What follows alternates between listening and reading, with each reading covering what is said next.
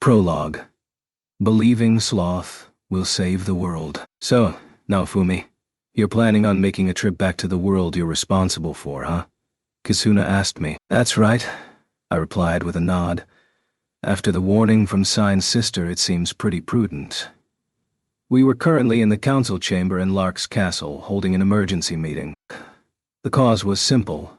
The night before, Sign's sister had made a sudden surprise visit right here, to our main base of operations and the heart of her enemy, and had a very revealing chat with me. I was now sharing the content of my encounter with everyone else.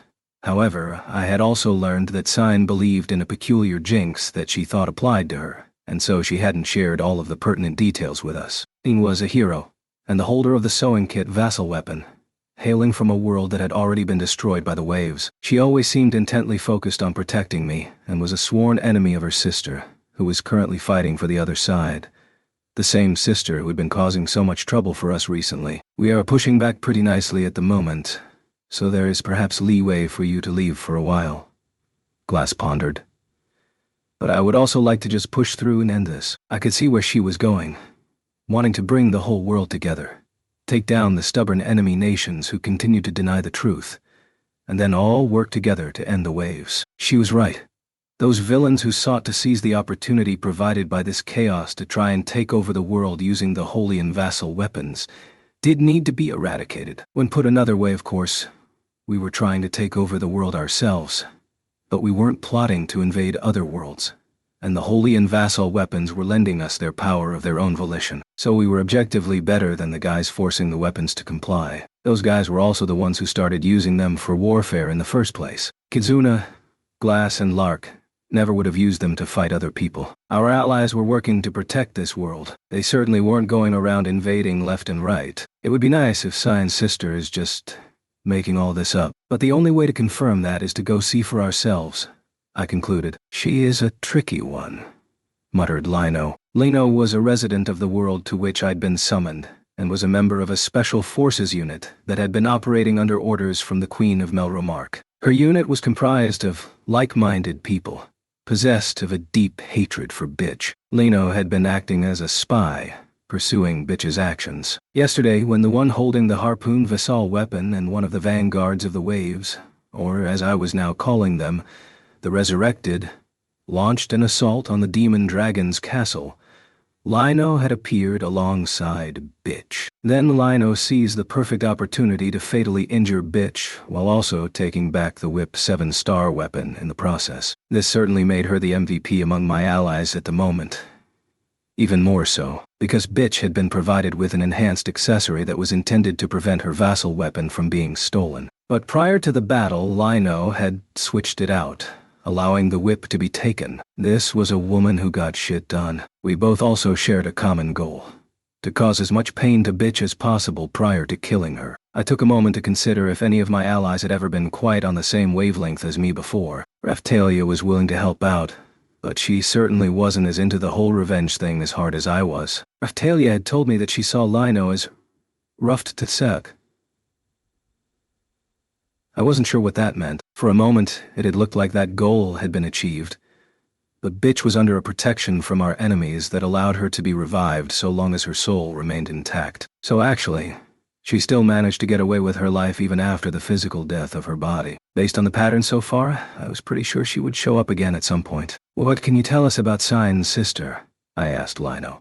She loves the sound of her own voice, but now that I reflect on it, she never uses that voice to talk about herself. My investigation didn't turn up much useful information in that regard, Lino admitted. I see, I muttered. Yesterday we had also defeated the Resurrected who had been using the harpoon vassal weapon, successfully recovering the Afuda and harpoon vassal weapons, and the Whip 7-star weapon. That meant the only holy weapons remaining in the hands of the enemy. Kizuna's world were the jewels and blunt instrument, and the only vassal weapon was the ship. The issue was they were held by the sworn enemies of Sign, who had now holed themselves up in the castle of the Kingdom of the Resurrected, who had held the harpoon vassal weapon. Also, I really hate her name, and so I don't want to say it ever again, Lino said. She never seems to want to share it with us, and I hate using people's names anyway, I replied. You should use people's names, Raphtalia chided, but I was happy to ignore her. I had my nickname system and it worked for me. If I said, Zion's sister, everyone knew who I was talking about. And that's all that mattered. In all fairness, she was very kind to me. I can't stand her name, but she seemed to be quite a decent person. The rest of them over there like some kind of cult, either totally obsessed with a hero and trusting them implicitly, or looking for an axe to grind, Lino reported, sounding sick of the lot of them. To me, it sounded like confirmation of another one of the resurrected and his harem. Like Tact and his allies? I asked. Yes, you can consider them to be something like that, but on a much larger scale. Regrettably, I was unable to ever meet with the one who was actually in charge. Lino's spy activities had placed her as an ally of Bitch, restricting her access to information outside of that circle. This was easier to understand when cross-referenced with the style of harem Kyo used. He and Tact were likely the first vanguards of the waves that we fought. Yomogi and Tsugumi, you were also responsible for managing their female allies and exchanging information, right? So should we just consider this a larger version of that system? I asked. The celebrations of our victory yesterday had brought together most of Kazuna's allies, making them available to attend this meeting today. Her allies from her adventuring days were here too, and sharing their own information with Kazuna and her current party, of which Yomogi and Tsugumi were already members. I don't really want to talk about that, Yomogi said. Indeed. I think we can tell what kind of organization they are running, Tsugumi concurred. With these two, it wasn't quite a case of the brainwashing coming to an end after the resurrected they were infatuated with were defeated. Yomogi had taken issue with Kyo's way of doing things from the start, and once she found out the extent of the truth about him, she had rejected him completely. Tsugumi was now on our side because the resurrected she had been infatuated with, Trash Sue, had foolishly attacked us and been killed. In her case, Kyo had been abusing her and almost got her killed. A death from which Kazuna had saved her. That was also a large part of it. While becoming friendly with Kazuna, Tsugumi had started to notice all the problematic things Trash T was doing. Now she had expanded her point of view enough to be able to tell when others were being as stubborn as she once had been. Their other allies had moved on to join the forces of other resurrected, and apparently in the end these two had been forced to take them out. Bitch was placed in a unit testing prototypes for new technology, right? I confirmed with Lino. That was definitely a large part of it, she asserted. They were seeking successful experiments in order to enhance the overall fighting strength of their forces. That sounded like what Rat did for us back in my village. A group like that would likely be working autonomously rather than receiving directions from the big bad resurrected who ran the whole show. That was pretty much how I ran things, after all. I didn't have the time or inclination to follow everything that Rat and her nerds got up to. I just let them do whatever they wanted and then skimmed over the reports. Rat was managing the monsters that had invaded my village, which was something, but I honestly hadn't seen many more results from her than that. Developing the camping plant was about the only thing that came to mind. So what position did Bitch hold? I asked. She was a newcomer to their organization who got lucky and managed to save their world, Lino said. That's pretty much what Sign's sister said, I replied. Something about Bitch saving one of their captured holy weapon heroes during a wave. That was enough to get her a meeting with their boss. She spread the lies on so thick it makes me sick to think about it, Lino said. That made sense. Anyway, she had exploited a piece of luck to make an impression on their leader and boost her own standing. I wondered how their boss would handle all her failures. But if she was going to keep coming, we'd just keep on sending her packing. First and foremost, however, we needed to think about how we were going to become stronger. Now that we knew the power-up method for the whip, the true extent of the strength of Sign's sister had been made painfully plain to us. If Sign's sister's forces had indeed been exploiting the whip's power-up method, the ability to enhance stats by spending levels, then even at the same level they could be many times stronger than us. And that didn't even account for them being able to make full use of the abilities of the holy and vassal weapons. I also got this. Lino took out multiple notebooks and accessories from her pockets and presented them to me. I've got copies here of the plans for their various inventions and also for the accessories that bind the 7-star weapons. I should be able to make some sense of these myself, I said, taking one of the books and casually looking through it. I quickly realized I didn't have a clue what any of it meant, and so gave up on that idea. The accessories were rigged to destroy themselves if they fell into enemy hands, but I managed to disable that function before it was triggered. Lino continued. Well done, I said with feeling. Examining the accessories themselves might be the fastest approach, but it will still take some time. That analysis could be entrusted to a specialist in the field. Since I was a hero, it was perhaps more fitting for me to be working on raising my level in order to overcome our future battles. I could let Kizuna's people analyze them here, but it felt like it would ultimately be more efficient to do that on my world, too. My hope was this analysis could lead to the creation of an accessory capable of destroying their own impervious accessories. A typical game of technological one-upmanship. During our last encounter, things had worked out because Lino had made the switch before the fighting even started. But next time we could be sure they would be using the real deal. The only thing we had that looked like it might be effective against even their impervious state was Kizuna's Hunting Tool Zero. That was a pretty special weapon, and it had high stats too. This enemy we were facing would likely wheel out some defense against that too, so the one-upmanship would continue. But it was a game worth playing, because if we could get the upper hand, then it would greatly increase our chances of taking back the holy and vassal weapons that our enemies held. One issue to consider was Sign's sister. The chain vassal weapon that she used had remained with her even after she broke the accessory on it. Each world had its own rules. There might well be a vassal weapon spirit who was invested in the destruction of other worlds for some reason. Working to break the accessories on weapons possessed of such a spirit would ultimately be meaningless. But so long as there was potential for it to work out, we had to try. We are getting off track. Getting all of this gear checked out is another reason why I'm thinking of going back. If it's all a bluff on their part, so be it, I said. Fair enough, but do you even have a way to get back? Kizuna asked. At this question I looked over at Rishia, who was already buried in the materials that Lino had just provided. Rishia? Itsuki called out to her for me. Fair, she replied.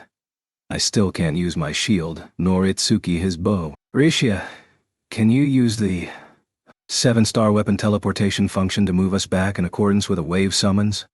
I asked her. We had crossed over to Kizuna's world using the power of an anchor accessory, provided by the ship vassal weapon back when Ethnobalt was its holder. I had originally been hoping to use the wave-triggered teleportation function of the shield or bow to get back. I hadn't counted on our original weapons being rendered useless. The next fastest way seemed to be Rishia and her projectile 7-star weapon. Of course. Give me a moment, Rishia responded. Her eyes glazed over for a moment as she checked the remaining time before the next wave. It looks like that will be possible. The time seems to keep shifting back and forth, though, so it's a bit hard to know when it will happen. The flow of time is different in each world, I reminded her. I saw the same thing when I came here the first time. Time here had been a display of the length of time I had left in this world, but the numbers kept changing. After I finally returned from Kizuna's world, the length of time that passed in each world had clearly been different too. I'm pretty sure I'll be able to participate in a wave in our world within the next few days, she finally confirmed. That's our chance to head home, I replied. Okay, sounds like a plan, Lark boomed, for some unknown reason, punching the air with his fist. He seemed pretty excited about the prospect, even though he was a denizen of this world. What are you so worked up about? I asked him, What do you think, kiddo? We're friends, right? Buddies, no? Came his vague reply. Sure, we're friends, but that still doesn't explain it, I responded. Don't you get it? He shot back. I'm not gonna stop you all from leaving, of course, but what if this is exactly what our enemies want? To split us up? He was likely thinking that Sign's sister saw us as a threat and wanted to remove us from the board and then attack Kizuna and her allies in our absence. I was pretty sure we could leave things with them. They could handle it, but it also didn't sit right with me. As an ally, the enemy could produce one of the still missing 7-star weapons for all we knew. And yet, I still didn't see that as an argument to all go off to my world together. I understood why he might want to keep us all together, but it would definitely leave this world exposed. I hate to point it out, kiddo, but you guys have got most of our weapons. I'd like to beef myself up a bit in your world too. Just in case, Lark explained. True. If you guys increase your levels in our world now, it might be useful in a future crisis, I pondered out loud. At the moment, a technique to seal the holy weapons was preventing the shield and bow from being used here in Kizuna's world. The mirror and instrument vassal weapons had therefore come to our aid instead. He does have a point, Raftalia agreed. Oh my, said Sadina. Oh dear, added Shildina. She casually made it her own. But Raftalia's katana was actually a vassal weapon from this world.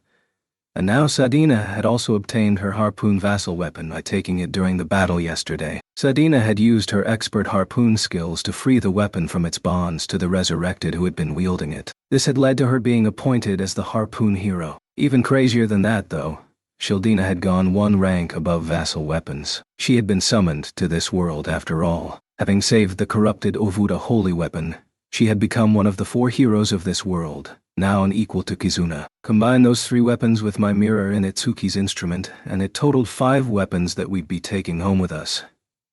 That only lays plain how worthless and unqualified the pawn scum of this world are. Pathetic humans.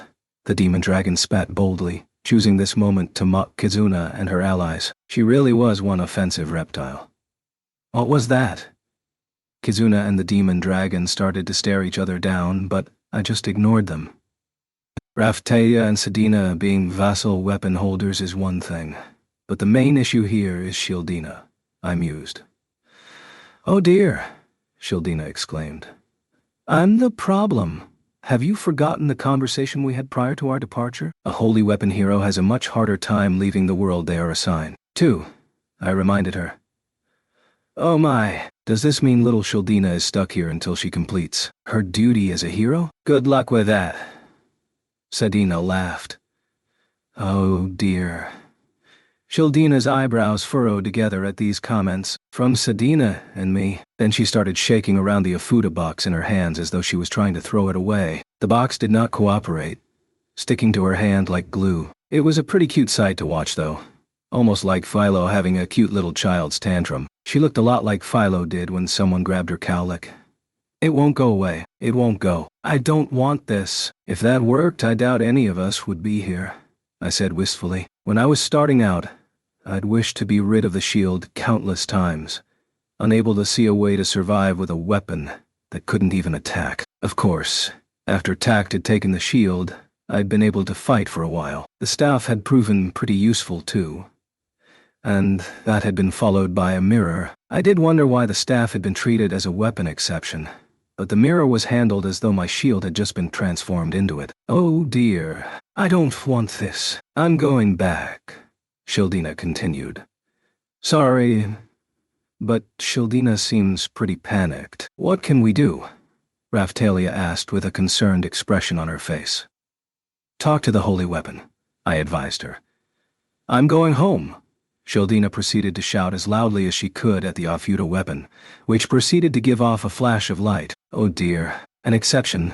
Just like that, Shildina exclaimed. That was pretty easy, I responded. The weapon must have sensed the situation with the shield and bow and given permission accordingly. The Ofuda owed Shildina a lot, which also made it more likely to agree to this. If you'll fight as the hero here when needed, you'll be free the rest of the time. What about you, sweet Naofumi? Shildina asked. Let's see, I said. In my case, I was the one relying on the mirror, and it was highly likely that once I got the shield back, the mirror would move on. I'd actually be happy with that. Pass on the mirror to a capable new holder and let Kizuna and her friends show them the ropes or whatever. Perhaps it was due to the effects of the shield, but the skills I could use seemed different from normal for the mirror anyway. Oh dear. Shildina had swung around the Ofuda for a while, still trying to shake them off. But then she gave up and was now shuffling them. She had always loved card games. Don't worry, little Shildina. I've got my harpoon too, Sadina said. Why would that stop me from worrying? Shildina asked back. Oh, my, Sadina responded. I still wasn't quite sure about the relationship between the killer whale sisters. What about me? Can I go to Naofumi's world too? Kizuna asked her own weapon, but the hunting tool made no response at all. Looks like you're not getting permission, I told her. What's the difference between Shildina and me? Kizuna exclaimed. Maybe all 4 holy heroes can't leave their world at the same time, I reasoned. Things were getting back on track here, but if Kizuna was killed by a wave during Shildina's absence, then this world would surely be wiped out. That's how important Kizuna was. Shildina just happened to arrive here as a candidate, and the Ofuda have a debt to her. So that's why it gave her permission. You're one of the pillars of this world, Kizuna, so it can't let you leave so easily, I explained. Bah, Unknown fishing spots across the worlds are calling to me, but I can't go to them. Kizuna moaned. I should have known that's where her mind was at. Seriously, if we were fighting a wave on the beach, she'd probably throw a fishing line into the water. Never underestimate the mind of a fishing addict. And Lark, you're a vassal weapon holder, so no permission needed, I said. That's right, he replied. I still hadn't received sufficient explanation for this level of excitement. We owe you so much, kiddo. And we're allies. That means we should meet with the king of the nation you belong to at least once. You think? I said. I was acting as a direct agent of our ruler, so I didn't think it was really necessary. If that was all he wanted, though, he should have gone over to see Melty and Trash the last time a wave occurred with our world. Lark had recently been taking the lead in all sorts of meetings between the nations of this world. In that respect, the selfish actions of these resurrected had actually helped in bringing the other nations together. The enemy of my enemy. Something like that. No problem. Glass is a much more efficient leader than I am anyway. I can afford to step away for a while, he exclaimed. Don't you feel a little bit bad admitting that? I asked him. I looked over at Glass to see her giving an incredibly deep sigh. When Kizuna was missing, I often acted in her stead. The people we're dealing with have sufficient trust in me, Glass admitted. I could imagine she stood in for Lark a lot too. When I thought about it now, the first time I met Lark had been back in our world, meaning it wouldn't be the first time their king had been away. I guess the hero was qualified to act as a stand-in anyway, and Glass had probably handled all sorts of civic duties for Lark in her time. I guess it would make sense for you to say hello, I said. Kizuna and the others will be here, and once a wave occurs with this world, you'll be able to come back. Sure thing. It'll all come down to which world something happens in then. Lark enthused. I still wasn't sure why he was so hyped up, but I didn't have the energy to keep pointing it out. His intent to introduce himself to Melty and Trash, with whom he was indeed in an alliance now, also actually did make sense. So Glass and Kizuna will be staying here, I concluded. It sounds that way, Glass agreed. We should keep some strength on this side, and if this lets you all take a trip home, then that's for the best. I'm still not sure why Lark is so keen to go to Naofumi's world, Kizuna commented. I agreed with that. What about you, Ethnobolt? I asked the library rabbit. He had previously been the holder of the ship Vassal Weapon, and had recently become the book Vassal Weapon Hero. Power-ups for the book depended on the rarity of the weapons themselves. It was a little like the rarity boost featured in the sword and Afuda power-ups, but the rarity value of the weapon itself having an effect was more like the bow power-up. It wasn't anything flashy, but just keeping an awareness of it would really boost the abilities of a weapon. The difference was that when a weapon was copied, a kind of serial number was provided. Better quality weapons meant better enhancements to abilities. Copying a better quality duplicate would overwrite the previous effect too. As we were dealing with books here, rare elements such as being a first edition might come into play. In the case of weapons from monsters or materials, the quality of the materials themselves would have some effect. It almost felt like a combination of the sword and bow power-up methods, but also carried the annoyance of not being able to enhance the weapon directly. It was the kind of thing that was easy to forget about, but that you also couldn't underestimate the effects of. I'll stay here and protect this world with Kizuna, Ethnobolt replied. I had expected as much. He had learned to use life force and really opened up his latent abilities, making him much stronger than before. I wondered for a moment why all the magical types around me were slowly turning into muscleheads. Rishia was another good example. In light of this anyway, I took a moment to consider the two sides. If I took just holy and vassal weapons into account, Kizuna, Glass, and Ethnobolt would be remaining here. The departing party would include me, Itsuki, Raftalia, Sadina, Shildina, Rishia, and Lark. Those numbers did give me pause. Lark, I'm fine with you coming along to show your face, but get back here as quickly as you can, I told him. No need to be like that, kiddo. Show me some love, he replied. Quit it, I shot back. They've got the demon dragon here too. They'll be fine, right? She's not going to turn down a request from you, kiddo, Lark said archly. That's true, the demon dragon agreed. I will do whatever the shield hero needs of me. I fail to understand why the scythe hero is the one pointing this out, however. The demon dragon certainly was stronger than a hero on a bad day, that was for sure. Things had gone a lot better yesterday thanks to her presence. One thing though, if you are returning to your own world, shield hero, the connection between us will be severed. That will almost make it impossible for me to provide the same kind of status boost that I did yesterday. I'm sure Kizuna can help fill the hole left by Naofumi, Lark said brightly. They're both holy weapon heroes. How difficult can it be? Huh, Scythe hero and king. How simple you make things sound, the demon dragon replied, a big vein popping out on her head. Hold on, Kizuna exclaimed, also starting to complain. What's the demon dragon going to do to me? Lark, what are you expecting her to do to me? Lark really was in a crazy mood ever since crossing over to my world had come up. I wondered what reason he could have to want to cross so badly. Answer her, Lark, Glass commanded. Just what do you expect Kizuna to do? I was just thinking that maybe the dragon could do the same kind of off thing as with Kiddo here. That's all, Lark replied. You mean account hacking? I said. Account hacking? No way. Keep your scaly paws off my fishing rod, Kizuna quickly exclaimed. The fact that she called it her fishing rod and not the hunting tool said pretty much everything you needed to know. Huh. The demon dragon looked over at Kizuna and gave a snort of laughter. Hey, that laugh really makes me kind of angry, Kizuna replied.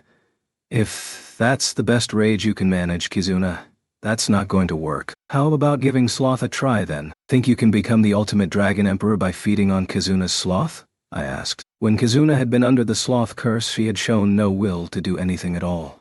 A pure blob of laziness. That had likely been an expression of her basic nature to blow things off and go have fun instead. If she could dig down into the laziness, it might allow her to access power equal to that of my own rage. The curse power of a holy weapon hero becoming a power source for the demon dragon seemed to make the most sense. My shield hero, what terrible orders do you place upon me?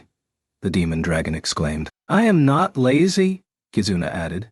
If you truly believe that, try bringing out a cursed weapon that the demon dragon might take a liking to, I told her. She pondered for a moment and then turned her weapon into hunting tool 0.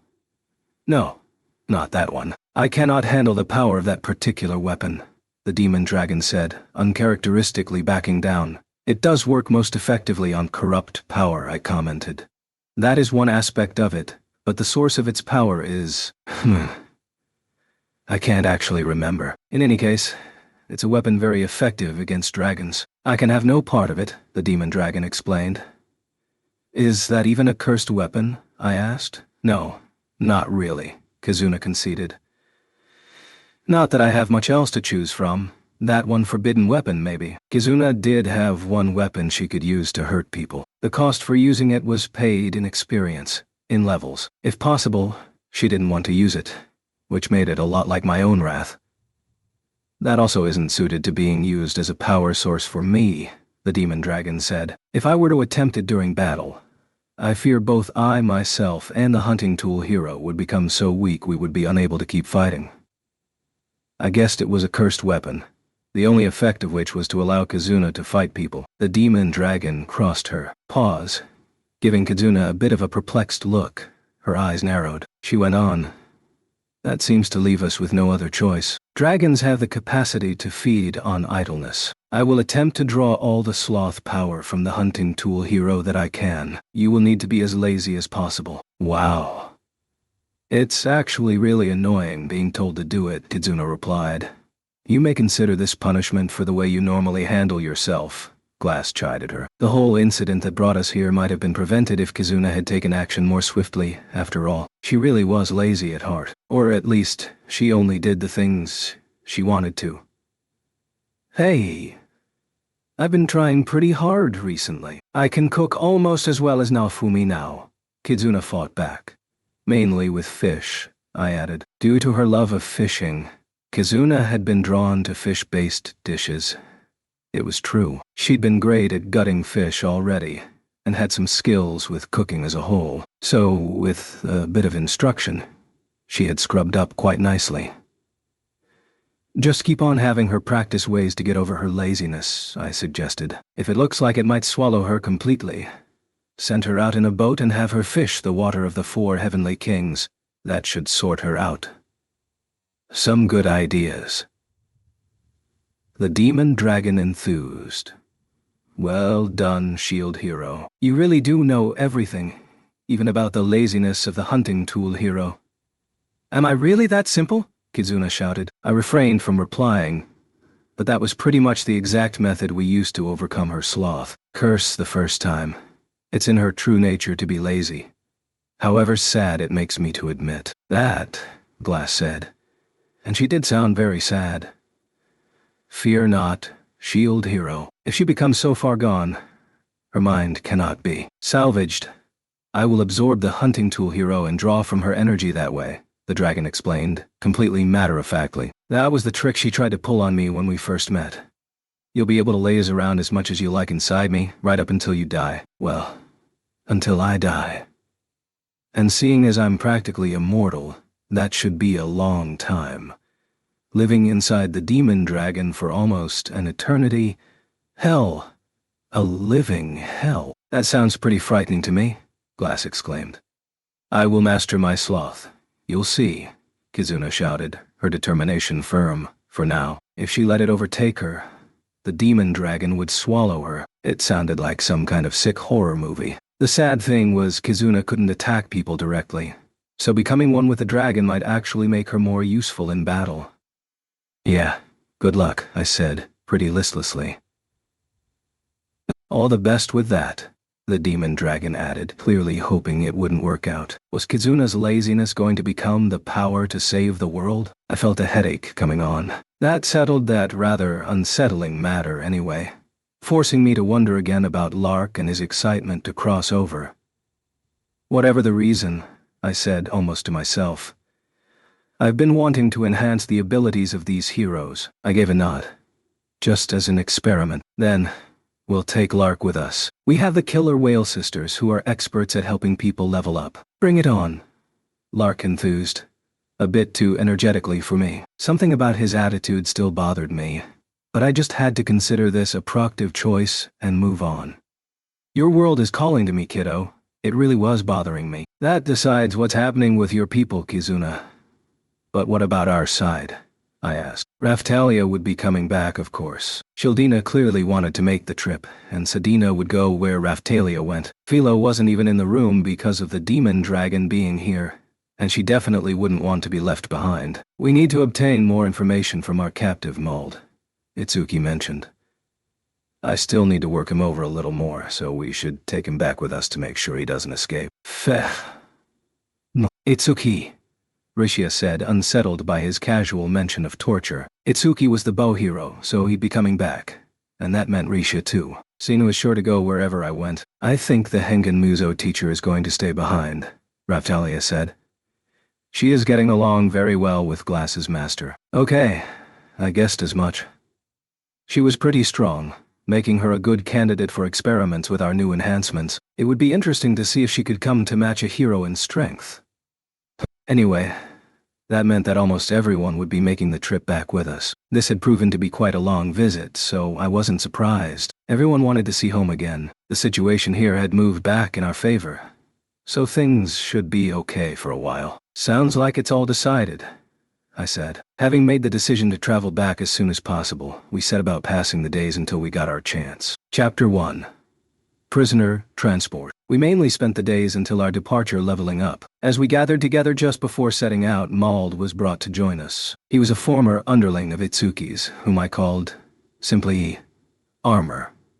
He had an Ofuda attached to his face in order to prevent him from moving around. Apparently it hadn't taken much, in the end, to get him to start talking. Lino had been present for the proceedings to see if he said anything she didn't know or if she could catch him in a lie. Sedina, a self-proclaimed specialist in torture and spotting lies, had also taken part. In the end, Armor didn't really have much information of note anyway.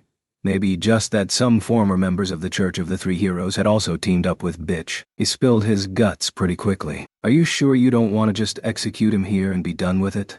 I asked. No, we need Mauld to share more information with us over there before we finish him off, Itsuki replied. Armor still wasn't really seeing the reality of the situation, cycling between saying his friends should be coming for him at any moment, wondering why they hadn't come for him yet, and then calling them traitors and scum. He had a slave Yuta slapped on his forehead, making him look like one of those Chinese hopping ghosts. Yomogi had been given the same treatment once, if I recalled correctly. Unable to even move, let alone speak, Armor managed a few muffled grunts while desperately looking around to try and find some aid. But he was surrounded by our allies, who all knew just to ignore him. He would still try and fight back, if given the opportunity though. It was exhausting, but I also had to ask myself if I would give up if I was in his position. Mauled.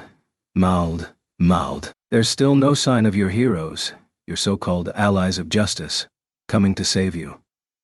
Itsuki picked his moment to kick Armor as the lump struggled on the floor. I wondered how this treatment of a prisoner fitted in with Itsuki's own image of such heroes. I had thought he'd expanded his horizons a bit and was giving things a bit more thought. But this just exposed how deeply the darkness had taken root in him. Fah! Rishia exclaimed. For once I wanted to make pretty much the same noise. Mr. Naofumi. Raftalia was quick to respond too, both girls letting me know I should be helping out. It didn't really seem like my fault that Itsuki was beating up one of his former comrades. Are you awakening to the path of a dark hero? That sounds like fun, I said. Even if he was some kind of hero, this guy has gone too far. That's what I think anyway. Itsuki said. Fair enough, I replied. Itsuki could still be diamond hard when he had to be, but maybe not all the time. I also take exception with him putting all of that old responsibility onto you, Naofumi, Itsuki added. This was something we had discussed when capturing Armor. Back when they were working together, he and the other goons had swiped a reward intended for Itsuki. Armor was a traitor who had perverted the course of Itsuki's justice, so I could see why Itsuki wouldn't want to hold back against him now. I have continued to struggle with the definition of justice, but there is one thing I am certain about. There is no justice in you, Mold.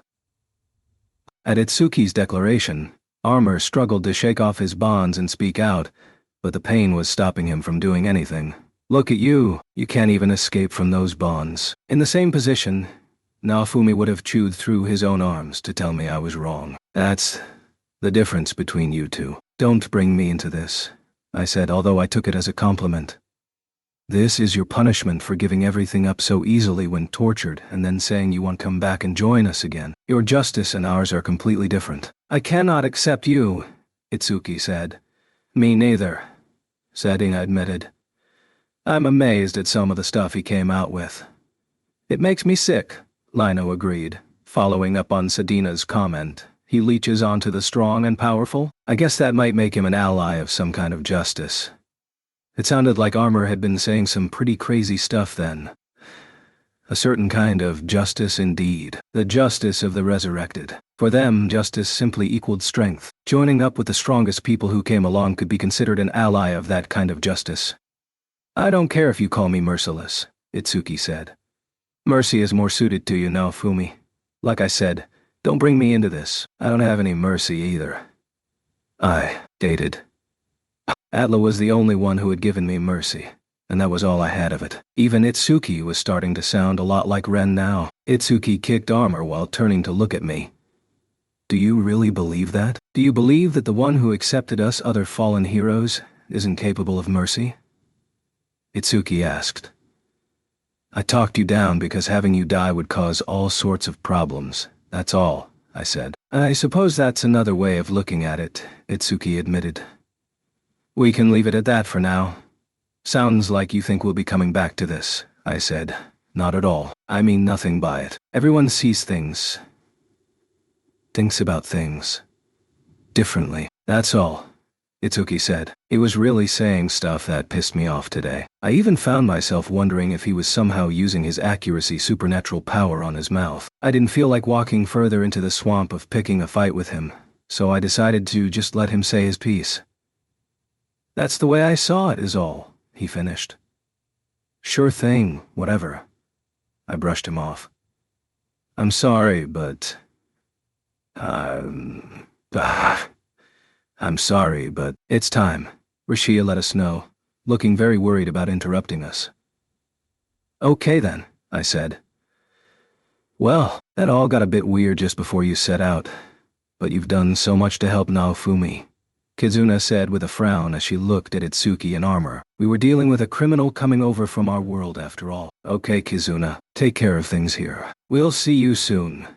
Lark gave a breezy farewell with Therese in tow. I was still wondering why he was coming, to be honest, and why Therese was naturally tagging along. It was so natural, in fact, that Kizuna and her allies didn't even seem to question it. Lark was basically her guardian, now that I thought about it. Shield hero. This is such a shame, truly, the demon dragon said, looking at me with puppy dog eyes, but I ignored her. 3 of the 4 heavenly kings were looking at the scene with highly suspect expressions on their faces. I could sense how they were struggling with this complicated situation, knowing that having me around made the demon dragon so much stronger. The dragon being stronger meant the 4 heavenly kings got stronger too. Philo, our new heavenly king of the wind, obey the orders of our demon dragon and protect this hero from another world for us all, said one of the other heavenly kings. I didn't ask to be made into a king of anything. Boo! Philo rasped, obviously not happy to be ordered around. She had a point. She had been made into a king without her consent. In our last battle, that unexpected promotion had led to her being targeted aggressively by the enemy, so she was still a bit prickly about it. That said, she did love being able to fly around freely in this world, taking to the skies and singing whenever she had a spare moment. And you, Katana Vassal weapon holder, I have resolved your issues relating to the use of magic. If you study hard, you'll be able to use magic at the same level as a hero. You can also use my own magical protection, so study them together, the demon dragon said, looking at Raphtalia. I'd almost forgotten that Raphtalia couldn't handle Way of the Dragon Vein very well. Okay. Thank you. I'll do what I can to learn it all, she replied. Raph, added Raph-chan. One last thing. Give this to your Dragon Emperor. The demon dragon proceeded to spit something out, something that looked very much like a Dragon Emperor fragment, and tossed it over to me. It looked pretty horrible to have to carry around. If your Dragon Emperor has any intelligence, he should be able to draw out the power of wrath in the same way as I can. I don't really want to have to rely on that, but it sounds like a good insurance policy, I admitted. Being able to deploy the power of wrath and mercy at the same time would surely make me stronger. If I could access that power without any cost, it had to be worth a try. Not to mention, this time, the words rang ominously inside my head. I have a copy of my personality inside your shield. When you cast magic, I will be able to lend a hand wherever you are. I was seriously starting to regret having let this genie out of the bottle. She'd help out when I was casting magic, sure. But I wasn't sure I liked this arrangement. This is one of my best features, she said. Silently raged back. I'm going to get into your good graces, the dragon said. Speaking aloud again. Once the fighting ends, come and see me again. Sure, whatever, I said, brushing her off. Boo, I won't let him. Philo cut in, seemingly at the limit of her patience, after this long discourse with the demon dragon. Isn't that for the shield hero to decide? The demon dragon countered. I won't allow it. Ooh, Philo retorted petulantly, her dislike of the Fae. Dragon seemed very close to her dislike of Motoyasu. We didn't have long left anyway, so I decided to say what needed to be said to Kizuna. Hey, Kizuna, I called to her. What? She replied. I had a serious look on my face, and Kizuna waited for me to continue with a puzzled look of her own. I simply had to say this. Next time you get captured, I'm changing your nickname to Princess. Where did that come from? She exclaimed. Every time something happens, you manage to get yourself captured, I told her. I can't stand for it a third time. I'm not doing it on purpose, Kizuna retorted. That's just how things have turned out. You can't blame Kizuna for it, Glass said, seemingly coming to her rescue. But there was a look in her eyes. I could tell Glass was also troubled by Kizuna's damsel in distress's nature. I see, the demon dragon cut in, never missing a chance to mock Kizuna.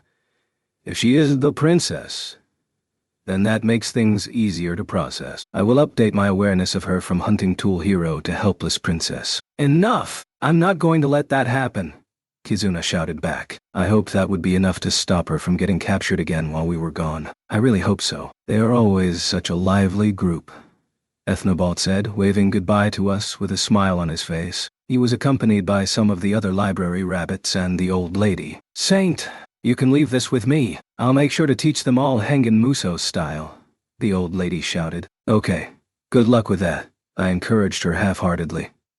It's been a long road, but I finally get to return home, Raphtalia said. She was right. We came over here simply to pick her up after the whole tack debacle, and things had ballooned from there. I was happy to chalk it all up to being Bitch's fault and leave it at that. We're moving out, you rabble, I told them. Make sure you check your party registry carefully so you don't get left behind. It would be a bad joke if that happened to any of them. It all looks fine, Itsuki reported, followed by Raphtalia and Rishia. We'll be going then, I said. And we'll see you again? Kizuna asked. I took a moment to think about everything that we were likely to face in the future. I think so, I finally responded. The situation has changed a lot since last time, and I'd like to settle things here as quickly as possible. You brush up on your skills and be ready for our return. You bet, Kizuna replied. I need to be able to handle everything, just like you. Yep, and I'm sure you can. Also, try and find that one thing that only you can do, I advised her. That didn't sound much like the normal me, apart perhaps from the arrogance with which I imparted it, and it made Kizuna look happy. Okay, good luck to you too, Naofumi, she replied. I make my own luck, I replied. First the one thing that only you can do, and now this. I was on a cornball roll today. Departing now, Rishia announced. They should be in the middle of a wave over there, so please be ready for anything. Even as she spoke, we waved at Kizuna and the others, and then we teleported away, back to our world. You have returned to the world you are responsible for, changing from the mirror to the shield. This text appeared in my field of vision, and my mirror weapon changed back to the shield. The trip over had been through a tunnel of light, but we had returned in the blink of an eye. Pondering this difference, I looked across at the familiar split caused by a wave. This looked like the barren wastes in the vicinity of Zeltobel, perhaps. Then I heard a loud shout, followed by, Father, you have returned, I say. Motoyasu was the first to exclaim our return. I'd been hoping to ease back into things a little more slowly. Why are you back? As the fighting in the other world concluded?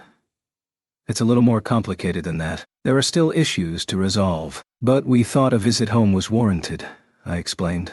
You'll have to tell me more, Motoyasu said. Maybe, but it can wait until this wave is finished, I said. Come on! Everyone who had just teleported in with me gave a shout in reply, and without pause, we headed directly into combat with the wave. Ah, sweet Philo, we finally meet again, Motoyasu shouted, his priorities as clear as ever. Boo! Get away from me! She responded equally as predictable. I decided to ignore them both. First things first, take care of the wave. Even a wave can't withstand this number of people, I commented as the fighting ended. We had all attacked the crack and closed it with ease. Now we were checking up on any damage it had done, and regrouping to discuss everything that had happened on both sides during our absence. Hiro Iwatani, your return is most welcome. How fared your endeavors? Trash appeared with Melty in tow. Pretty well, actually. The reason we came back is because we got wind of something ominous on this side, I explained. I see. Ominous how, exactly? Trash asked. Before you get into that, I need to introduce myself, said Lark, cutting into the conversation between Trash and me. I am Lark Berg, the Scythe hero over in the other world. This is Therese. Kiddo and his friends have helped us out a lot, so we came to say hello. Indeed. My wife told me of the battles with the heroes from other worlds. My name is Trash Melromark, Arxidu Tutor. I fight the waves in this world as the staff hero, Trash replied. I knew his surname was Melromark, but didn't realize his line had been continuing for such a long time. As Melromark was led by the queen, the husband was the one who took the Melromark name when he married into the family. Maybe that meant Trash was the 32nd man to do so. Ha! Just more pointless trivia. I was itching to comment about him, so proudly introducing himself as Trash, though. So you're in charge around here. Kiddo has explained about your name, Lark said, a little bluntly. Good. Trash responded with far more pride than the situation really warranted. I was starting to wonder if sticking with the name I had given him was just another ploy from the wisest king of wisdom. Lark and Trash shook hands anyway. I nodded in recognition of my name, and I have been helping here in Hero, Iwatani's absence as a hero. But I am not actually the one in charge. Trash proceeded to place his arm around Melty's back and introduce her to Lark. This is the queen of our nation of Melromark, Her Majesty Melty Q Melromark, hero from another world. Welcome to our own. We have much to discuss on both sides. But for now, please accept this brief greeting, Melty said. Sure thing, Lark said, a bit surprised. That was probably understandable, considering Melty's age, even though I had explained things to him beforehand. She hasn't said much yet, but I can already tell she's got her act together, Lark muttered to me while leaning over, still looking at Melty. Kings and queens have been known to take the throne at a pretty young age here, I told him. There was Melty, for one thing, then Ruft, who was former royalty, and the nation where the phoenix had been sealed had a kid for a king too. All of them had their own circumstances for why they had ascended to the throne, of course. It was rarer to find someone like Lark over here, to be honest. Mel-chan, I'm back. Help me. Philo rushed into the scene. Philo, Melty exclaimed as the Philolial leapt onto her and started using her as a shield against Motoyasu. I was surprised at the speed she went from I'm back to help me. Melty had it rough too. Moti had it rough too. Motoyasu. Cool it, I told him. We're in the middle of something here. Stop getting in the way. But father, he retorted. I've finally been reunited with sweet Philo. Ah, Philo, je t'aime. Ooh, Philo replied. She clearly didn't speak French either. Motoyasu was so broken. I shook my head. Queen Melty, can you appease the spear hero? Please? I will discuss things with the scythe hero while you do that, Trash suggested. Of course, father, Melty agreed. Philo, with me, please. Okay.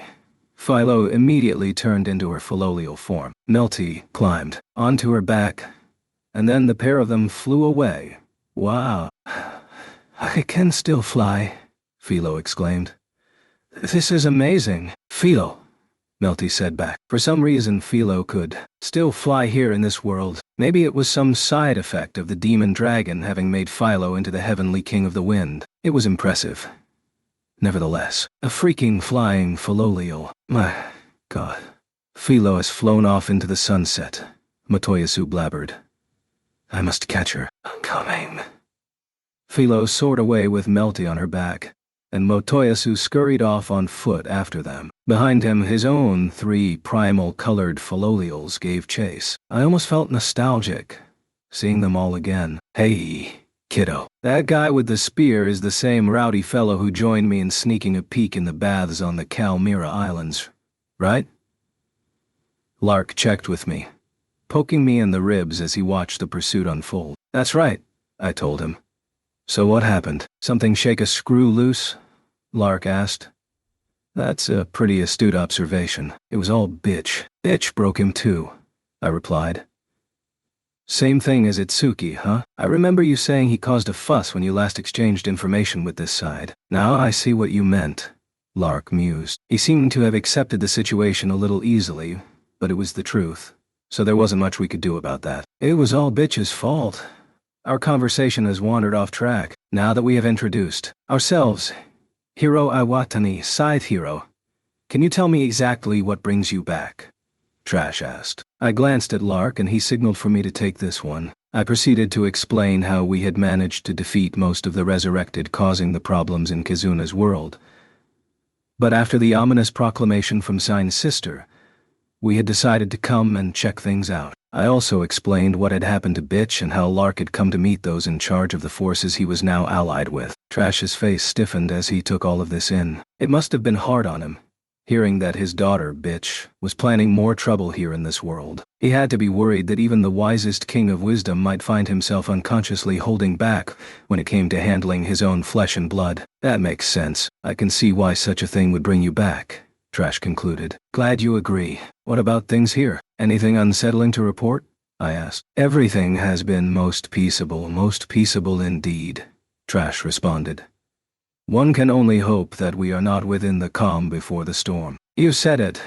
I agreed. If Sign's sister had been lying, that would be for the best all around. Trash excelled at correctly assessing a situation based on limited information. I had kept it brief, but he probably had a good handle on things. Something else. This is Lino, one of the spies sent out by the previous Queen, I said, making the formal introduction. For her part, Lino was looking at Trash with hints of suspicion in her eyes. She had probably only heard rumors about him, and not the good kind either. Trash had been pretty hard to stomach prior to his recent reform. She had to have detected the change in the air around him, though. I am Lino. I was acting as a spy, both on the orders of our dear deceased queen and out of my own personal rage, Lino explained. Indeed.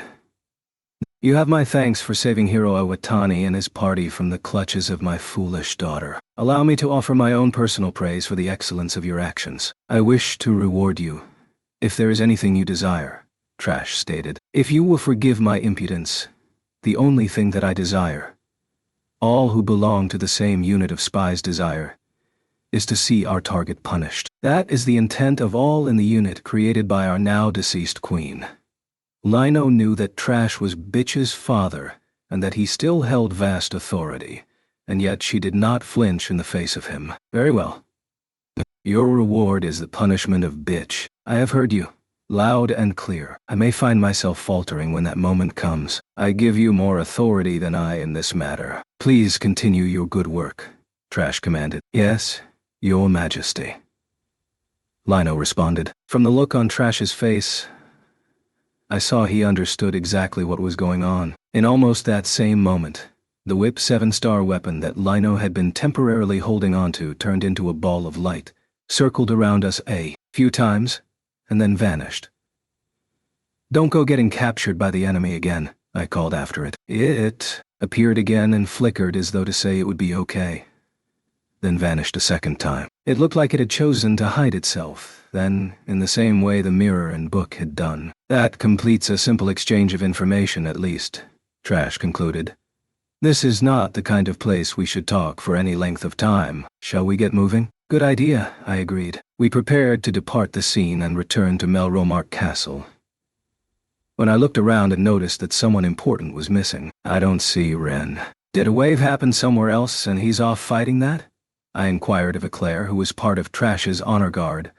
Some kind of double operation? No, not exactly, Eclair said, seemingly struggling to explain further. I looked over at Trash, and he gave me a wry chuckle, also taking a moment to decide how to explain. Ren has been under a lot of pressure, from the spear hero, Galeon, and others, and in the end it all proved a bit too much for him. And he collapsed. He's resting up in the village, Trash finally explained. What a moron, I breathed, shaking my head. He had a strong sense of responsibility, that was for sure, but it was meaningless if it made him collapse. There was no need to even give Motoyasu the time of day. I had been worried about Ren, but I hadn't expected him to collapse in such a short period of time. You leave large shoes to fill, Mr. Naofumi. I'm not surprised about him. Pressure got to him, Raftalia said sympathetically. I wondered if it really was such a hard job. But I guess he couldn't just dump it all on Trash, who was being kept busy enough by Melty. Motoyasu wasn't any help. In fact, he was part of the problem. It made sense that everything was going to roll downhill to the only other holy hero left behind. Poor old Ren. He could have at least relied on Foal a little, surely, even if he was a bit difficult at times. I looked over at Foal in that moment, but he glanced away uncomfortably. He was just as awkward as ever. I did what I could to help, Foal stated, reading my mind. So the pressure of responsibility on Ren and support from Foal were two different issues. Very well, I gave a sigh. Let's just head back to the castle. We hurried away from the scene of the battle. Chapter 2. Training for an Obstinate Man. We returned to the castle and proceeded to exchange information in more detail, filling in Trash and our other allies about everything that happened in Kazuna's world. Trash, Lino, Lark, Teresa and I were speaking. Raftalia and the others were there too, but they were only listening. I had sent everyone else back to the village to rest. Sadina and Shildina had gone right away. As we had already exchanged an outline of information, it didn't take that long to explain the rest of it. Trash made a thoughtful noise as he absorbed the information Lino provided. the details of the enemy's internal structure. As for armor, who Itsuki brought here, he had spilled his guts all over again, and had then been taken away. They had used a dragon hourglass to reset his level first, giving him no chance of escape. Once they had extracted everything they could, they were going to execute him. The guys from Zeltobel had been talking about using a bull of Phalaris to do the job, but that was their business. Meanwhile, Ark had explained the battle in his world to Trash in more detail. The activities of these ones called Resurrected, that I have already heard Hiro Iwatani speak of, the true nature of our enemy, the one who assumes the name of God. I still don't have a full understanding of the situation, but it seems most troubling indeed, Trash said. Indeed. You got any ideas in that big brain of yours? I asked him. We already thought of them as the vanguards of the waves, so now we simply know who they actually are.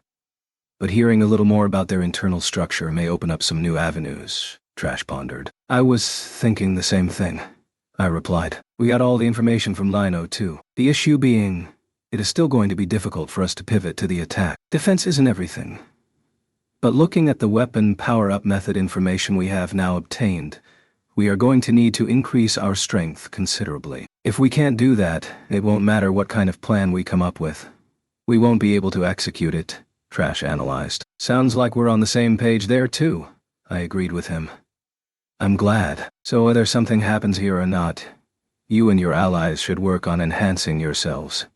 Hiro Iwatani. We too will seek to enhance the techniques of those who could benefit from further training, Trash said. That was more important than forming a more specific plan of action then. Sound reasoning. I had nothing to offer otherwise. Trash, having reached pretty much the same conclusion, had told me my thinking had been correct.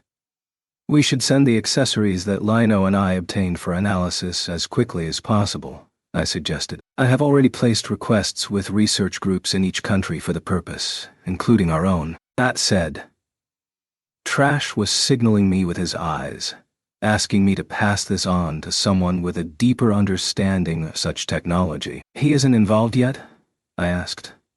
I think any talk of accessories would probably appeal to him, but I decided we were more likely to capture his attention if it came from you, Trash explained. Zeltobel, a nation of merchants and mercenaries. A nation where enough money was said to be able to resolve pretty much anything. I had connections to the one in charge there. The one Trash was suggesting I meet with. The one he wanted help from was like my master in the making of accessories, whom I personally called the accessory dealer. Simply making accessories using the methods he taught me was enough to increase their quality. It was some kind of secret method that differed from normal accessory making, and the results had been well received by those around me. I sometimes wondered if the accessory dealer had really taught me something so difficult or special. All it felt like to me was that he'd taught me a way to imbue magic. In any case, that had put me on the path to making all sorts of accessories and provided me with a working knowledge of how they operated. I had the abilities of my shield too. Getting the accessory dealer to analyze the pieces we originally carried back from Kazuna's world had allowed him to make an accessory for use in this world that permitted teleportation to the site of a wave when one occurred. He had also looked at the accessories housing a scroll of return, and the one with the translation function, but he was yet to make as much progress with those. Then there was the accessory recreating the drop function for monsters that had been absorbed by the Holy and 7-star vassal weapons. Analysis of that had proceeded quite promisingly, but ultimately he needed more samples, so I had made sure to bring back plenty this time. We also had the materials provided by Lino this time. Now we could only pray that the analysis would proceed and methods to mass produce or counter the accessories would be found. In any case, it was true that we should probably arrange a meeting. He was a dealer, a businessman. First and foremost, there was nothing to say that he wouldn't make a meal out of even someone he knew and liked for the sake of some cash, if they exposed such an opportunity. Trust might be the most important thing in business, but there were also times when, if the other party was becoming nothing but a burden, you simply had to cut them loose. There was meaning in creating a situation in which he couldn't betray us, and I had to be careful to maintain it. Hey, kiddo, thinking of going already? Lark said, almost leaning forward eagerly as he asked, and interrupted my thoughts. The accessory dealer had nothing to do with him, surely. That said, we've pretty much completed the report to Trash, so the choices are to return to the village or go set things up with the dealer, I admitted. And which are you picking, kiddo? Lark asked. Good question, I pondered. I don't see much rest in my future even if I go back to the village. Things were likely to be a bit crazy there, just like always. They might not throw a full-blown party for us, but there was a lot of energy in the village, and they would be happy to see our return. Of course, this had all been a bit sudden, so there would probably be some people missing. Sending Sadina and some of the others back ahead of us had partly been to let everyone know what was going on. I should probably give them a little more time to prepare.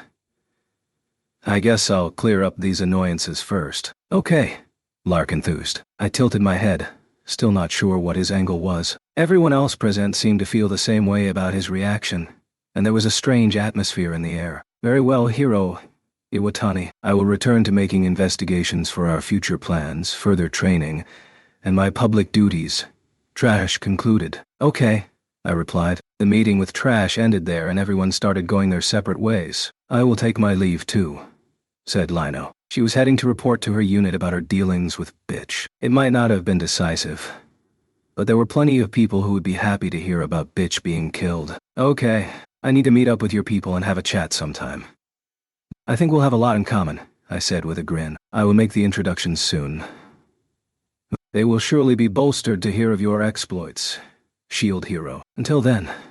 Lino gave a bow and left. I'll invite Ren and Itsuki along too, I said to myself. They were sure to enjoy chatting with some like-minded folks. I was looking forward to it already. I would rather you didn't spend too long with those people, Raphtalia said. I understood where she was coming from. A bit of a chat couldn't hurt though. Getting the victims of Bitch together would firm up our desire to see her punished and share the feeling of being allies, all working toward the same goal. We used a portal over to Zeltobel and with materials in hand went looking for the accessory dealer. His main store was located here and had a branch located in the town next to my village. The retail of merchandise originating with me should be making him quite a tidy profit. He had seemed pretty happy with the arrangement prior to our departure, but I didn't know what the situation was now. This is a bustling town, Lark exclaimed, eyes darting about all over the place as he commented to me. This country felt like it would suit him.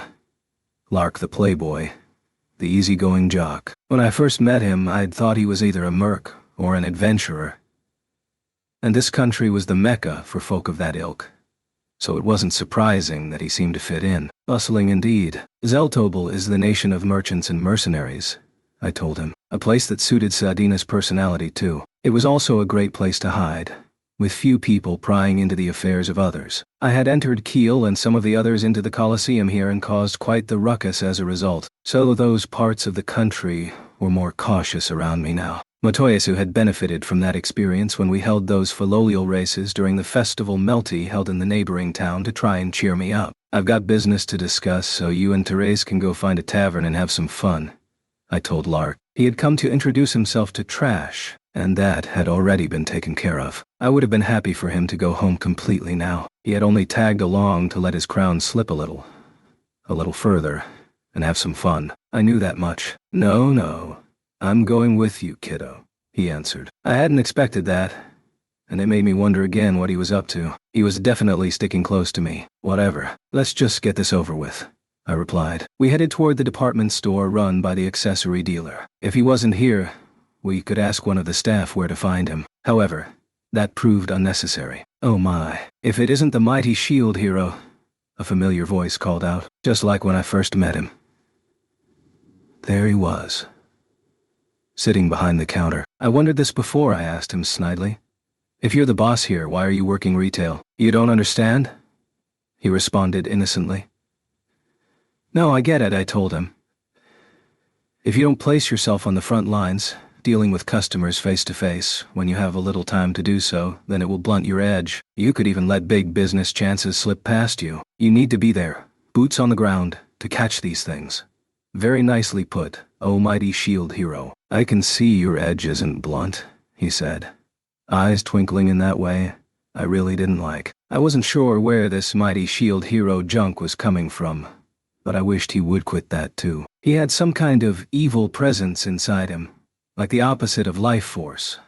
Some strange power, unique to merchants, that even the old lady and others sensitive to life force couldn't detect. And What brings you here? The accessory dealer asked. I've come to see you, of course, I replied.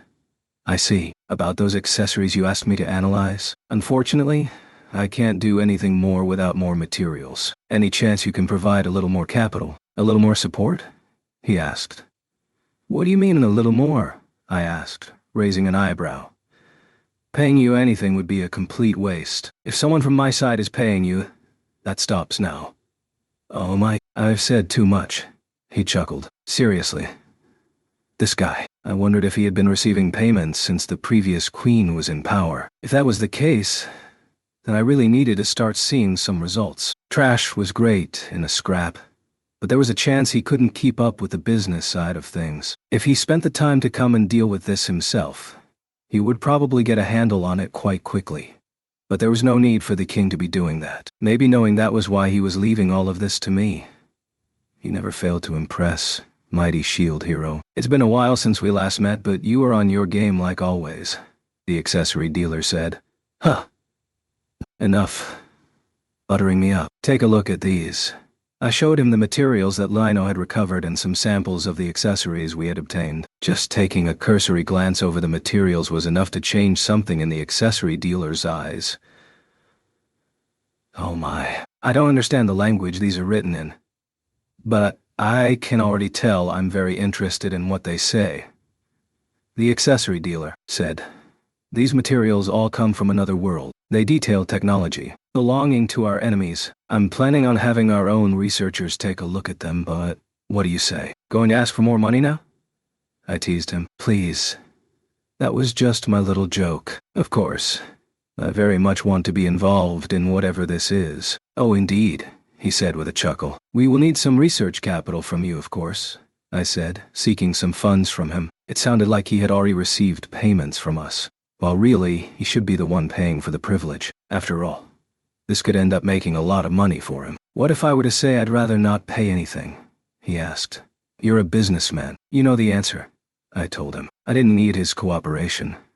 Not specifically. I'd just go and find another wealthy merchant. Once we had obtained the technology, however, this guy would surely get involved again. No matter how large Melromark had become, and how much Trash and Melty were willing to pay in research costs, money was not infinite. We also might not want the resulting technology to just spread uncontrolled across the world. That was where having a merchant on the hook could really help out, so long as he was on our hook and not us on his. Very well then, the accessory dealer exclaimed with a laugh. You may present whatever figure to me you desire. The rights to produce the resulting accessories will be mine, however. You don't get to decide that. We have made some progress, though. Go see Trash and Melromark next. You can sort out the details of the contract with him. I gave the accessory dealer the necessary documents, prepared in advance, for him to see Trash. This should make Trash's life easier. I had heard that, perhaps from technology that had leaked out into the world after the defeat of Tact, an airfield had been created close to Zeltobel, and the accessory dealer had obtained the deeds to that place, too. He was also involved with slavery, to some degree. Quite a dangerous fellow, when all was said and done. Sorry for interrupting while you were getting so involved, Mr. Nofumi. But maybe you should restrain yourself a little, Raftalia said with concern in her eyes. I took a look around and saw the people in the vicinity were looking on with some worry. It could just be the presence of the famous shield hero among them. Or maybe they were worried about whatever new mischief the accessory dealer and I were cooking up. One more thing, the accessory dealer said, pointing behind Lark at Therese. He had noticed the 4 holy beasts' guardian seal, Starfire, and the demon dragon's 4 heavenly king's bell accessories that she was wearing. Being artifacts from another realm, I almost expected the text for them to be corrupted, but everything seemed to be functioning. Mighty shield hero, this one I take no exception with, he said, pointing at Starfire. But I think you let yourself slide a little with this one, he continued, pointing at the bell with an uncomfortable expression on his face. It's a prototype I made just to check out the quality of the materials. Cut me some slack, okay? I told him. That's hardly any excuse, he chided me. I shook my head and beckoned Therese over, then silently handed the bell to the accessory dealer. He started to inspect it with a magnifying glass at once. Yes, this work here is very rough. I'm amazed you are willing to let it out in public like this, he muttered. I bet you think just anyone could make it, right? I said, knowing what was coming next. You said it, not me, he replied. With a few swift movements, he broke the piece apart, transporting the bell into its components in the blink of an eye. Then he applied a file to some of the parts before fitting them back together with far greater precision. You are certainly using some pretty tricky materials, but you should have at least achieved this much. Demon Dragon's 4 Heavenly Kings Bell. Demon Dragon's 4 Heavenly Kings, Blessing, 4 Elemental Magic Power-Up, Large Power of Darkness and Soul, Bond of Loyalty. Quality. Highest quality. The additional bond of loyalty had been added. I wondered what kind of effect it might have. If you imbue too much, it will affect not only the quality but also the balance of the entire piece. The wearer will need a powerful desire to defeat the darkness to make this work, the accessory dealer said. I could alter things around. But over there, higher quality means better weapons. I explained. I see. It's a fun little piece, I'll give you that.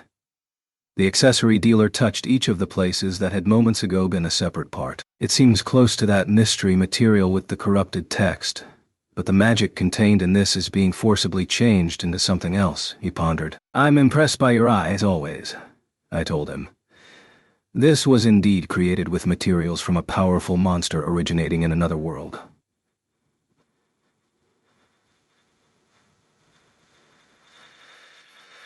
It would likely be difficult to draw out its true power here in this one.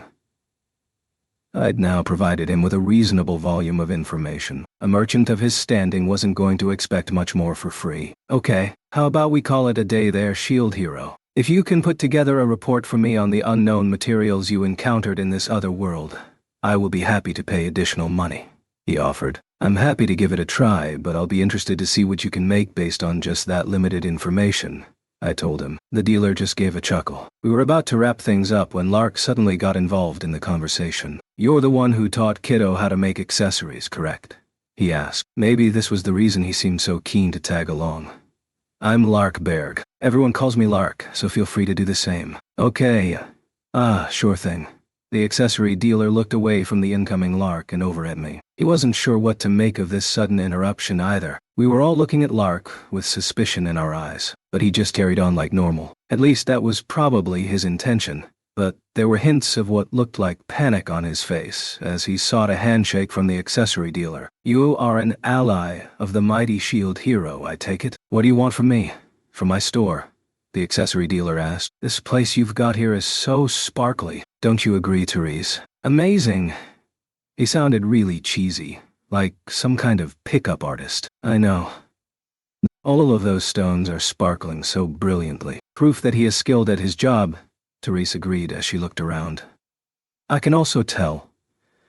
These pieces are just for display. They aren't even your best work, are they? Smart lady, the accessory dealer said, instantly more taken with Therese than Lark. I appreciate you trying to put your best foot forward. I personally prefer the work of the master craftsman here, she said, pointing at me. I pondered for a moment on the differences between our work. I sought practical capabilities while the accessory dealer sought sales. That could lead to some differences. I myself had once sold all sorts of uniquely shaped accessories to nobles in order to make money, of course. That all came down to personal taste, in the end, so everyone would probably feel differently. For my work, I was influenced by anime and games, and so liked to put some fun little gimmicks in there. The kind of stuff you might find in a cheap souvenir store. Accessories featuring butterflies in their designs or accessories designed based on Philo's wings had all sold pretty well, but I'd have to really commit to it to hone my senses for that kind of thing. It wasn't exactly my main profession. Aside from all of these factors, the pieces on the accessory dealer's shelves were greatly influenced by designs that were popular out in the world. He tried to retail popular designs. Are you looking for something for your discerning female companion then? The accessory dealer asked with his best salesman smile in place. It appeared plain on his face that he wasn't happy dealing with the likes of Lark, but when I thought about it, I realized he had that look on his face most of the time. He'd even worn it when I first met him. Nope. That's not it, Lark replied. The accessory dealer had clearly been expecting a positive response and had been reaching beneath the counter to bring out the good stuff. Now he paused and tilted his head. I did too. Lark, just what are you here for? I asked him. He had barged into the discussion between the accessory dealer and me, But then he started talking to Reese. When asked if he wanted to buy something, he said that he didn't. Just what did he want then? I might ask the same thing. If you are a companion of the shield hero, you may speak plainly. I have limited time, the accessory dealer said. He was one of the top merchants in Zeltobel, so I'd been told, and one who hated wasting time with pointless conversations.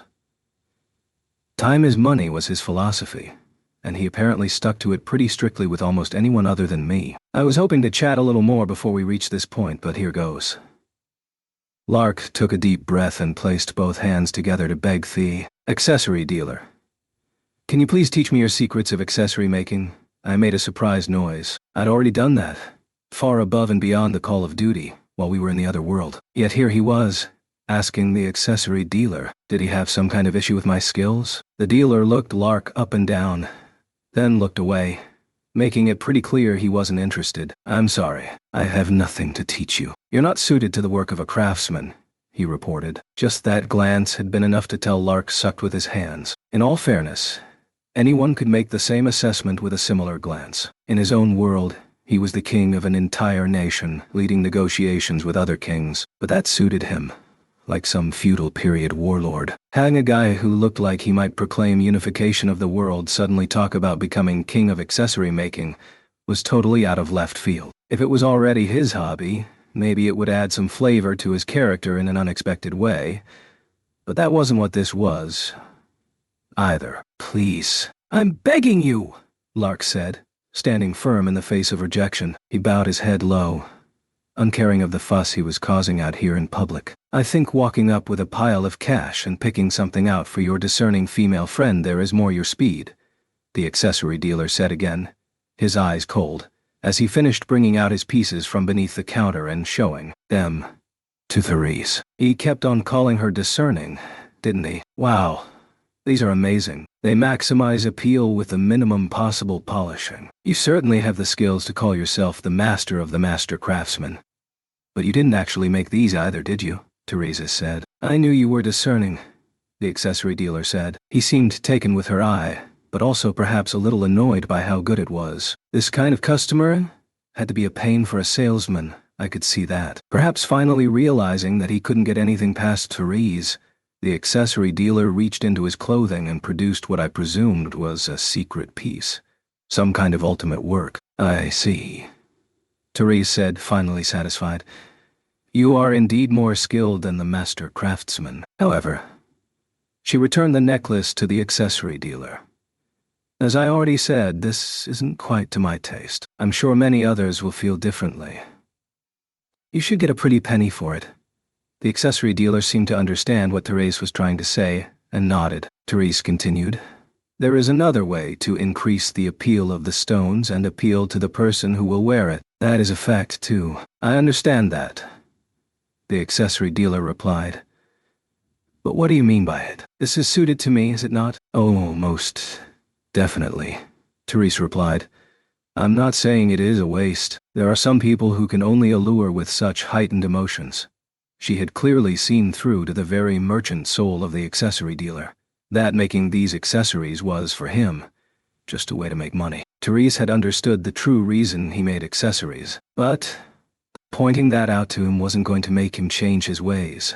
Of that I could be certain. If you want a piece that will really please her, the accessory dealer said to Lark, suggesting that it was time to give up, you should ask the mighty shield hero to make something special for her. Do you understand? I can't do that. Lark wasn't backing down, bowing deep to the dealer again. I need to achieve the same level of skill as Kiddo, if not better. So a playboy type was begging to become his student and wouldn't back down no matter what he was told. He appeared too casual, so flighty that even if the accessory dealer agreed, Lark was likely to run off in less than 3 days, sick of the whole thing. That had to be what the dealer was feeling. This is the whole reason I came over here. What? What? Lark, this is why you came? Raftalia had been listening silently up until that point, but his proclamation was so dumb it even made her speak up. Not that I cared to finally discover it, but this was the reason he had been acting so strangely. I almost found myself wishing he had been planning something else. Anything else. Other than this, it seemed impossible. It was awful now that I was faced with it. His whole reason for crossing between worlds was to become the student of the accessory dealer. I thought back on it now. Before we left, I had dropped in on Lark in his private chambers, and there had been a lot of ore lying around. I'd also heard talk of him visiting Ramina's workshop a lot, and he had been keen to listen to any tips I might have for him. Even with all of this, his technique hadn't improved at all. I don't want to just hear about you from Kiddo and the others. I'm here to learn from you, directly at your feet. With this further declaration, Lark took out a rough-looking Oracle Starfire bracelet. It was poor quality, a bad copy of the one I had made, and yet it had to be the very best that Lark could make at the moment. Please, teach me how to make accessories. Teach me the same things you taught Kiddo. Just make it easier to understand. I'm not good with my hands. I know.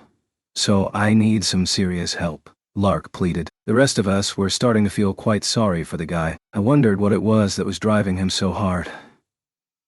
There was a fatal flaw in his logic, however. Seeing as my teachings weren't helping him, he believed that he just needed to be taught by the one who taught me. He was hoping the techniques that one needed to learn and hone for oneself could simply be picked up from someone else. Talk about a schoolboy error. I'd known otaku friends with the same problem, thinking that getting into a vocational school was all they needed to work in the industry and learned nothing as a result. Wherever you went to school, you wouldn't get anywhere without the will to learn. In some cases, the inflated ego and air of faux professionalism provided by attending such a school only made things worse out in the real world. I'm sorry, but I have nothing to teach you, the accessory dealer maintained, still holding his ground. Emotions didn't come into the equation for a merchant. But this was a stark contrast from when he beat his teachings into me, without me even asking. If you want to learn so badly, ask the mighty shield hero again, where you can pay me an introductory fee, and I'll introduce you to one of my students. They can meet your needs, give you the full experience, the accessory dealer suggested smoothly, the conversation always managing to come back around to money. His use of experience also suggested he still considered Lark nothing more than a tourist. No, it has to be you, Lark replied. Although I very much wanted him to, he wasn't giving up. The issue was, we were dealing with a merchant, not a craftsman. His only intention was to use his accessory skills to make money, nothing else. His salesman's smile finally slipping, the accessory dealer dropped the affable front. He took out a smoking pipe like it was the most annoying thing in the world to be forced to do, and starting to smoke it. Look, I didn't want to have to do this. Not in front of the mighty shield hero, he said. He looked like the whole thing was a massive pain, but also like he was resigned to the fact that he was going to have to spell things out. To be perfectly honest. Lark, was it? I don't want to teach you. Why, you ask? Because I sense nothing of the merchant's soul from you. That is completely different, I might add, from having a talent for simply selling things. It was true. Going this far was the only way to get through to Lark. He was the king of an entire nation and pretty good at talking people around to his way of thinking. If he did start selling a product, he could quickly gather talented people to him who would surely choose him as company president. He had the charisma for that. Simply having Lark in the lead would gather people to him, people who would follow his orders and make their sales a success. In that sense, then, he probably did have a talent for selling things. But that wasn't the merchant soul that the dealer was looking for. The accessory dealer liked hardcore merchants, dyed-in-the-wool hagglers who would count and crimp over every last coin, the type that wanted more money, no matter how much they got, and would do whatever it took, legal or illegal, to make it. The kind of merchant soul that didn't care about capture and was unafraid of crime. That was the altar at which the accessory dealer worshipped. Even if it led him to his eventual demise, he surely wouldn't regret it. When I considered it altogether like that, he really was a piece of work. He had this look in his eye when he finally revealed himself, glinting suspiciously in the darkness. From this perspective, I much preferred. Okay, preferred was not the right word, but I could still put up much more easily with Motoyasu II, the crusty old pervert who had trained the weapon shop guy, even if he only made weapons so he could fuel his drinking and womanizing. That also made him so much easier to handle, though. You just had to tempt him with some women. You need to just give up on learning for yourself, the dealer continued, and have someone else with some talent make the accessories for you. I'm not running some kind of touchy-feely workshop experience here, he finished, really putting the boot in. This was for the best, though. We needed Lark fighting for the future of the worlds, not mucking about making trinkets here. That could be his hobby. Something to relax with. That was all. No, I'm not giving up. I'll never give up, Lark said, looking up with a strange aura flicking around him. I was starting to get suspicious. Had Lark gone and got himself cursed? I wouldn't be happy about that. Maybe thinking about Therese too much. He had gone and got himself cursed with jealousy, meaning we would have to fight him. No, I wouldn't like that at all. You know more about this stuff than Kiddo, right? You can tell me anything that I don't understand, right? I can't take subtlety. I need it straight. It looked like Lark might jump onto the accessory dealer any moment and try to take a bite out of him. The dealer was shrinking back a little, starting to get overwhelmed. I could even see where Lark was coming from. You couldn't learn to make accessories just by copying. Even working from an example that I'd made wasn't enough. I even liked how hard he was trying to overcome his shortcomings and make something that Therese would like. But on the flip side of that, I couldn't really understand why he was so fixated on accessories. Lark, can you just give up on this, please? Therese pleaded. I haven't started to dislike you, and I'm not thinking about moving on from you either. It's all okay. I don't need your empty praise, Lark said. I want to be a man you can truly be proud of, Therese. I can't compromise on that. I could understand her feelings wavering at a playboy like him now coming on so strong. From his perspective, he didn't want her just hanging around because the guy she might prefer already had attachments. Although I wasn't exactly giving her any impression of fidelity, I wasn't sure how I would feel if Raphtalia intimated that there was someone she preferred. But she was sticking with me out of habit. I want to learn these skills, he declared. But the truth, that he didn't want to lose his woman, was plain for all to see. Lark suddenly has a look in his eyes a lot like you, Mr. Naofumi, Raphtalia said with bewilderment on her face. I did a double take, wondering if that was really what I looked like all the time. Okay then. Very well, I guess I can accept you as my student, the dealer finally said. I wasn't the only one who gave an exclamation of surprise. Cowed by Lark's persistence, the dealer had finally caved and agreed to the situation. That's great. Lark struck a victory pose, face beaming, his shout as loud as I had ever heard him go, which was saying something. He was probably hearing some rousing music playing in his head right now. Then I realized he was actually crying. I wondered if he could really be that happy. He certainly went all in. That said, I had to give him credit for crossing to another world just to become the student of the accessory dealer. Even if I would have preferred he spend the time leveling up in preparation for the coming battles. Hey, I said to the accessory dealer. As people around all applauded the conclusion to our little performance, I prodded the accessory dealer who had his hand theatrically raised to his forehead. Why did you agree to this? I regret it already, I assure you, he replied, but I was simply unable to turn him down. There was a light in his eyes, a burning light that said he could achieve it. He would achieve it, no matter what.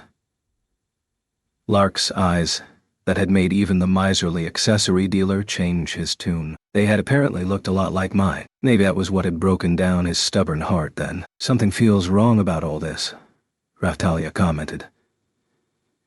You can say that again, I agreed heartily. If you're going to do this, I want you to see it through to the end, Therese said, also seemingly at a loss with how to respond to Lark. There's no helping you sometimes. Now is there? I really wish you would learn to compromise a little. Looks like we're doing this, I said with a sigh.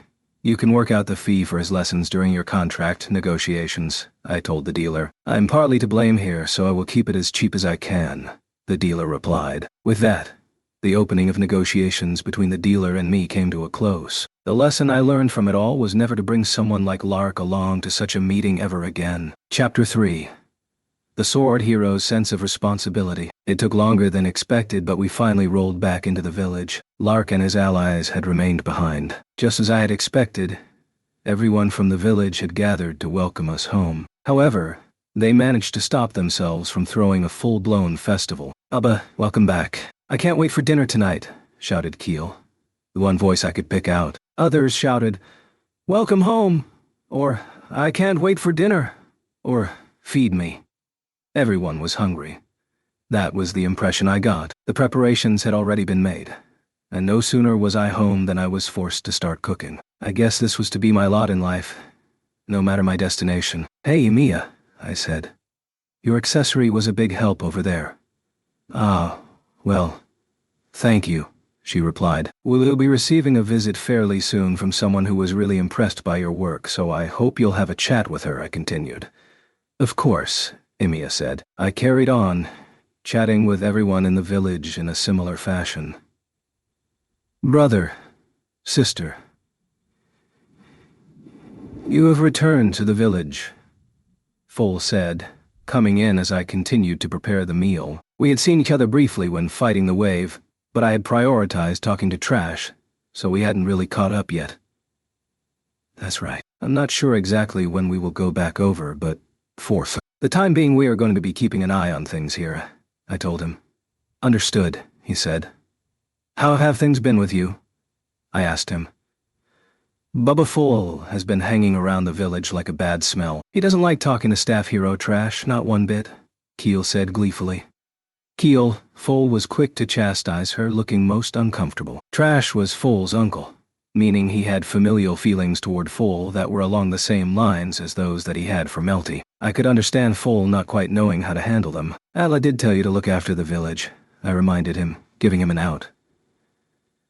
If there hasn't been any trouble, that's fine. Okay, everyone in the village has been training. Everyone is trying hard, Foal reported. I took a moment to check over the levels of those who were assembled and saw that they had indeed seen an increase across the board. Next, we needed to implement the whip power-up method and work to create an invincible force that could take down any wave. Naofumi, welcome back.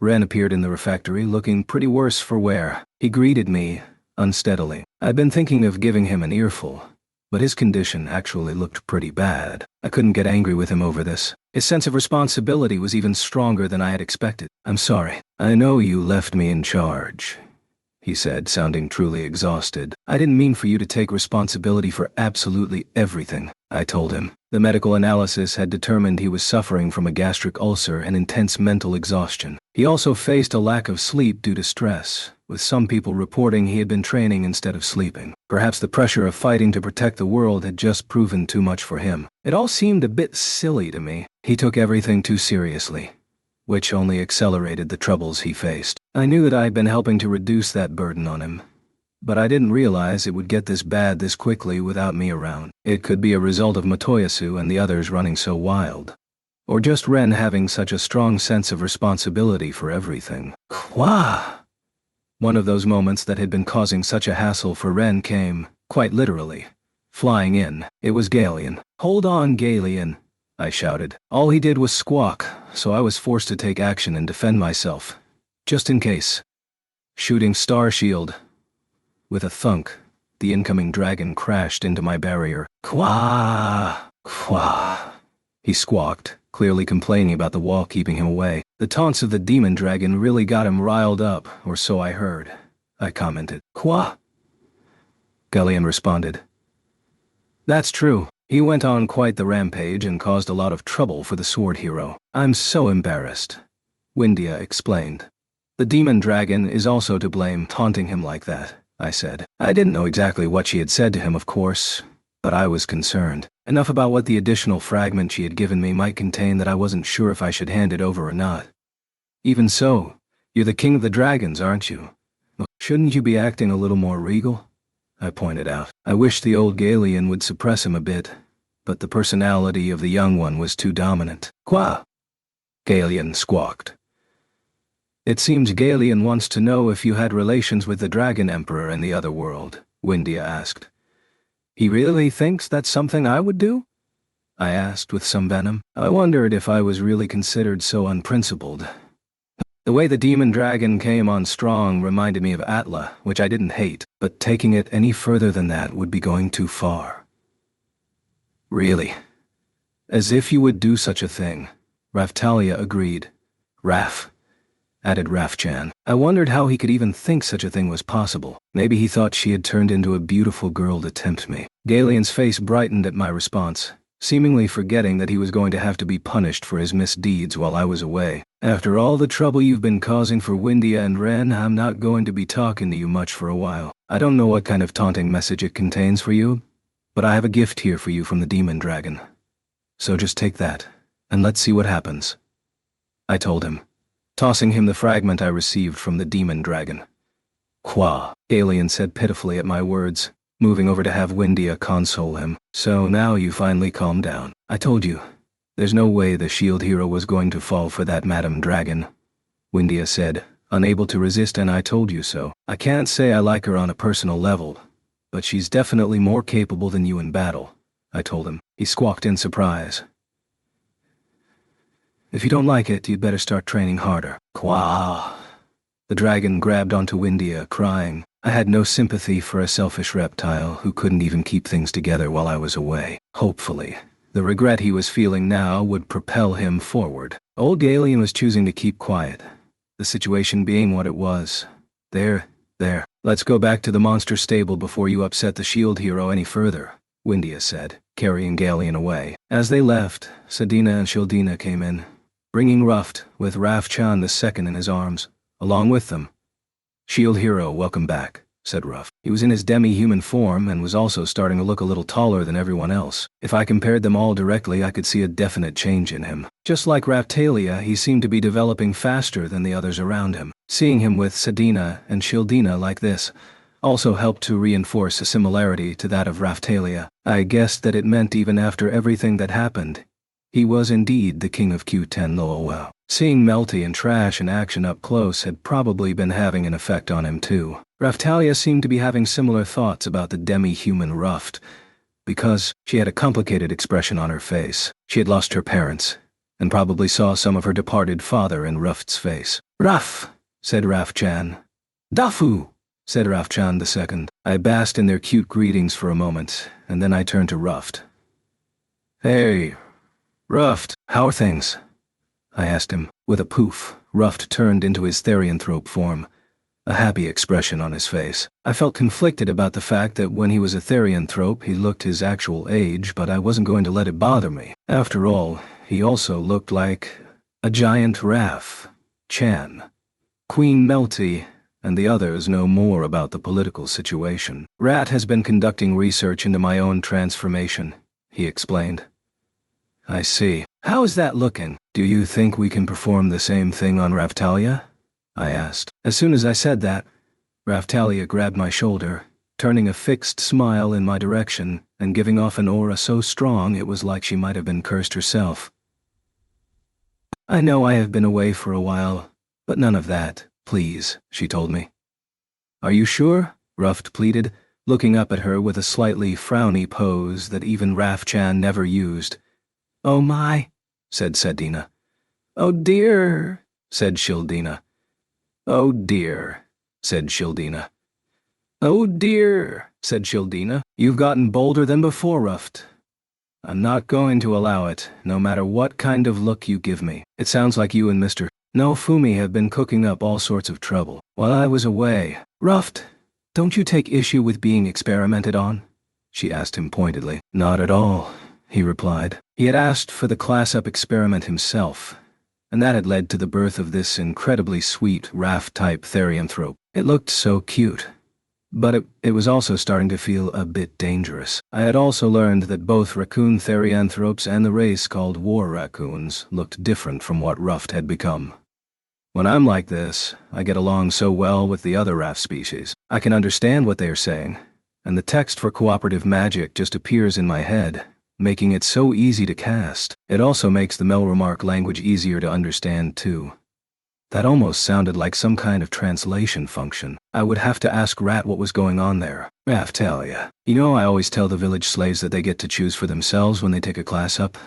That I'm not going to choose for them. Ruft wanted this Rafchan class up for himself. You'll just have to accept it. You really believe that? I can only see you having pushed him into this, to be honest. Making all these comments about Rafchan being cuter than Philolials, things like that, Raftalia responded. I only speak the truth, I replied. Of course, that was also all based on the reaction Ruft had shown when we first met him. Ultimately, Ruft had taken a liking to Rafchan and started to play more with the Raf species. Dafu, said Rafchan II, looking a little upset about the whole thing. Rafchan consoled her by patting her on the head. There's no changing what has already been done.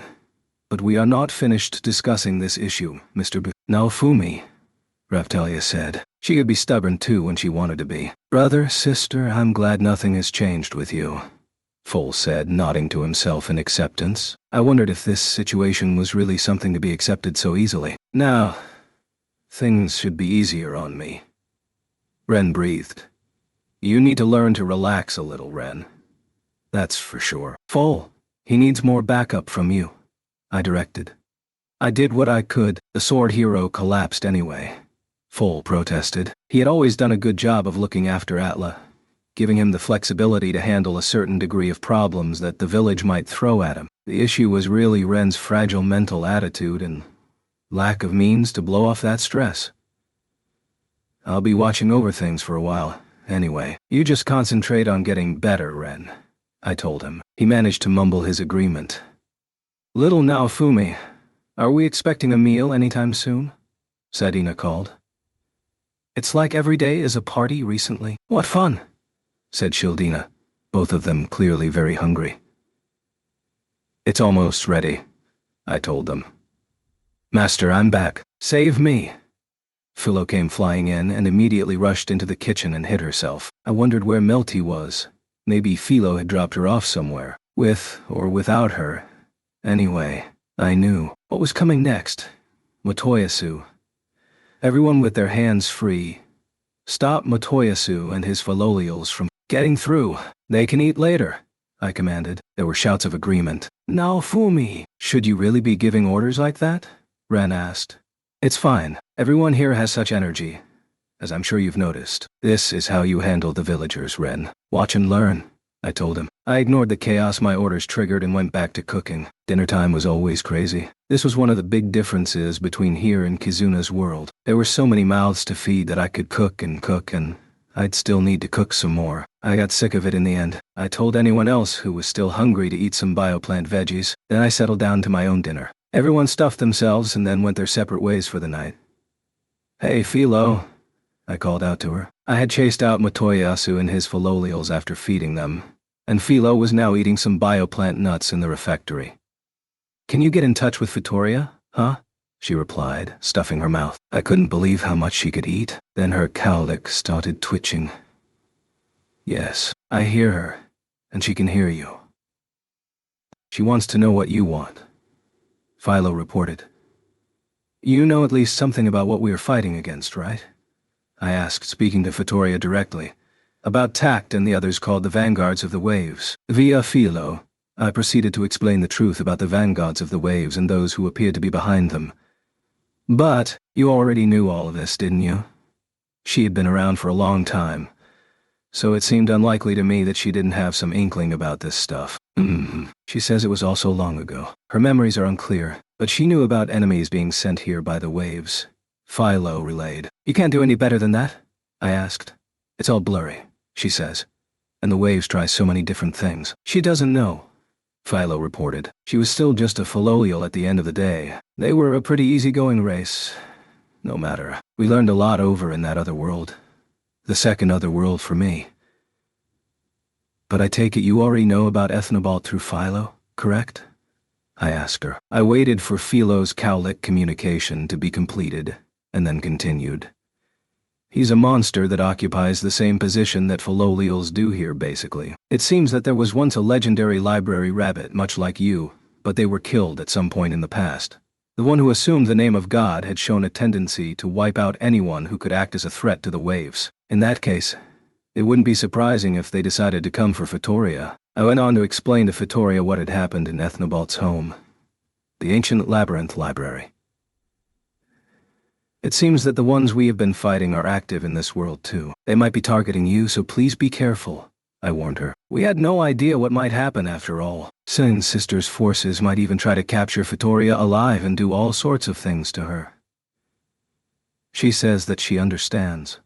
She's also saying that there are some things she wants to check with you, so she wonders if you would come and see her in the near future, Philo told me. Things? Like what kind of things? She isn't looking to cause trouble for us with more strange requests, is she? I replied. I had yet to forget the antics with Motoyasu. I would never forget them, to be honest. She says it sounds similar to the Ethnobalt issue. It's getting dark today, so she wonders if you can make time tomorrow, Philo relayed. Okay then, I replied. As I gave the nod, Philo's cowlick stopped moving. A visit with Vittoria. It has been a while, hasn't it? Raftalia commented. You know what? It really has. We haven't seen her since the whole spirit tortoise business, I replied. We had been in the middle of the monster war at the time, meaning we didn't really have time for a chat. Since then, the only real contact had been the request that had led to wacky races with Motoyasu. And thanks to that, I hadn't really had the time of day for her since. I just had to hope things would go better this time. Chapter 4. The Filolial Ruins. The next day, we arrived at the Filolial Sanctuary, guided by Vittoria. It seemed different from the place we had come to before. I have to say, though, I said, looking around. What? Vittoria asked. Haven't you ever heard of tidying up? Vittoria had come to the village and then teleported everyone who wanted to come. I hadn't said anything yet, but Vittoria's carriage was super suspicious. The thing could teleport around after all. In Kizuna's world there were 8 vassal weapons, but in our world there were only 7. Vittoria had lived for a long time too. These facts had me considering a certain possibility. Vittoria, there's all sorts of things I want to ask you about your carriage, but could it be a vassal weapon? I asked. The 8th 7-star weapon, as it were. She stayed quiet as I asked and didn't provide any answers. There had to be some reason for that too. Like something that was better kept secret. Or maybe it was at the request of a past hero. Investigating the Filolial Sanctuary came first. When Vittoria and her Filolials turned up at our village earlier, they had brought for us various pieces of gear that the heroes in the past had owned, other than the holy or 7-star weapons. But there had been some real junk mixed in among them, so we had decided that the heroes and others from the village should come too. Vittoria's sanctuary and sort through the stuff to find those items we could actually use. Trash had not joined us. He was busy working things out with other nations. Lark was, of course, training in accessory making in Zeltobel, and Therese was with him there. Galian and Windia were absent too. It looked like we had arrived in some kind of ruins. There was a forest around us, and what looked like the remains of an abandoned village. There was also some sort of shrine in the ruins nearby. This reminded me of something Melty had said once about the Filolial legends of a place called the Lost Woods. As the name suggested, anyone who went inside got lost. I was beginning to think we were in the Lost Woods right now. This was a different place from the whole Church of the Three Heroes incident. I would have to bring Melty to see this next time. Motoyasu immediately gave a shout. This sanctuary shall become my new paradise, he exclaimed. Why did you bring the spear hero? Vittoria squawked. I thought you might like to see him, I said innocently. I had registered a portal, returned to the village, asked Motoyasu if he wanted to join us, and then came back. In the moment Vittoria saw Motoyasu, she backed away from him at incredible speed. Motoyasu was not deterred, still leaping toward Vittoria, who promptly kicked him away. You won't stop me. Motoyasu had taken almost no damage, immediately springing back to his feet and starting to chase Vittoria around. This was her punishment. I had been pissed off too many times to count by Vittoria's attitude in the past. We left Motoyasu to his own devices and started to investigate the inside of the ruins. The reason I had made that cutting jibe about tidying up was because the narrow interior of the ruins was packed with what looked like little more than trash. All the sparkly things were likely because we were dealing with birds. I remembered Philo collecting her treasures in the past. Wow, it's so sparkly. I love sparkly, Philo shouted. She was pretty much the same right now. This was Vittoria's nest. The sparkly things scattered around ran the gamut from rare-looking treasures to cheap-looking crystal. Let's tidy up, I said. What a collection she had amassed, though. These were large ruins. Or a temple, maybe, but the collection was rough and ready. The setting might have given the impression of dungeon treasures, but that wasn't what we were looking at here. It was more like a random collection of trash. There were loads of bird feathers mixed in as well, and it was all pretty dirty. Shall we just burn all the feathers away? I suggested. What if there's something here that we don't want to burn up? Raftalia warned me. She was right, of course. Better not to start burning stuff. All of Vittoria's long years of collecting had turned her nest into a veritable trash pile anyway. It made me sad to think rare items might be slumbering amid this muck. We were planning to recover anything promising and get it analyzed, which meant we had to sort through all this crap by putting it into the hero's weapons, of course. Split up and start the cleaning operation, I ordered. And so the spring operation, cleaning of Vittoria's stink pile, started. I found myself wondering which was preferable, rabbits that lived in a mysterious dungeon with a load of strange rules, or birds that didn't have any dangerous dungeon-like elements to deal with, but also couldn't keep their nest tidy. What's this? It's all sparkly and beautiful. Some kind of crystal? Philo said. That's trash. A literal ball of trash, I told her. This is rare ore, I say. Now, Fumi, what shall we do? Motoyasu asked, pulling his weight for once. Keep a hold of it. I'll requisition it later, I told him. Why is there a sword here? It doesn't look rusty either. Ren, what do you make of this? Rishia asked. She was here too, helping to clean up with Itsuki. Huh? Ren looked over. That's a sword I don't have yet. Let me have a look. Ascalon, is it? What's this? Effective against dragons? The name of that sword sounded familiar to me, for some reason. But for now, we needed to keep working. I was just glad we didn't bring Galian along. Why is there a spear wrapped up in cloth and suspended here? Rishia continued. Motoyasu, please take it and have a look. You can pick up feathers and sniff them later. Very well. Bah, I can't reach it, Motoyasu quickly exclaimed.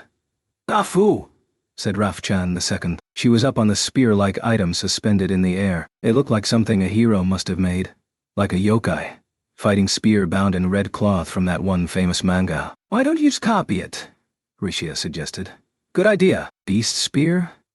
Oh, this one works automatically. A convenient-looking weapon, Motoyasu reported. We had some pretty yokai, like creatures among our allies. I had to hope it wasn't going to be effective against the Raf species in particular. We didn't need Motoyasu having that power. Dafu, said Rafchan-su, who was the past heavenly emperor. After making sure Motoyasu had copied the spear, she tapped the tip of the spear, making the cloth fly off it, then took it into her hand. It had even shrunk down to her size. I was starting to feel like we were finding all sorts of crazy items. We could think about it all later. Shildina gave a groan, using me as... appropriately enough. A shield as she watched Rafchan II powering up. She didn't get along well with that one. There's no need to be scared, Shildina. You're stronger than her now. Surely, Ruff told her. But still. Shildina said nervously, tightening her Avuta defenses even as Ruft tried to bolster her courage. She just needed to keep powering herself up. So long as she did that, she should be able to handle anything that came her way. We continued to clean the interior of the shrine, picking our way through the mixture of various rare items and trash. There are some dragon bones here. I guess we should take those, I said. It looked like a couple of skeletons worth. Just how much history was scattered across the floor in here? We were lucky to find things still intact, too, because the entire collection had been exposed to the elements for who knew how long. In one room of the ruins there were all sorts of weapons lying around, including one used by the high priest of the Church of the Three Heroes. That had to be a replica. But I still wondered what the hell it was doing here. Maybe it could be used for something, but it would need to be refilled with magic and look difficult to handle. We should probably carry this stuff to the castle or village and have the old guy and the others analyze it. A shield also turned up for me, which I copied. It was called the Ancient Shield. It wasn't all that effective either. An unlock effect that increased magic defense. That was about all it had to offer. It was the same for Ren and the others. All the Ancient series. These were weapons that could cause a status effect called Magic Blocker. That sounded kind of useful, but it was only for use against humans. Big Lady Philolial, Motoyasu shouted. Boo. Victoria rejected him using the same type of line as Philo. I hadn't heard the reasons why, but Victoria seemed to dislike Motoyasu as much as Philo did. Sini was pointing at Motoyasu, and I realized she was asking if maybe she should stop him. As I waved at her not to worry, I looked between Sine and Victoria. They were wearing different clothing and there was the issue of feathers, but they actually looked kind of similar. Sine was taller, but they had a similar atmosphere about them. Victoria, originating as a monster, and Sine, a resident of a destroyed world. There was a real connection between them. Maybe they just happened to look alike. I wondered if it could be that simple. Philo. Motoyasu quickly changed target. Boo, stay away, she replied. As Motoyasu closed in, she leapt up into the air and flew away. Oh wow, she's flying, said one of Victoria's minion Philolials who could talk. That looks like fun, said another. How did she learn to fly? A third asked, all of them watching her with jealous eyes. What? Someone is making her fly with magic? A fourth one said. Let's get them to do that for us, said a fifth one. I wasn't sure where they had heard it, but all Filolial eyes turned to Shildina. Help me. Shildina hugged Rafchan II to her, going on the defensive with Ruft. Dafu, said Raftalia II, looking a little perplexed at Shildina's change of heart. Then she used magic to make Shildina and the others vanish, turning the awareness of the Filolials away from them. We aren't making much progress here. If you're only here to mess about, you can leave, I shouted. Ha ha ha, Father. I'll do everything I can to turn this Filolial sanctuary into a paradise, Matoyasu exclaimed. Stop flapping those lips and start tidying up, I replied. How easily. These airheads got distracted. I could hardly deal with them. Kizuna's bunch were even more lively, perhaps. But they also had a clearer sense of purpose. Seriously, there is so much trash in here. What's going on back there? I asked. We pushed deeper into the ruins, eventually coming to what looked like a large altar. There wasn't any trash on the ground here. The floor was paved with stone, and it looked to be decorated like a clock face. The air feels kind of heavy in here, Raftalia said. Agreed, I replied. My, this house of Filolials is full of such special things, Matoyasu exclaimed. Motoyasu, stay back, I told him. Ignoring me, he stood in the center of the clock and stuck his spear into the ground. It made a clicking sound, followed by an ominous rumbling. Motoyasu, I shouted. Oh my, whatever do you think is happening? He asked. Don't ask me. Shooting star wall, I shouted, picking the wall version just to be sure. I created a barrier to protect everyone other than Motoyasu and his own band of Filolials. Vittoria, you got any idea about this? I asked. No idea, she replied, tilting her head to the side. She wasn't any help at all. Ooh, Motoyasu breathed. There was light starting to shine out from the hole he had placed the spear into. Then the light was absorbed into the spear, leaving flickering images in its wake. Feh, Rishia exclaimed. What just happened? No idea, I said. Nothing else seemed to change. Motoyasu, anything different? There is something. A weapon called Dragon Clock Hand has appeared, he reported, transforming his weapon. It was a long, thin spear, simple, almost, which might have sounded refined, but it looked more like the minute hand from some old clock. Does inserting your weapon into that hole trigger something? I pondered aloud. I felt around the hole Motoyasu had used and experimentally tried to stuff the shield into it. Nothing happened or even looked like it was going to happen. First come, first served, Ren wondered, also giving it a try.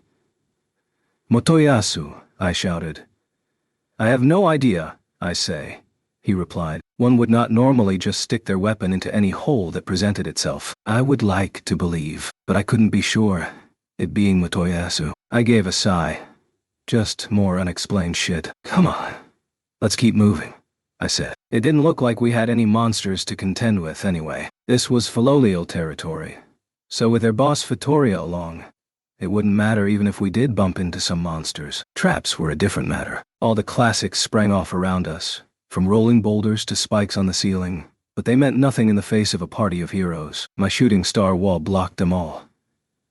And I even gave a chuckle when the boulder stopped dead. Eat your heart out, Indy. I also expected some light puzzle solving, but there was nothing so complicated. We had a read on the shape of the space thanks to Sadina and Shildina's sonar ability. That was a useful one to have around in places like this.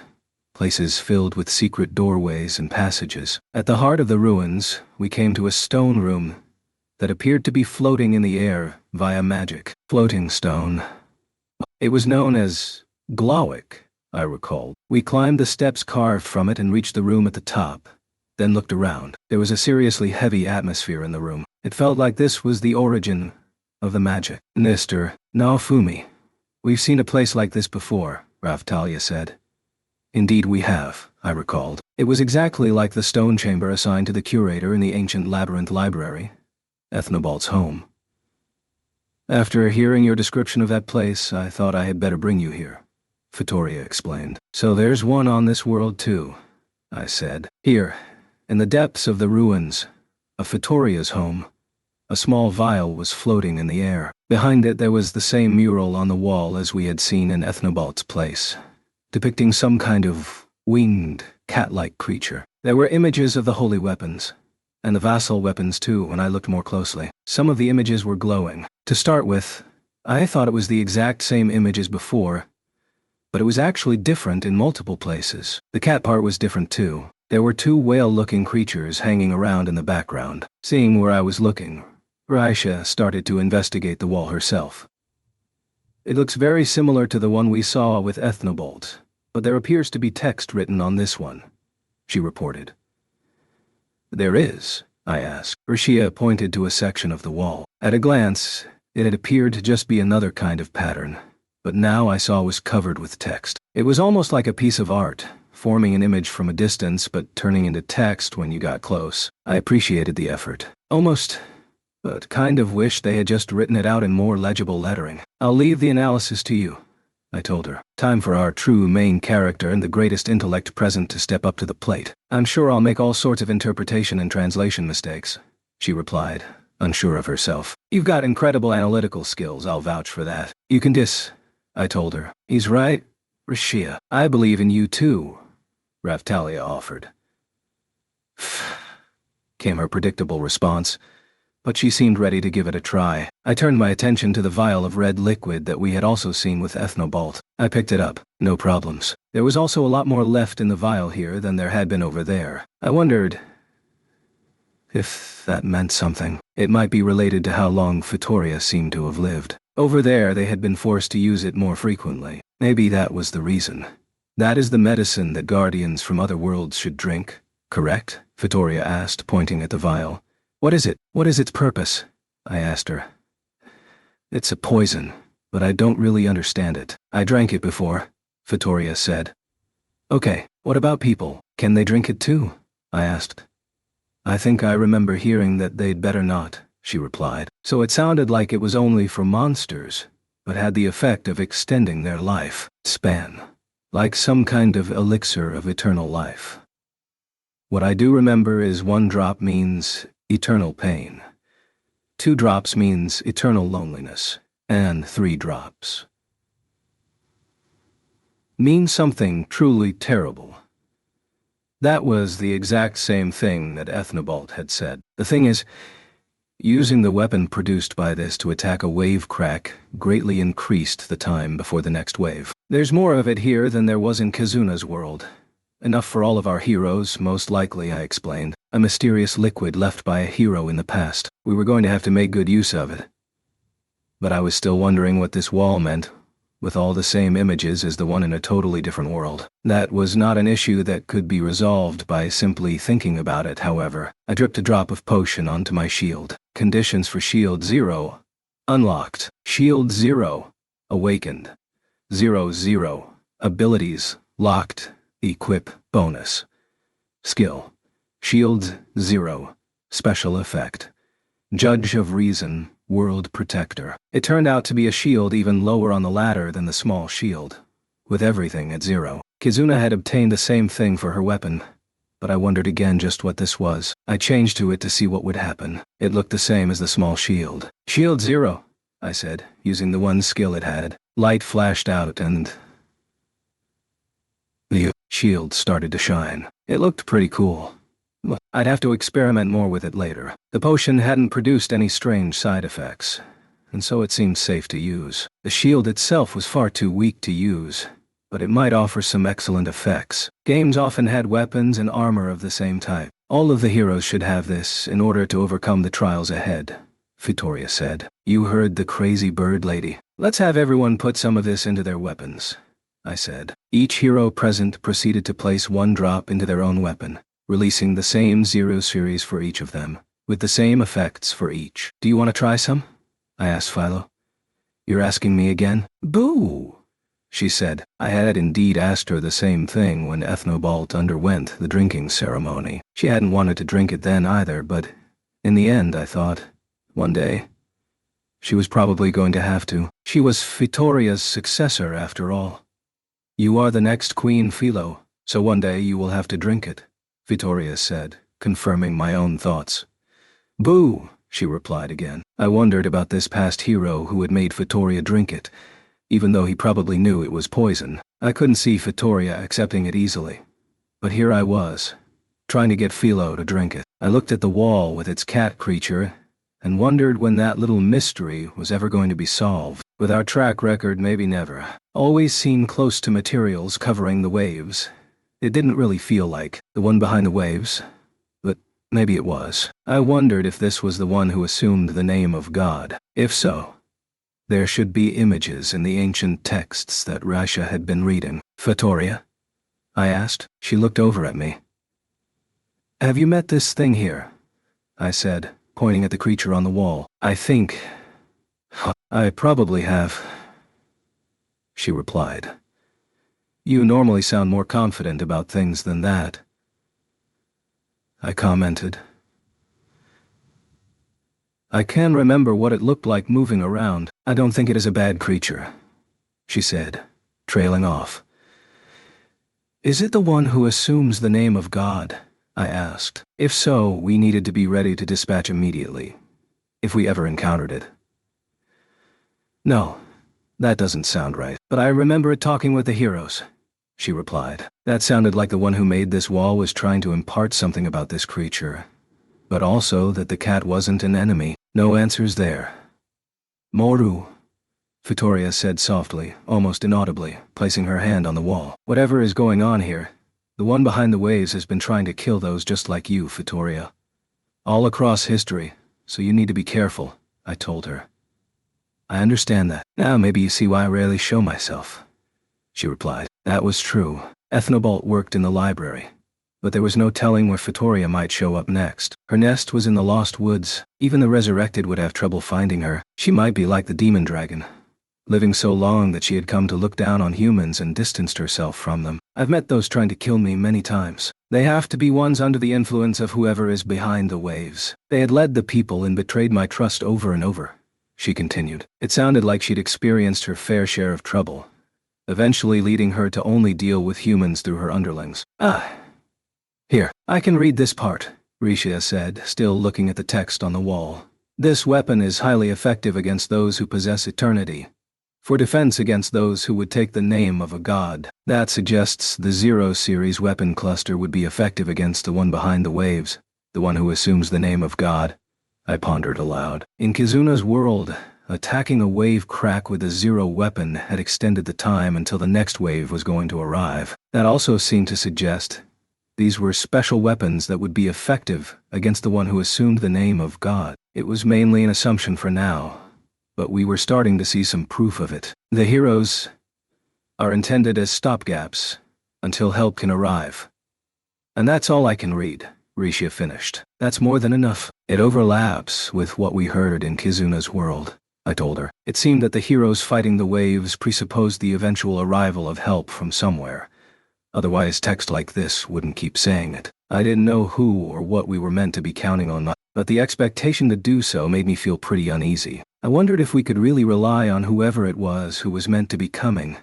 Looking again at the creature on the wall, maybe that was who we were waiting for. We completed the cleanup and returned to the village. I still had the vial in my possession, and it was doing a good job of keeping Galeon away. Qua, he squawked. What's wrong with you? I asked. As I moved toward him, he slid back the same distance. Stay away, I heard his voice in my head. I feel something from you, something sending shivers down my spine. I handed the vial to Raphtalia and moved closer to Galeon again. This time he didn't move away. It seemed the poison was also good at warding off dragons. I tried to remember if we had experimented with it on the demon dragon. It might work on her, too, I thought hopefully. I think I get it, I said. When I applied what Rishia had discovered, the Dragon Emperor was a little different, but still something close to being immortal. Even if it died, it could be revived. And it lived for so long it was hardly worth counting the years. The poison was effective against all creatures that possessed eternity, after all. I can use this to help keep the demon dragon under control. It's almost like Kizuna is already using it, I commented. Quala. Child Galeon didn't miss the chance to leap at me, flying onto me as I got closer in an attempt to get some attention. I was amazed. again at how he could push down base instincts with emotion. I still didn't understand why he was so attached to me either.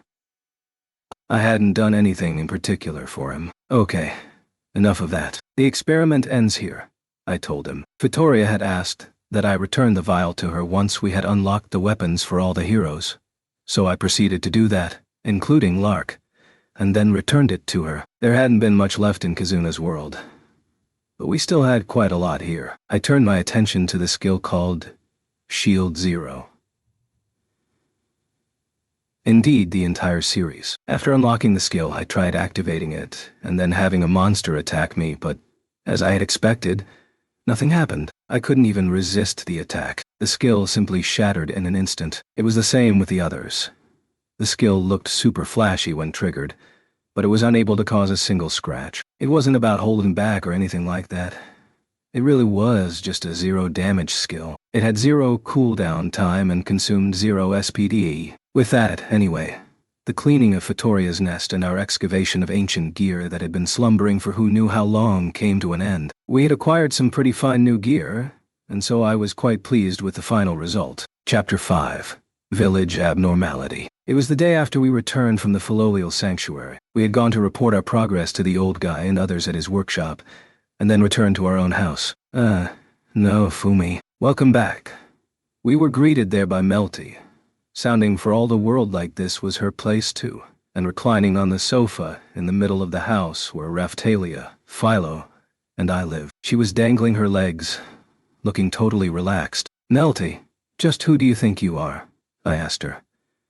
The queen of the largest nation in the world, she replied. That was true. She was indeed the queen of what had become the largest nation in the world, but it also wasn't what I had meant. That might be your title, Raphtalia started. Indeed it is. So go do some queen stuff, I told her. I have today off, she said. Do queens get the day off? Raphtalia asked. What's going on? Are you okay, Melty? I've been through a lot as queen recently, so my father told me to come see you guys and spread my wings a little, blow off some steam.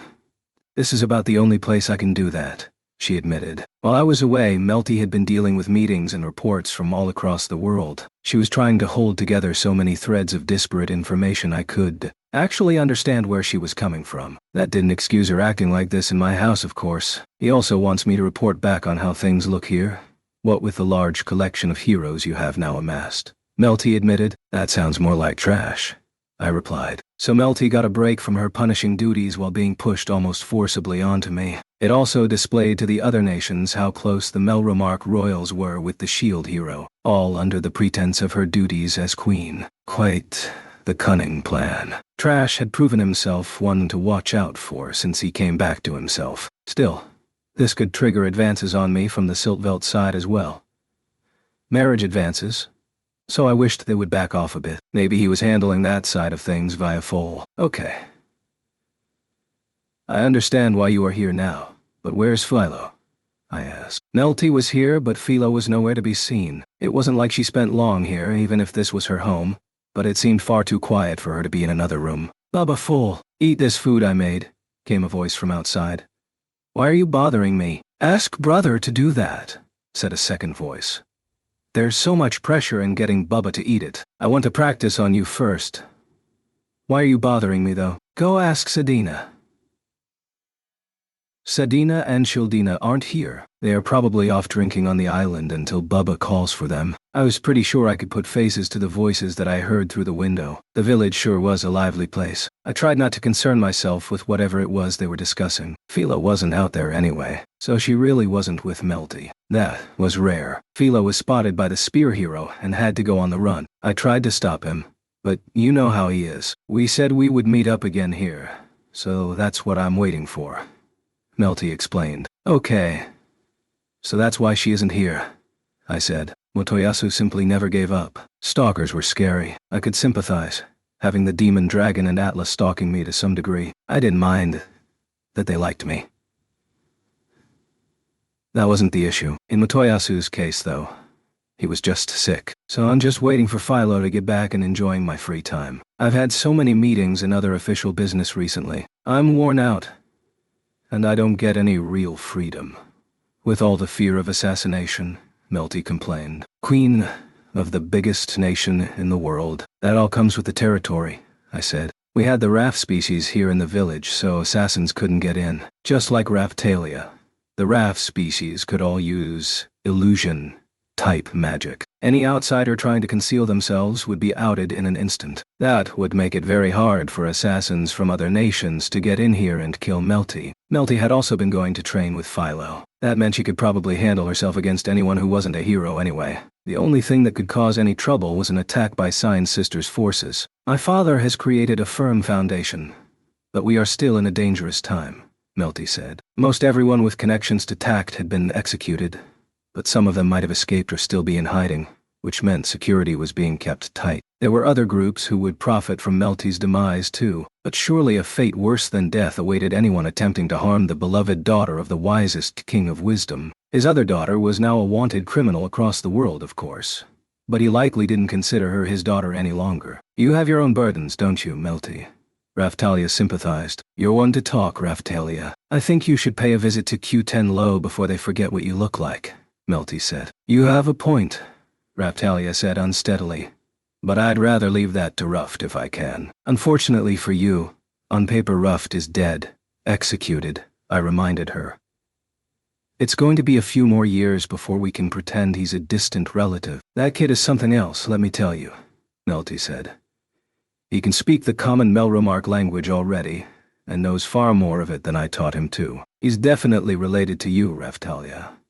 Melty went on to tell us how Ruft had been while we were away. He had been observing as Melty's aide, but perhaps due to being former royalty himself, he had displayed an innate sense of anticipating what Melty and Trash wanted. He had been there to provide Trash and Melty with the correct documents just when they needed them. He had a fresh blackboard waiting before they even thought of asking. He could also respond to the approach of assassins, and was able to spot attempts at reconnaissance from other nations. I'm happy that you think so much of him, but that's also complicated for me, emotionally, Raphtalia admitted. He's very warm and loving, and he loves that therianthrope form of his. He's always turning into it and playing with his fur. Any chance he gets, Melty said. She seemed to be sympathizing with Raphtalia too. I wasn't into that. This was rough growing up. The very reason he had come so far so quickly was because he was related to Raphtalia. He's starting to ask more and more questions that I can't answer, and I have to tell him to ask my father. My father has started to take notice of him as a result. He even said he was going to talk to you, Naofumi, about whatever plans you might have for him, Melty told me. I thought for a moment. I really want him to choose for himself, I said. He had been the ruler of a nation, true, but everyone under him had been self-serving scumbags. That wasn't the case anymore. If Ruft learned how to be a proper king, it would probably be better than the current situation of Raphtalia acting as queen in pretty much name only. I guess Raphtalia and Ruff should chat together and sort that out between themselves, I concluded. You mean the future of Q10 Low, Melty confirmed. That's right, I said. Raphtalia gave a sigh. From my perspective, I was thinking of taking her back to Japan with me once the waves were finished. So, if possible, I wanted Ruft to handle Q10 Lowell. This was all working towards setting that up. Okay, Melty. You heard anything else from Trash? About Sign's sister or bitch and her goons making their way back into this world? I asked her. At the moment, everything seems quiet. While you were away, the only real problem we faced was some small-scale resistance from forces displeased with me becoming queen, Melty reported. Incidents too small to bother reporting to us. There was a small scuffle in Fabry yesterday, and Father did have his eye on that. I'm not sure if he'll report it to you or not. With everything going on in the world, it was impossible to tell which of our enemies might be involved. Often when reading a story or watching some movie, you would sit there in amazement, wondering why the dumb main characters couldn't see what was right in front of their faces. I'd done that myself, back when such entertainment was available to me. Now, though, living in a more dynamic situation myself, I could see things differently. I could see how difficult it was to spot the smallest, but ultimately significant, change in your everyday life. Say there was a small pebble in front of your door that wasn't there the day before. Would you even spot it, let alone think it was strange? If so, you would probably make a fantastic detective. Swing a stick, and you'd probably hit trouble, especially in this world. But if I took the current size of Melromark into account, It wasn't going to be 1 or 200 instances. It was going to be 1 or 10,000. There was no way to know which of those was the one we needed to focus on. If Trash is interested in it, then there's likely something there, I said. He had a habit of picking up on important things, like some incredible fictional tactician himself. Still, Father wants you and your team to build your strength as much as possible, Melty said. I'm sure he does, I commented. For all we knew, the enemy was active in Kizuna's world right now. We might have been tricked into coming back here. Kizuna and her gang might be fighting in full force now. In either case, we were going to hang out and keep an eye on things for about 2 weeks. We needed to use that time to raise our levels and improve ourselves as much as possible. Hey, Melty, you're going to be staying here tonight, right? I said. I guess so, she replied. How about we go hunting later? I suggested.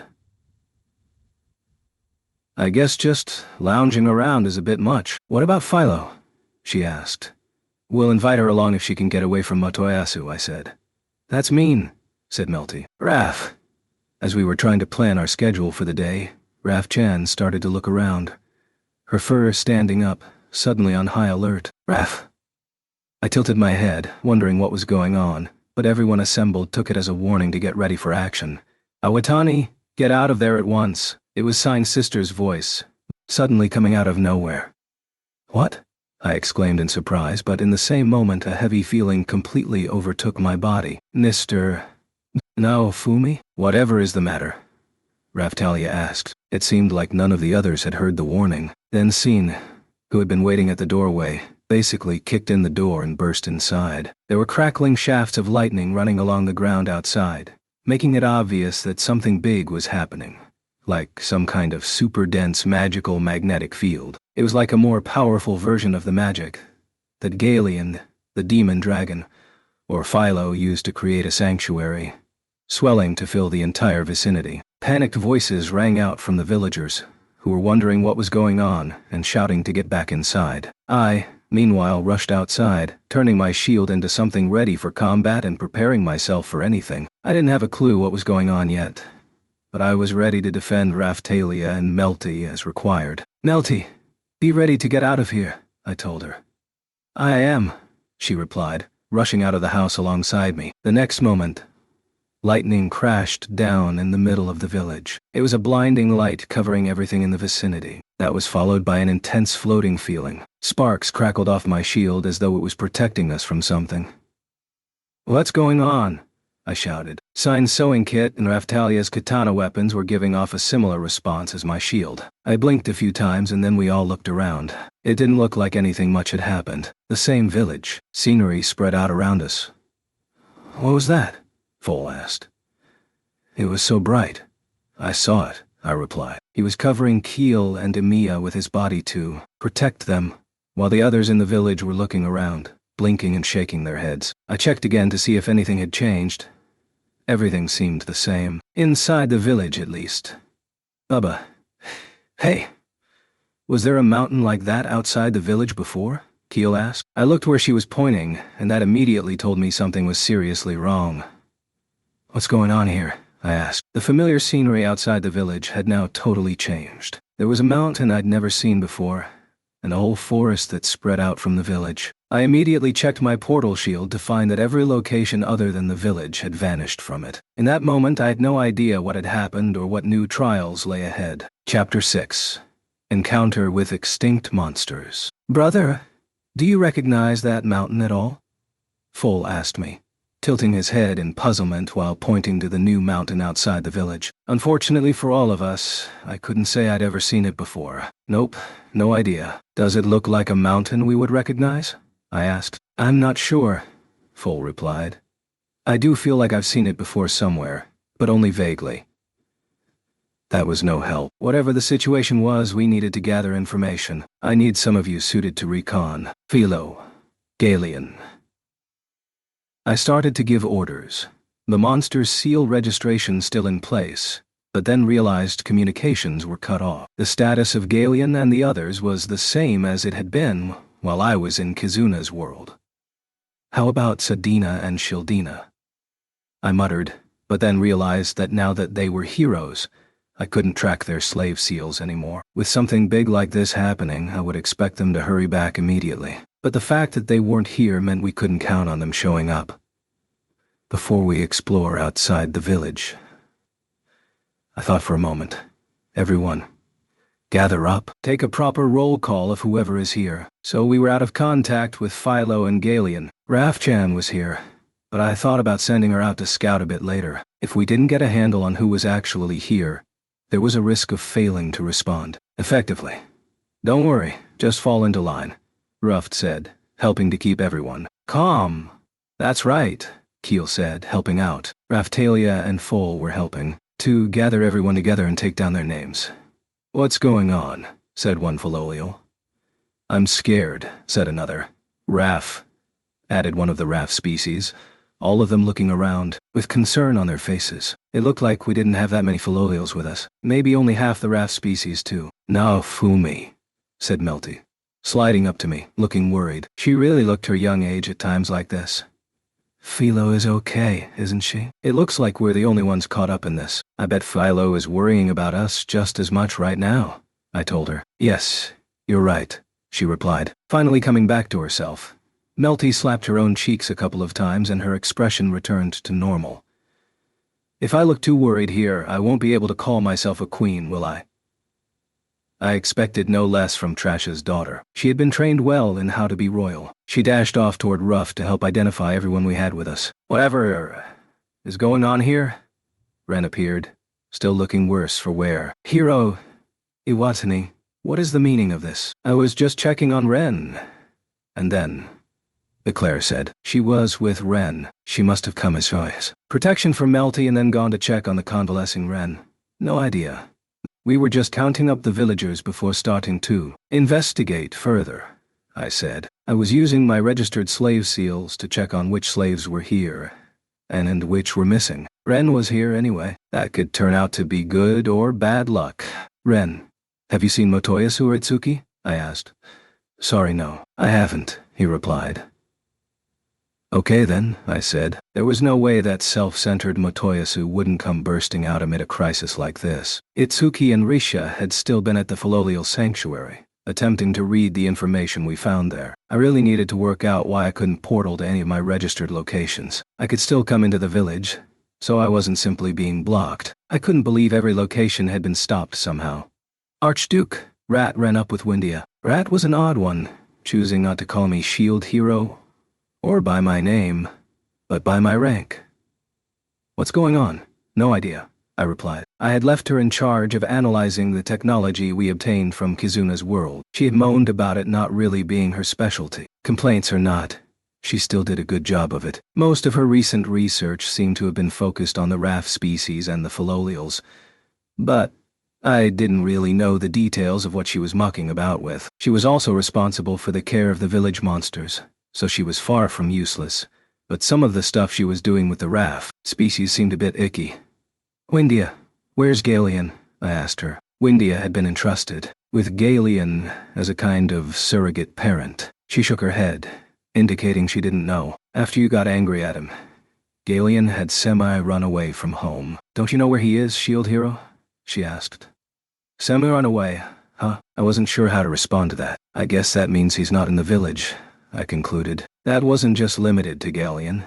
It included Philo too then. Many of the slaves and monsters registered to me were in the same boat. Oh no, what's happened to Galen? Windia started to panic. Stay calm. Neither Philo nor Galen are the types to be defeated so easily, you know that. It seems far more natural that we're the ones who have been caught up in something. Not them, I said. That makes more sense. Try to calm yourself, Rat said, soothing Windia. Rat knew more about monster biology, making Windia like her student. When was Galen going to be back? I asked. Mealtime. That's normally how it works, Windia replied. And that's him semi-running away? Raftalia asked. Galen is such a softy. I'm sure he would have come back. No matter how rough things get with the Shield Hero, he would come back complaining. But he would come back, she said. So it was all a little act to get some attention, which was pointless if I wasn't even hearing about it. He was just taking a stroll. That was all you could really call it. I rarely understood anything that these dragons did, to be honest. They were so peculiar it was almost impossible to understand what they were thinking. Old Galion, so paternal, while calling himself the weakest dragon, the demon dragon, magical queen of evil, who came on to me like Atla on steroids, and the child Galion, who in some ways was even harder to fathom than the demon dragon and old Galion. We just have to believe Galion and the others can handle themselves and work out what's going on with us, I decided. Raf-chan, I called out. Raf? Raf-chan replied, tilting her head at being called upon. Anything you can share with us? I asked. Raf-chan had saved us many times before, in all sorts of ways. She was probably going to understand our situation the fastest. So that's why I asked her. Raf-chan responded. Dafu, added Raf-chan II, both of them shaking their heads to indicate they didn't have any ideas. They had been doing something in front of the Sakura Lumina growing in the village, but they didn't seem to know where we were either. I was just thinking the Raf-chans weren't going to be any help when Raf-chan pointed behind Melty. Indeed. Indeed, it is my time to shine. Zodas speak, said a shadow, appearing out of nowhere. He even had a Raf species dressed like a ninja on his shoulder. Cosplay, I liked it. It's you, I said. It felt like a while since I'd last seen him, but I immediately recognized his voice. It was the same shadow who had done so much during the Church of the Three Heroes incident as the body double for the Queen. I hadn't seen him at all since then, and wondered what the hell he had been doing. I was protecting Queen Melty, concealing myself just in case, he explained. Hey, Raf-chan, didn't you think you should mention this potential assassin?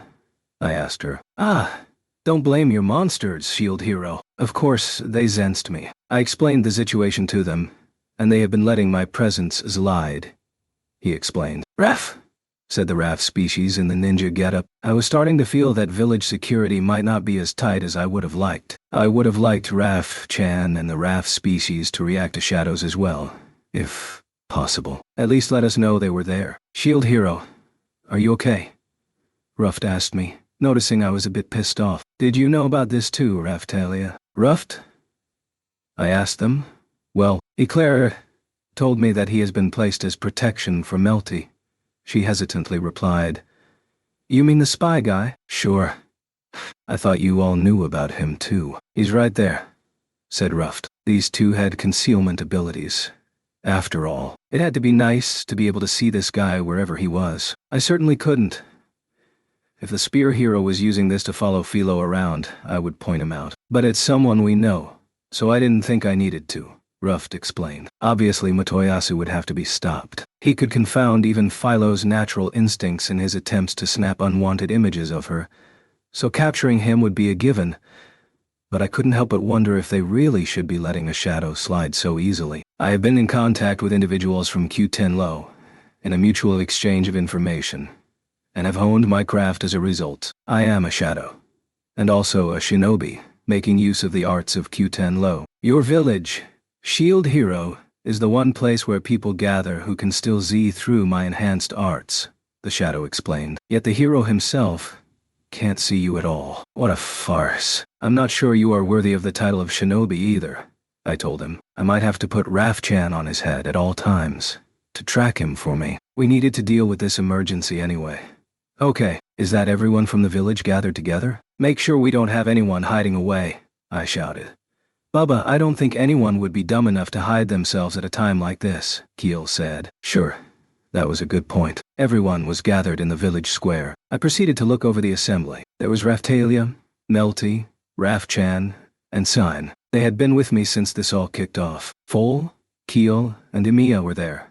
Central village figures. There were a lot of other village folk too. Many of them looked like Lumo, a pretty technical type species. Then there was Ren and Eclair. He had been convalescing in his own home, which might turn out to be a stroke of luck, and Eclair had been visiting him there. After that, we had the monster lovers, Rat, Windia, and Ruft. After having them count up the Raf species and the Philolials, I found out the number of monsters had apparently been pretty reduced. There was also the past Heavenly Emperor, Raf-chan II. She had all sorts of other silly names, such as Dafu-chan, and finally, the shadow who had been guarding Melty. On the flip side, the people we couldn't contact were Philo, Galion, Lark and his party, Itsuki, Rishia, Motoyasu and his retinue, and of course, Trash. Sedina and Shildina weren't here either. From the slave seal responses and what Keel had told me, those who had been away from the village for trade also weren't responding. The common connection between all of us here is that we just happened to be in the village when this,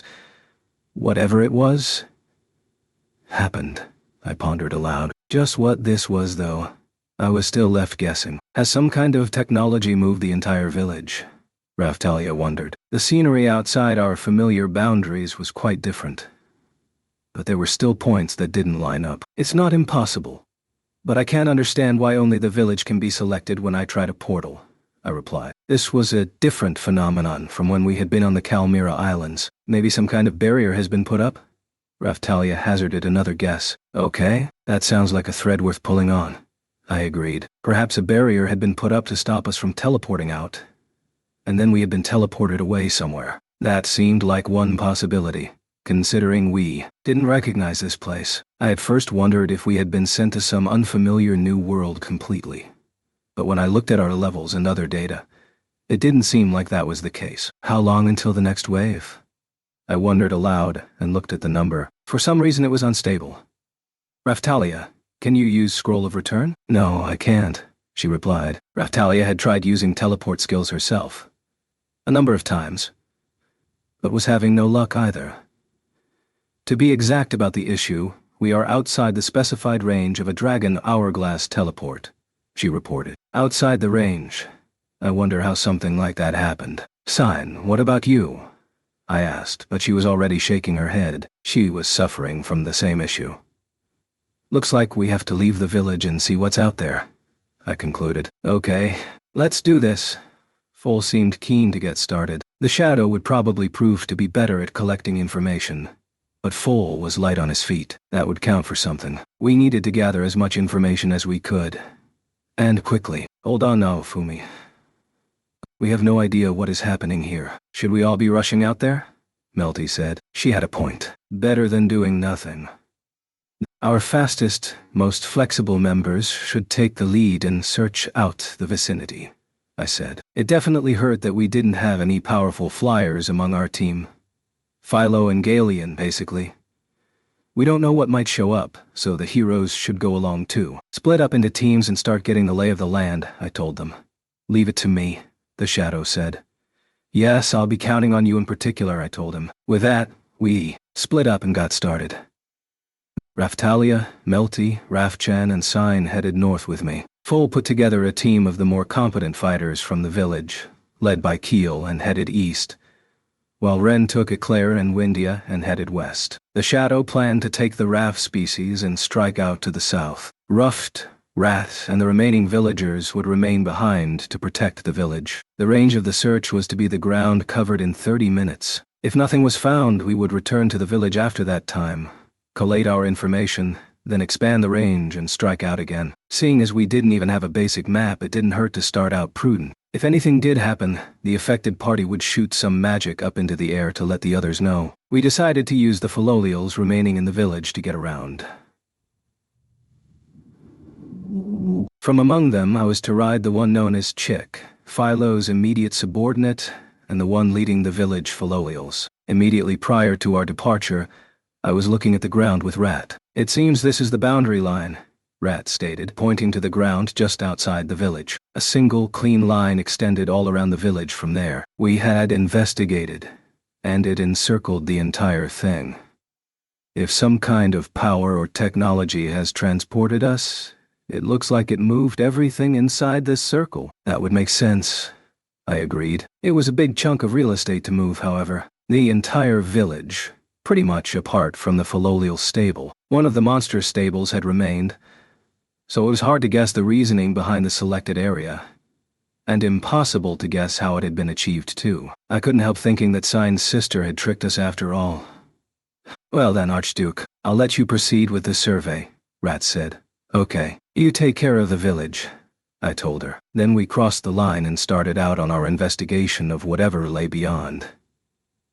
Everyone, go your separate ways, I said. Following my instructions, each group moved away in its designated direction. The sky was clear and blue with no clouds in sight. We had been a village on the coast, so there was normally the smell of salt on the air, but I couldn't smell a hint of that now. Huh? We hadn't walked far from the village when we encountered a monster. I considered having Chick just smash it away, but I wanted to conduct this search carefully, so I climbed down and went into combat. Red snake balloon. A long and thin pencil-shaped balloon was wriggling in the air and coming toward us. It looked like something you might use for balloon art. A snake balloon? Those monsters don't live in Melromark, Melty said with a frown, pointing at the balloon that was clearly intent on attacking us. I had already grabbed it with my bare hands, of course, holding it still in the into the air door. The part that looked like the head was biting eagerly into my hand, but it didn't hurt at all. It didn't even tickle. So where do they live? I asked. This could be useful information. Siltvelt and demi-human countries. However, she trailed off, still frowning. Yes? I prompted. Being a shape suited to use as pool inner tubes, and after a boom in balloon art, I heard their numbers are close to being wiped out. They have various uses you can't really do with other balloons. Something like that. She explained. Okay, I replied. As we wasted our time on balloon trivia, a load of more snake balloons showed up and flew toward us. There was a lot of them to say they were meant to be close to being wiped out. I used a skill called Hate Reaction, one I hadn't popped off recently, and drew the attention of all the monsters to me. It also served to draw even more of them out of hiding. I was already protecting Melty and the others with Shooting Star Wall, and quickly found myself surrounded by a gaggle of snake balloons. They were even trying to get in through gaps in my armor. I'm sorry, Mr. Now, Fumi, I'm sure you are okay, but shall we defeat them now? Raftalia asked. Okay, I'll throw out a shooting star shield, so match your timing with me and finish them off, I ordered. Okay, she replied smartly. Shooting star shield, I shouted. Countless snake balloons were suddenly sent flying away by the barrier I created. At the same moment, Raftalia swung her katana, Melty unleashed some magic, and Sine swung her scissors. Rafchan was riding Chick and had the Filolio kick the snakes away. The snake balloons were defeated in an instant. Talk about weaklings. I guessed being rare didn't make them strong. I bet there are still some live ones. So let's capture them, I said. Now, Fumi, can I ask you why? Raftalia asked. To sell. If these things really are rare, I bet collectors will pay through the nose for them, I said. You're still thinking about making cash at a time like this. You're an archduke now, Raftalia exclaimed. Why does that matter? I asked. I think I can understand why the accessory dealer wants you as his successor, Raftalia said, a little dejectedly. Raf, said Rafchan, but I wasn't giving in. These were rare monsters. There was no reason not to make use of them. There was a load of them here too, so it would surely be okay to take some back with us. We can do that later anyway, I said. For now, I put one into my shield and unlocked the corresponding shield. To say how rare these things were meant to be, it only had the specs of a balloon variant. It wasn't even worth discussing in detail. Taking some of these balloon corpses back with us would give the kids in the village something to play with, at least. We pressed on, carving our way through the balloon party. Melty, these snake balloons are definitely monsters found in the vicinity of Siltvelt, correct? I confirmed with her. She nodded. It was pretty convenient, being able to work out where we were by the monsters around us. Foal had said he recognized the place, so it had to be somewhere he knew. Let's assume this is Siltvelt for now, and expand our search area. Raf. Chan. Chick, do you have anything to add? I asked the motley pair. Raf? Questioned Rafchan, her nose twitching. Chick also made a puzzled noise. Neither of them seemed to know anything. Melty was looking around, making similar noises. What's up? I asked her. This place is just so strange. I kind of recognize it and kind of don't, she replied. Foal said the same thing, I told her. If this was close to Siltvelt, then it made sense that he might recognize it. What about you, Raftalia? I asked. She was always great at remembering people's names and other details, so I hoped I could count on her memory here. Oh, I'm sorry, Raftalia said. She didn't know this particular place then. Foal and Melty had been pretty well traveled before meeting up with us. That was probably why they recognized it and we didn't. We continued onward, over ground that was gradually getting drier. We were just walking in a straight line. Hey, I think I see a road there, I said. I stepped out onto the well-worn route and looked left and right. There could be a town or village in either direction, but if possible, I wanted to go to the closest one. I registered a portal here, just in case. If we continue along this path, we might find something. Come on, we'll start by going right. That was what we did for the rest of the 30-minute search, but we didn't reach a town or village before the time ran out. It was starting to feel like Siltveld to me, though, just from the atmosphere. It might be the mountains that looked so worn down by the elements, like ancient hermits were living in them. They looked kind of Chinese in style. That said, they probably weren't the best reference material. I saw Siltveld as being a pretty mixed-up place, topographically speaking. There were jungles, and then suddenly barren plains, thin, narrow mountains, and then suddenly fat ones covered with trees. Even Melromark felt more unified. The Japanese-style hot spring towns there could be explained away by heroes spreading their home culture. We should drop back and see how everyone is doing, I said. It looked like 30 minutes hadn't been long enough. I only had to register a portal here, and we could be back in the blink of an eye, so none of our efforts would be wasted. Even the smallest piece of new information could prove vital. With that, we returned to the village. Archduke! This is incredible. The moment we arrived, Rat was there, waiting for us, lifting up the corpse of a monster. Are you talking about the almost extinct snake balloons? I asked her. No, the others have found a monster that actually is extinct, she replied. Someone always had to one-up me. This is the discovery of this whole century. It could rewrite everything we know about monsters. Great, sure. But how much is such a discovery really worth in a place with waves occurring in an attempt to literally fuse worlds together? I said. You could at least try to sound excited, Archduke, Rat said sullenly. I understand how you feel, but none of the creatures here can be found where I come from, in Japan. So it's pretty hard for me to get any more excited over another weird blob of goo or whatever, I replied. I had been quite into all the creatures when I first got here, but every time a new monster attacked us now, I only thought about kicking its ass and turning it into cash, if possible. What Rat was feeling now might be the same as a Japanese person finding a live dinosaur. Okay, a dinosaur might be a little much. How about a dodo? They were extinct too, if I recalled correctly. Of course, in the worlds Ren, Itsuki, and Motoyasu had come from, there might be dodos everywhere. That was what this felt like for me. But I was getting lost in pointless thoughts again. I'm interested in studying new breeds of monsters, of course, but isn't it even more amazing to rediscover a monster that everyone thought was wiped out? Rat asked, still all hyper. Yes, you might have a point, I conceded. Capturing a monster thought to have been wiped out probably was more impressive than discovering a new continent or some unknown creature. Brother, you have returned, said Foal, noticing us and coming over. Bubba, did you find anything? Keel asked, following behind him. We found a road and were running along it. What about you? I asked back. We returned just after discovering a river, Foal replied. Okay. Oh, there might be a village or town along that river too, I said. Foal agreed. And then you showed the monster you defeated to Rat? Foal nodded. So there were extinct monsters out there too. Keel was already happily swinging around the corpse of one of the snake balloons we had brought back with us. I had to warn her not to play with balloon corpses too much. It wasn't fair to turn monsters' lives into toys. They needed to be processed a little first. Then it was fine. What about Ren? I asked. It wasn't like him to be late. If he wasn't back here at the appointed time, that suggested something had happened. Even as I had that thought, a flare went up in the direction Ren's party had headed. That certainly suggested they had gotten themselves into some trouble. I clicked my tongue in annoyance and climbed back up onto Chick. Now, Fumi, Melty shouted.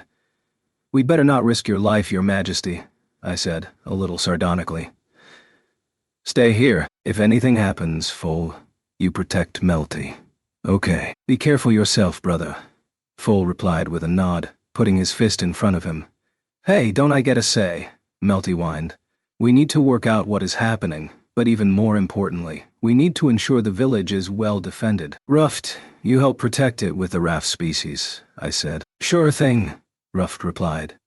Raftalia sign, Raf-chan, let's ride, I said. With Raftalia and Sign behind me and Raf-chan riding up on Chick's head, we started out. It shouldn't take too long to reach the point. The flare went up. I started to carefully enchant Liberation. Or X. You called? The demon dragon's voice popped up at once in my head, coming from the shield. She was hot on her protection. Or magical assistance, whatever you wanted to call it. Liberation aura.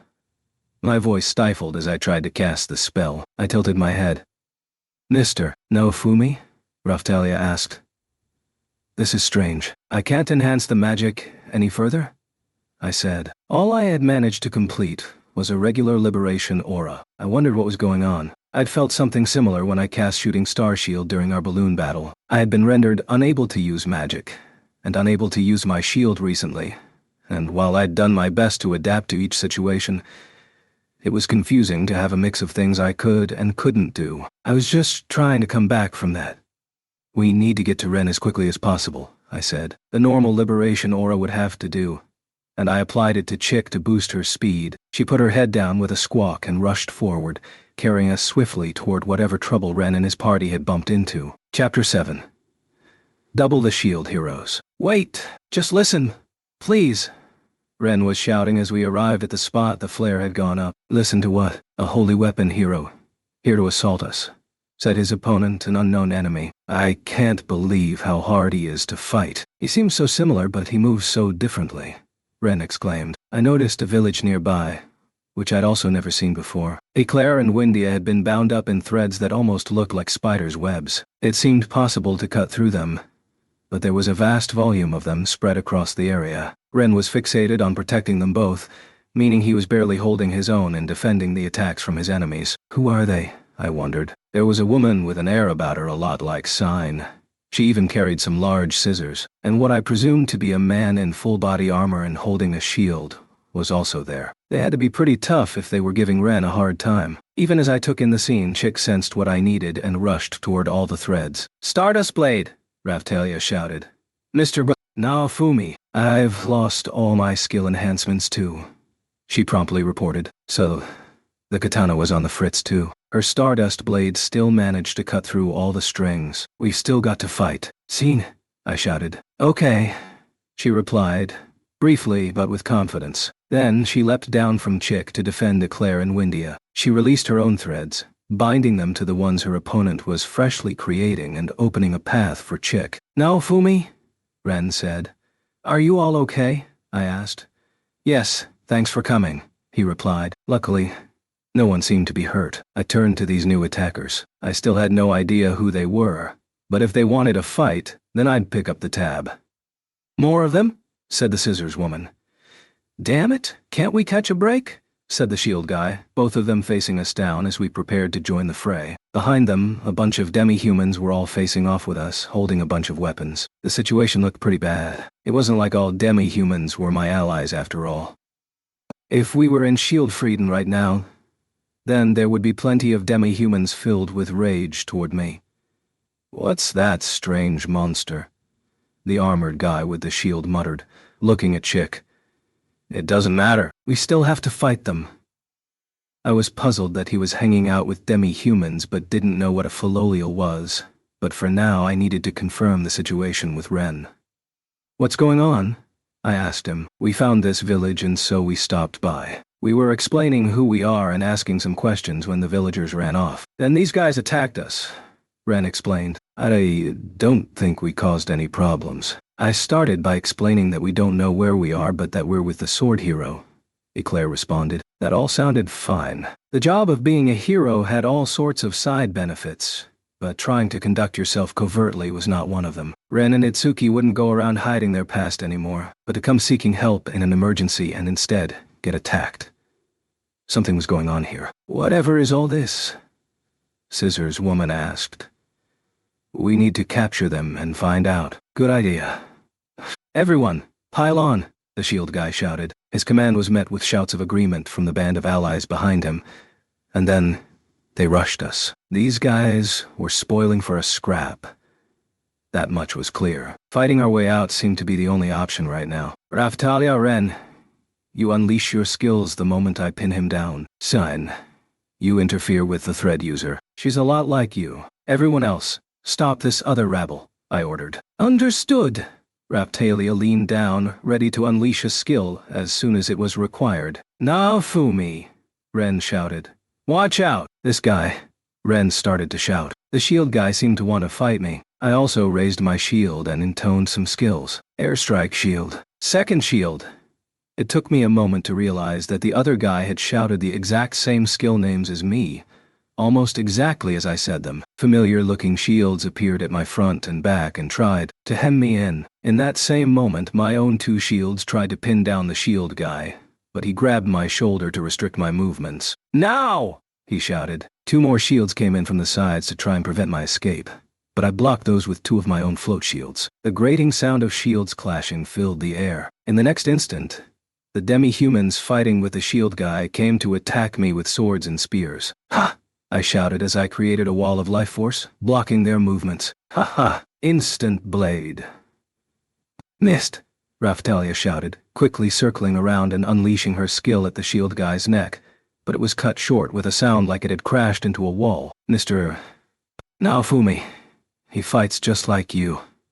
Raphtalia started. "Raphtalia? Rafchan. Fall back." "Ren!" I shouted, cutting her off. The 2 of them quickly did what I asked. "Naofumi," Ren said, a bitter expression on his face, knowing what I was going to ask. "Don't worry about me. Hit us both." "Go ahead," I told him. "If you say so." Ren still didn't sound convinced. 100 Sword X. Shooting Star Shield. There it was again. Both shield guy and I launched the same skills at the same time. They caught Ren's incoming attack but were unable to stop it, hitting us both. Ren had intentionally directed the attack more toward our opponent, preventing it from hitting me too hard, but it definitely hit. Ren was getting stronger too. I couldn't handle this attack without enhanced skills. I'd used some life force, which had definitely helped, but my stamina wasn't going to handle repeated hits like that. "Mr. Naofumi," Raphtalia shouted. "Naofumi, why did you let that happen?" Ren exclaimed, his face asking why I had taken the attack on a weak version of my skill. "There are reasons, but no time to explain right now. Focus on the fighting," I told him. "You attacked your own ally?" The shield guy shouted. He seemed to be in pretty good shape, even though he must have taken more damage than me. That only made me angrier. "Do you think so little of those you fight alongside?" he accursed, turning his rage and attention onto Ren. "That's not what this is," Ren stammered with a confused look on his face at this turn of events. They've stammered with a confused look on his face at this turn of events. "You've got the wrong idea, so let me explain." I stepped in to defend Ren. Ren only unleashed his skill like that because he thought I could withstand it. If you have a stronger defense than an ally's attack, you can defend against it, right? And if you can't, you just have to do this. It's one of my best features. The demon dragon said, although everyone around me didn't hear that part and so was probably quite puzzled. Her assistance was super useful anyway. I had to give her that much. I might even pet her a bit next time we met. Liberation heal. I incanted. Light appeared around me and the pain was immediately whisked away. Excessive pain could sometimes interfere with casting, but with the assistance of the demon dragon, I reckoned I would be able to handle anything other than the most serious limb removal type situations.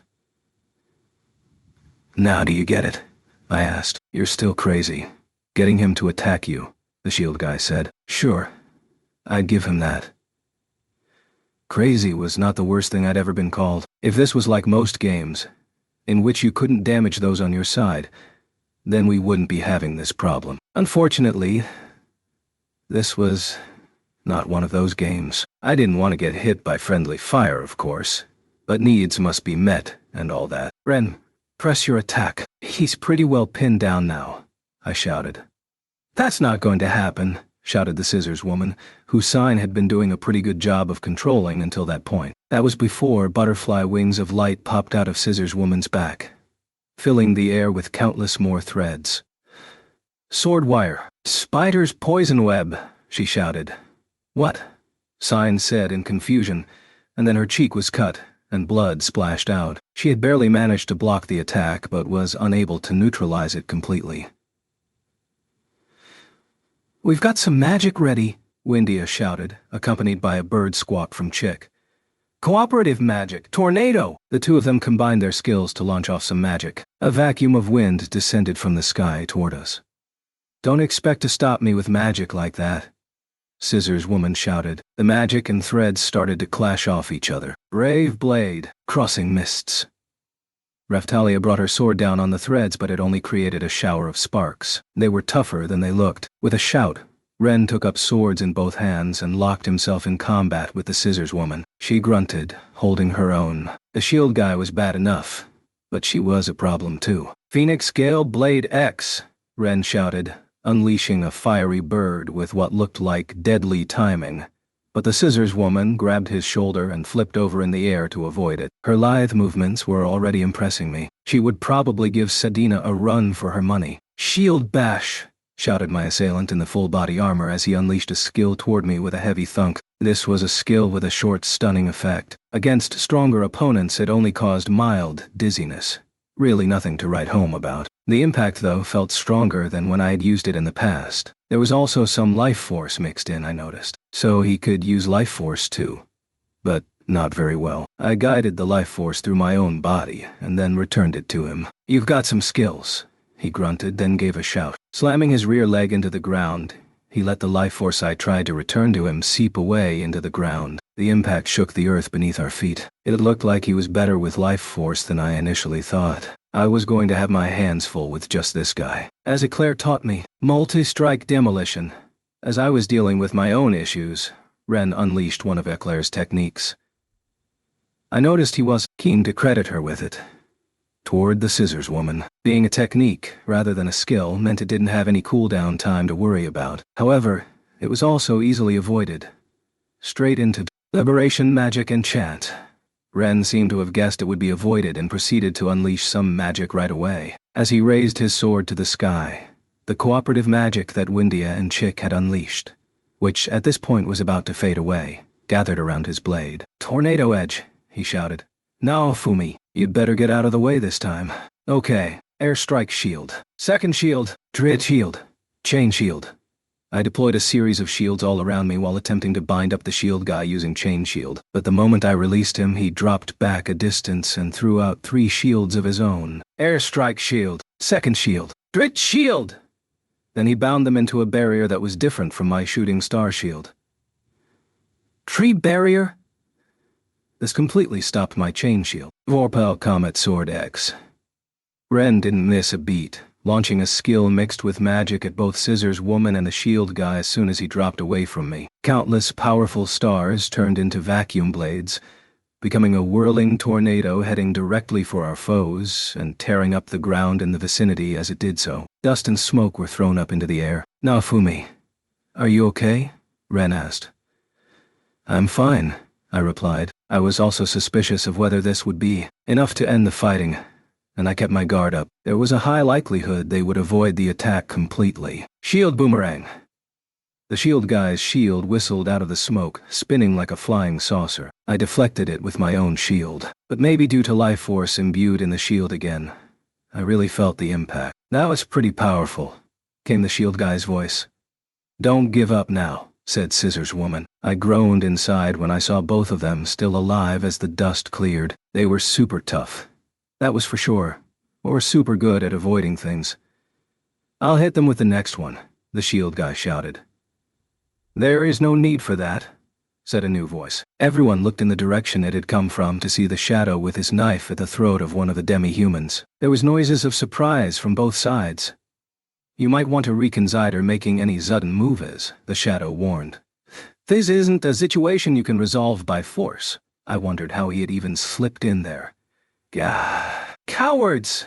The shield guy shouted. Taking hostages felt a lot like something Tact would do. Indeed, something he had done to us, which I didn't really like the feeling of. Not that I was going to start trying to play the good guy now.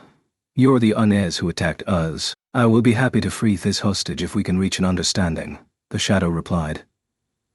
What do you want? Let him go! The shield guy shouted without continuing the attack. The demi-human being held was also a man. If we were dealing with one of the vanguards of the waves, he would probably just call this a necessary sacrifice and continue the attack anyway. The guy with the shield didn't move at all, however. Same thing for Scissors Woman. Raphtalia and the others seemed to notice this too, and ceased attacking while remaining on alert. It looked like we might actually be able to talk to these guys.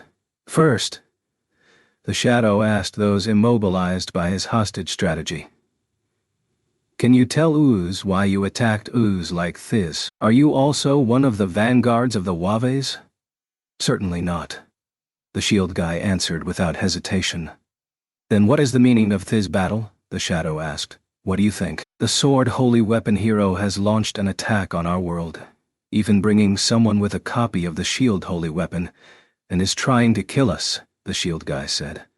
There we have it, the shadow said, turning to me. What do you make of all that? Something about being attacked by the sword hero stuck out first. I didn't know why they were fighting, but these guys seem to have mistaken us for someone else.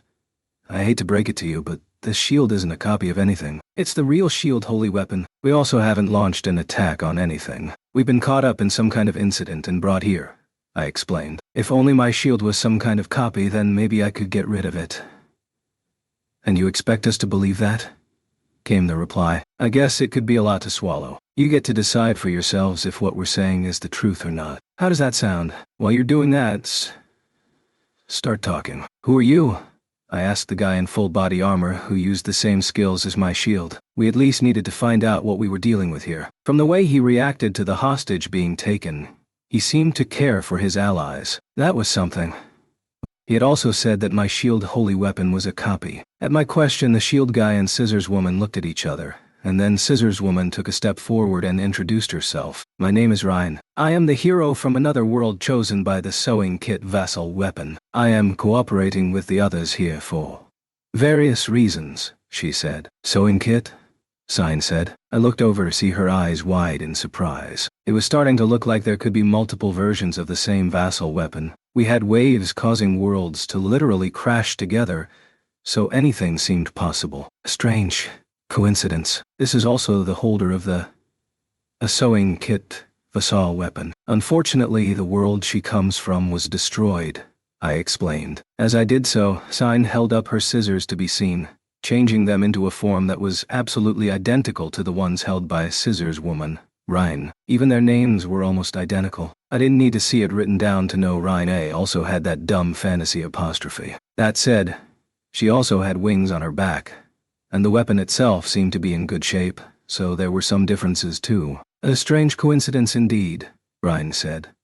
I agree, I replied. Then she pointed at me, expecting an introduction in return. I didn't have much choice. After all, I wasn't one of these vanguards of the waves, asking people to tell me who they were but then thinking they didn't need to do the same.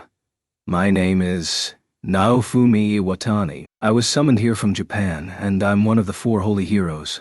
The shield hero, I said. As I spoke, the shield guy in his full armor finally removed his helmet and let us see his face. He looked like a young, agreeable youth at a glance, not overly handsome but with warm and appealing features. He also looked to be around the same age as me.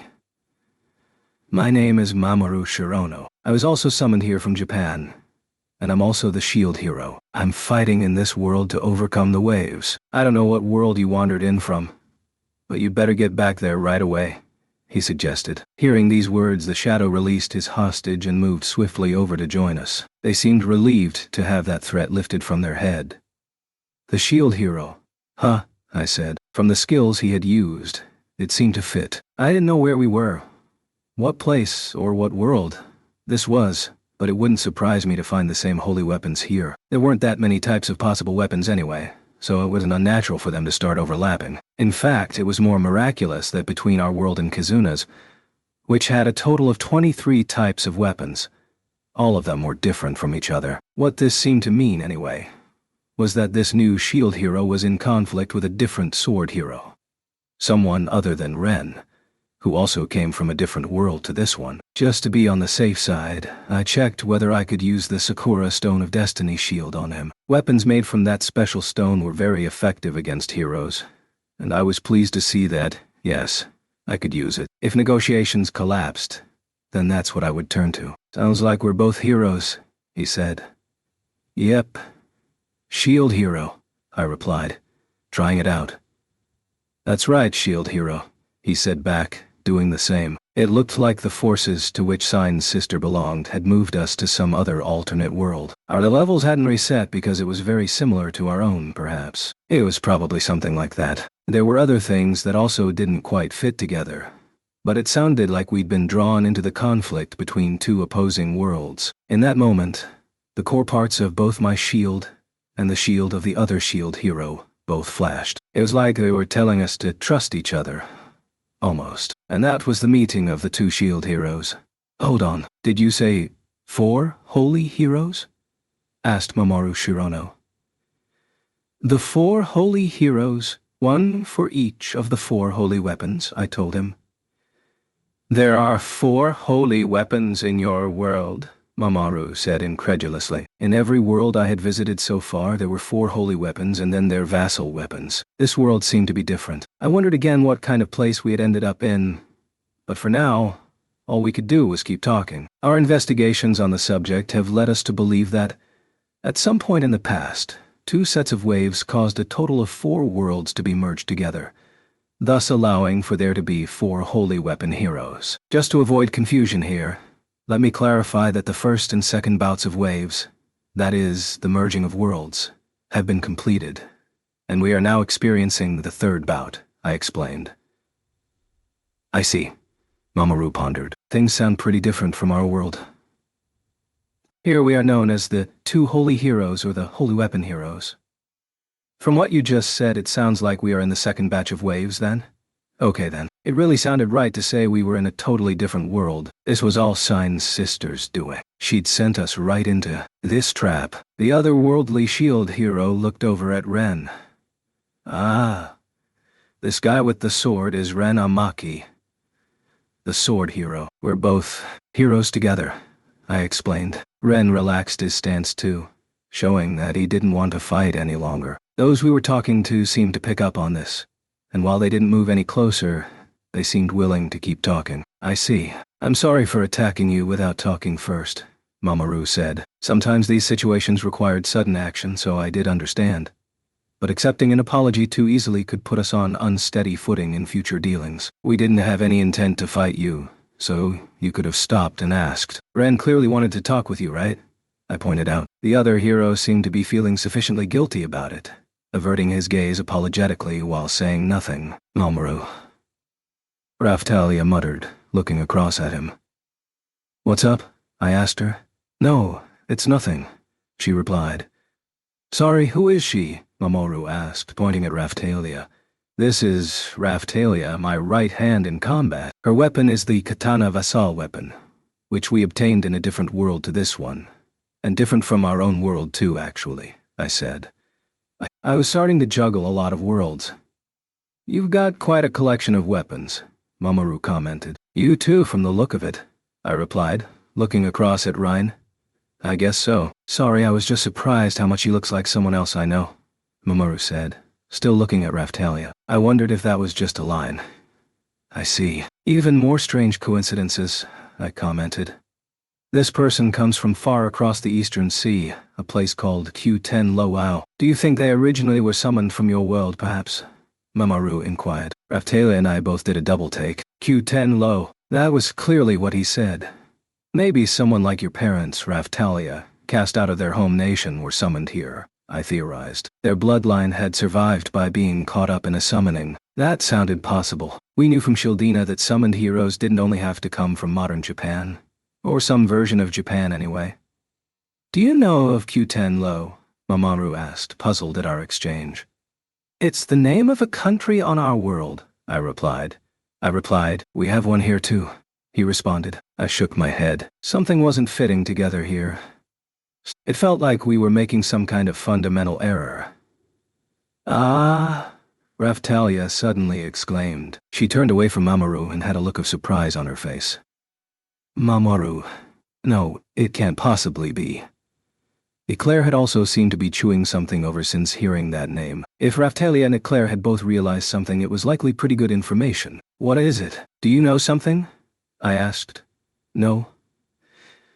It doesn't seem possible, Raphtalia said. You know everything that happened with Rishia, right? Nothing is impossible. We need to find out what's going on here. Ideas about what's possible only get in the way. Let me decide for myself if something sounds right, I told her.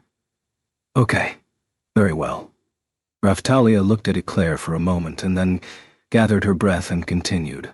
There are lots of fairy tales mixed into the legends of the 4 holy heroes. Some of them, dealing with the waves that caused the previous cataclysm, talk about an object of worship and the founder of Siltvelt itself, one of the most famous of the shield heroes. Well, his name was Mamoru. Chapter 8. Hero Worship. What? I immediately exclaimed in surprise, looking at the other shield hero. Just as Raphtalia had said, that seemed impossible to me. But power-up methods that we could only partially use, levels not resetting even after being transported, monsters that were meant to be extinct, and full and melty kind of recognizing the scenery. All of these mysteries suddenly seemed to make a lot more sense. What's going on? Mamoru asked. You are Mamoru Shirono, correct? From modern Japan? I confirmed with him. Yes, I would call it modern, obviously, he replied. Maybe you can understand this then. It seems highly likely that we're from far in your future, caught in a trap and sent back into the past, I explained. In other words, he pondered. Right. From my perspective, you're one of the shield heroes who came before me, tackling the waves long ago in my past, I said. At this revelation, Mamoru looked at us with disbelief on his face. From the future, he tilted his head. Still, seeing as we already know that being summoned to different worlds is a thing, jumping across time isn't such a stretch, is it? I said. I was pleased he caught on so quickly, but everyone else seemed to have not caught up yet. They were all looking at each other, tilting their heads and wondering what we were talking about. I had to wonder how we reached this point. The occurrence of waves that fused worlds together was also sending people back in time. This kind of timey-wimey tomfoolery could be very volatile. Anyway, can we prove it conclusively? Mamoru asked. Good question. Maybe if we could predict some future events for you, like in a movie or something. But in our time, all sorts of historical documents have been destroyed or disappeared. You're little more than a fairy tale character, so we've no way to tell you about anything other than large events, I explained. This would be the time to chat with someone who knew a lot about the legends of the 4 heroes. But thanks to the one who assumed the name of God, it was hard to tell if these things were facts or just fiction. What we can tell you, if you are the shield hero from our past, is that you'll eventually start a nation of demi-humans called Siltvelt, I revealed to him. Siltvelt, he said. The only way we can try to get you to trust us is by sharing whatever we know with you, I said. Okay then, Mamoru finally agreed. If you don't want to fight with us, we don't need to fight you either. Explain whatever you can. He paused again. One thing though, if you really are from the future, isn't there a chance that coming here will change whatever you go back to? That's the issue. If everything we're doing is already part of our past, including our coming back there, then we can do whatever we want, I said. The other choice was being able to do things like save people who should have died in order to make the future a better place. In either situation, we weren't going to get anywhere without more information. Tell me something. Predecessor, TBC, I said. Can you not give me strange nicknames? He remarked. Don't worry. Once we confirm the truth, I will remove the TBC. I just need you to understand that if you try anything violent, try to trick or trap us, or attack us for any reason, we're not going to hold back on you, I warned. I had to keep my guard up, but squabbling wasn't going to resolve anything. We needed to find out the truth of our situation first, and the only way to do that was to talk to these guys and the others in their village. I'm a shield hero too, remember, which means I know where to hit you. Try anything, and I'll hit you back 10 times as hard. You are very cautious, Mamoru replied. I'm looking to send more than my bones back to the future after all. I've encountered lots of problematic people in every world I've visited so far, I told him. Sorry about that, Ren said, dipping his head. I actually hadn't meant that one as a shot at him. I got too carried away to help, he said. Ren, this isn't about you. Stay out of this, I told him. When he heard all of this, a strange look came over Mamoru's face. I understand what you mean, he eventually admitted. nodding. It sounded like he'd experienced some of the same stuff. There are people who want to use the heroes for their own advantage, or who want to, as you put it, trick or trap us. Even the heroes themselves don't always make all the right decisions. Have you realized that the waves are running interference here too? I asked. Mamoru nodded. They understood it even in this era, and yet that information hadn't made it to the future. The vanguards of the waves had been doing their evil work too well, of course. I got caught up in all sorts of stuff when I was first summoned. There are nasty people everywhere, Mamoru said. From my perspective, the whole system was shot the moment they started relying on summoning people from other worlds, but I didn't want anything to bounce back onto me, so I kept that opinion to myself. In order to further understand the situation anyway, we decided to show Mamoru and his party back to our village. There definitely wasn't a village here before, Mamoru said, nodding as he looked around. The boundary line running all around it was clear proof that we were the interlopers here. Naofumi, welcome back, said Melty. Brother, everyone, you have returned, said Foal, the two of them spotting us and running over. Then they spotted Mamoru and his allies. They looked at me with questioning looks on their faces. Those weapons. If we're right about everything, makes him the Gauntlet's hero of the future, right? Mamoru asked. If we're right, I confirmed. Brother, who are these people? Foal asked. That's pretty complicated, I said. I proceeded to introduce Melty, Foal, and everyone else in the village to Mamoru and the others, and then I explained that maybe we had been sent into the past. Does anyone here know a lot about the Shield Hero legends? I asked. That might lead to some more clues.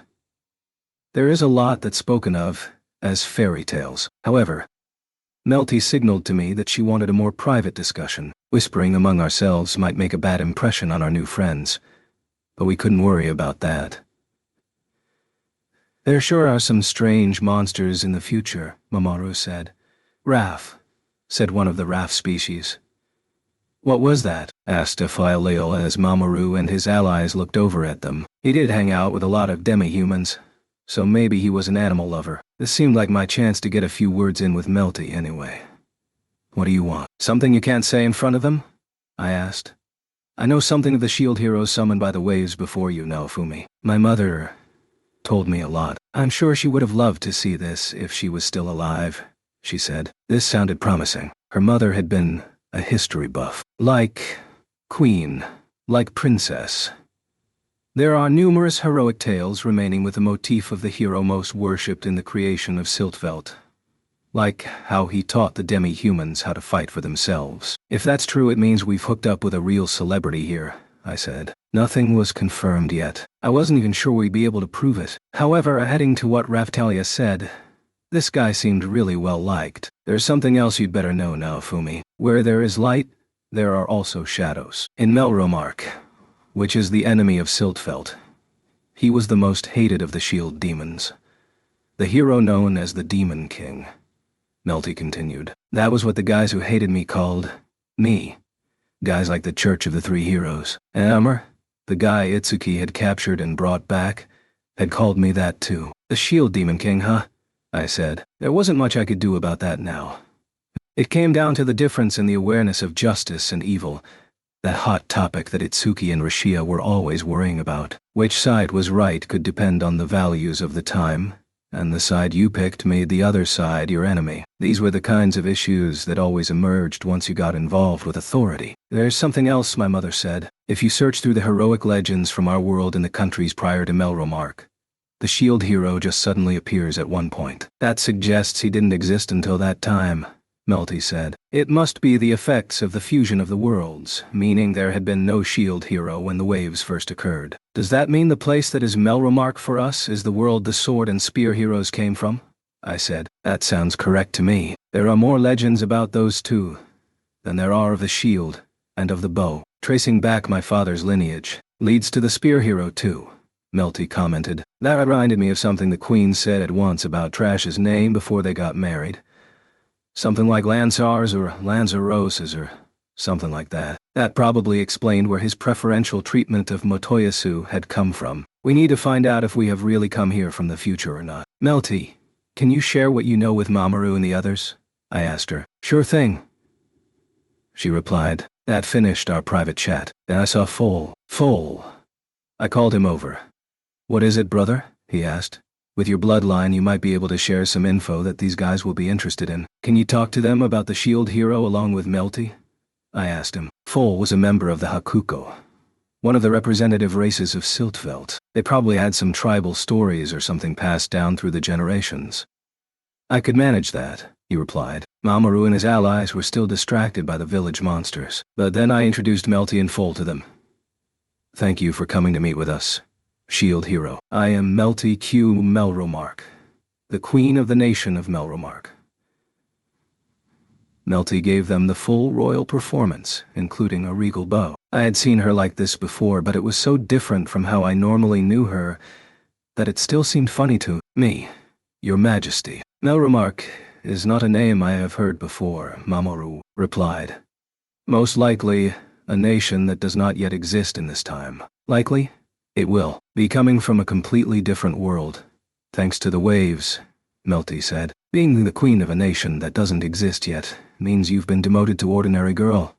Melty, I quipped from the sidelines. She gave me an elbow of considerable force right in the side, which also wasn't very regal. Also, unfortunately for her, I was the shield hero. It didn't hurt me at all. Probably not the best impression to make in front of guests, though. Mamoru already looked perplexed by this interaction between us. And this is Foal, the Gauntlet's hero. He is one of the most knowledgeable people in our village on the topic of Siltveld, I continued, introducing Foal to Mamoru and his allies. Archduke Naofumi Iwatani, who we know as the shield hero, has explained the details of the situation to us, Melty said, continuing with her sickly official persona and continuing the discussion. She even put Archduke in front of my name. It was nice to feel noble sometimes. I was getting goosebumps. I can only hope that this works, but we will be able to share with you some stories from our time of the shield hero. I would like that very much. We also wish to confirm the truth of this situation, Mamoru said. The discussion was led by Melty and Foal. We started to talk about the shield hero with Mamoru and his allies. The basic outline was pretty simple. Mamoru was summoned as shield hero to the ancient nation of Siltveld, the weakest nation in the land. He taught them how to fight, took on the waves in order to save the world, and after many struggles and hardships, he secured the continued existence of the world. The part about teaching demi-humans to fight probably wasn't that difficult to do, considering the hero's blessings he would have been able to offer. Still, he had faced tribulations along the way, but there simply wasn't time to share all of the stories in detail. I was actually somewhat interested, but there was no way of telling if they were true or not. In particular, there were things that hadn't happened here yet. Angered at the invasions by other nations, shield hero Mamoru combined his strength with his allies to drive off. Melty continued. There are plenty of records of that in this time, Mamoru said. So that is true, Melty confirmed. Yes, he replied. Okay, moving on. It is said that ancient Siltveld was comprised of those who learned how to fight from the shield hero. The four main races that benefited from this were the Hakuko, the Aotatsu, the Shusaku, and the Genmu. The Gauntlet's hero here with us is a member of one of these races, the Hakuko, Melty revealed, pointing at Foal to direct attention to him. Hakuko? Mamoru said, puzzled. You don't have that race?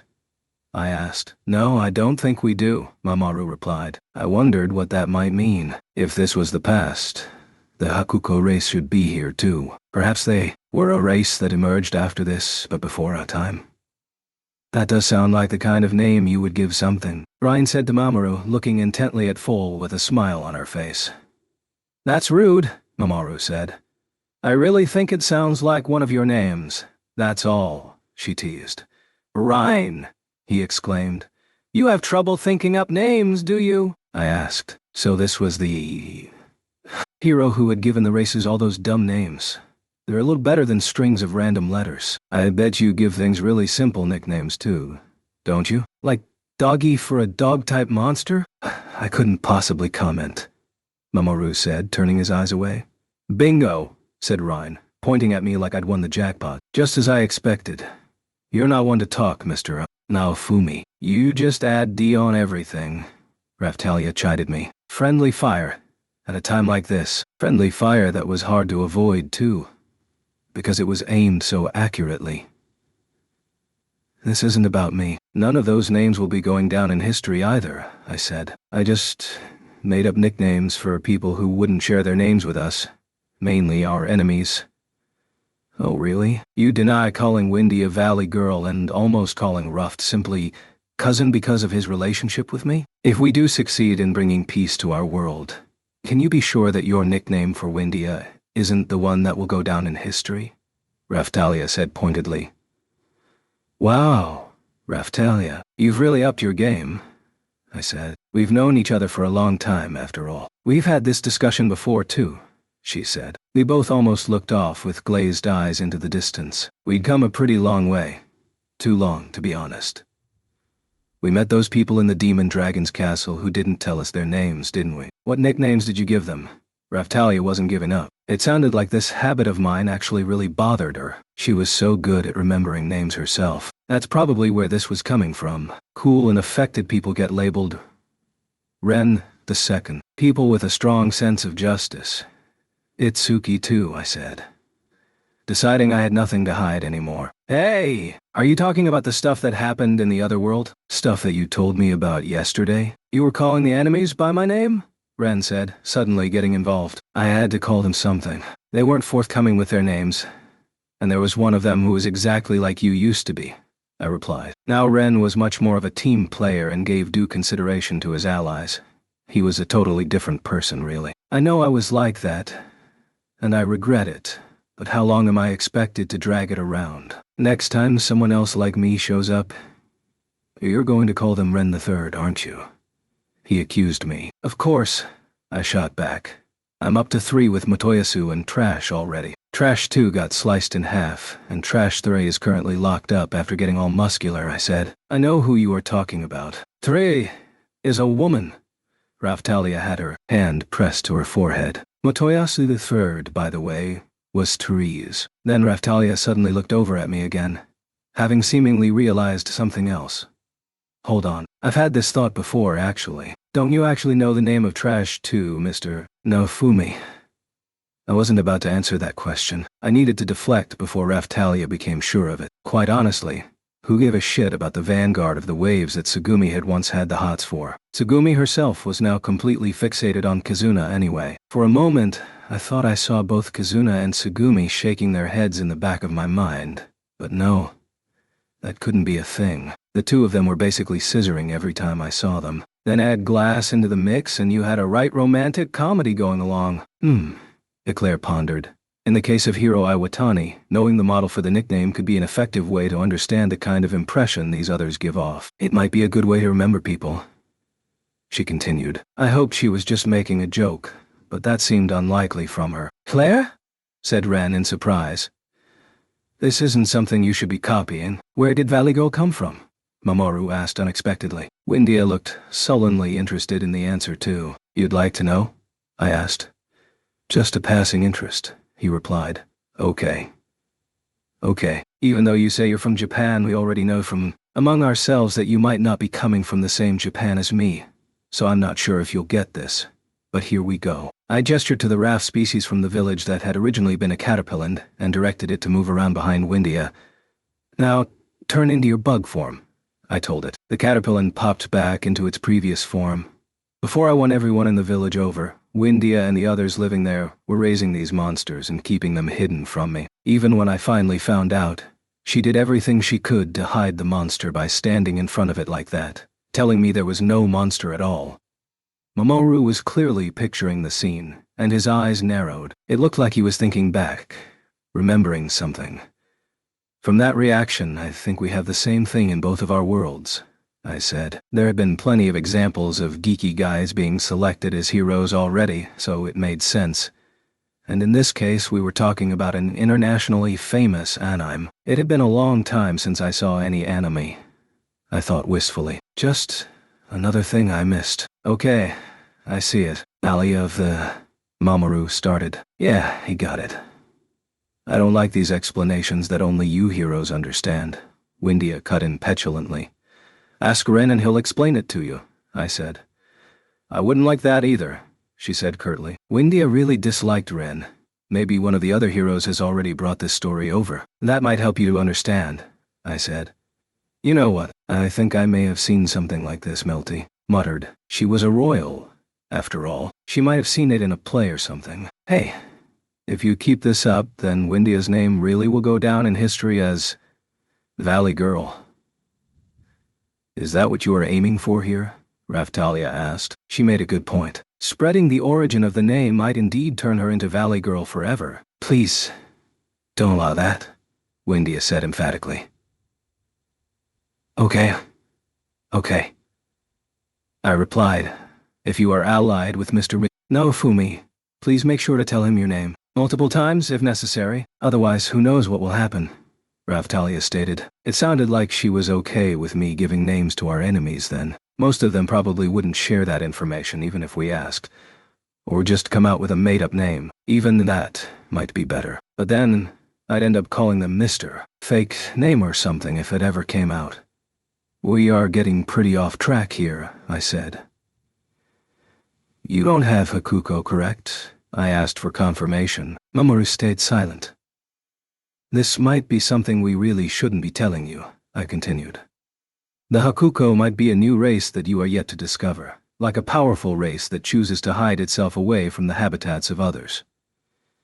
There are stories like that too, Melty said, stepping in to back me up, perhaps like Hengen Muso style, pushed to the brink of extinction by the effects of the vanguards of the waves, but somehow just managing to cling on. This was all still just supposition, of course. They might also be in a country like Qtenlo that sealed itself off from the outside world, or might literally be sealed off somewhere. Maybe Mamoru would meet them at some point after this and win them over. Or maybe they were refugees, using the waves as a means to cross to this world. The waves had warped history so badly it was hard to uncover the truth any longer. I'm still not sure I believe any of this, Mamoru said. The name sounds so much like one of yours, Mamoru. I believe it, Ryan said brightly. We aren't going to get anywhere without a little trust, and you don't seem to want to fight. To be honest, I thought maybe you were going to just mob us, Mamoru admitted. But yet, if we were invaders, that might have been a tactic we used. If we used everyone we had here to launch an all-out attack on just Mamoru and the allies he had with him, we might have been able to win. I could say the same thing to you, I countered. Indeed. I've decided that we'll accept you as our guests and cooperate with you however we can. We need to find a way to get you back, Mamoru said. Okay, I said. One more thing. Those monsters with wings on their backs, who are they? Mamoru asked. Huh? The Philolials, I replied. Is that what they're called? Mamoru said. He was looking at the Philolials, furrowing his brow. He seemed pretty interested in them.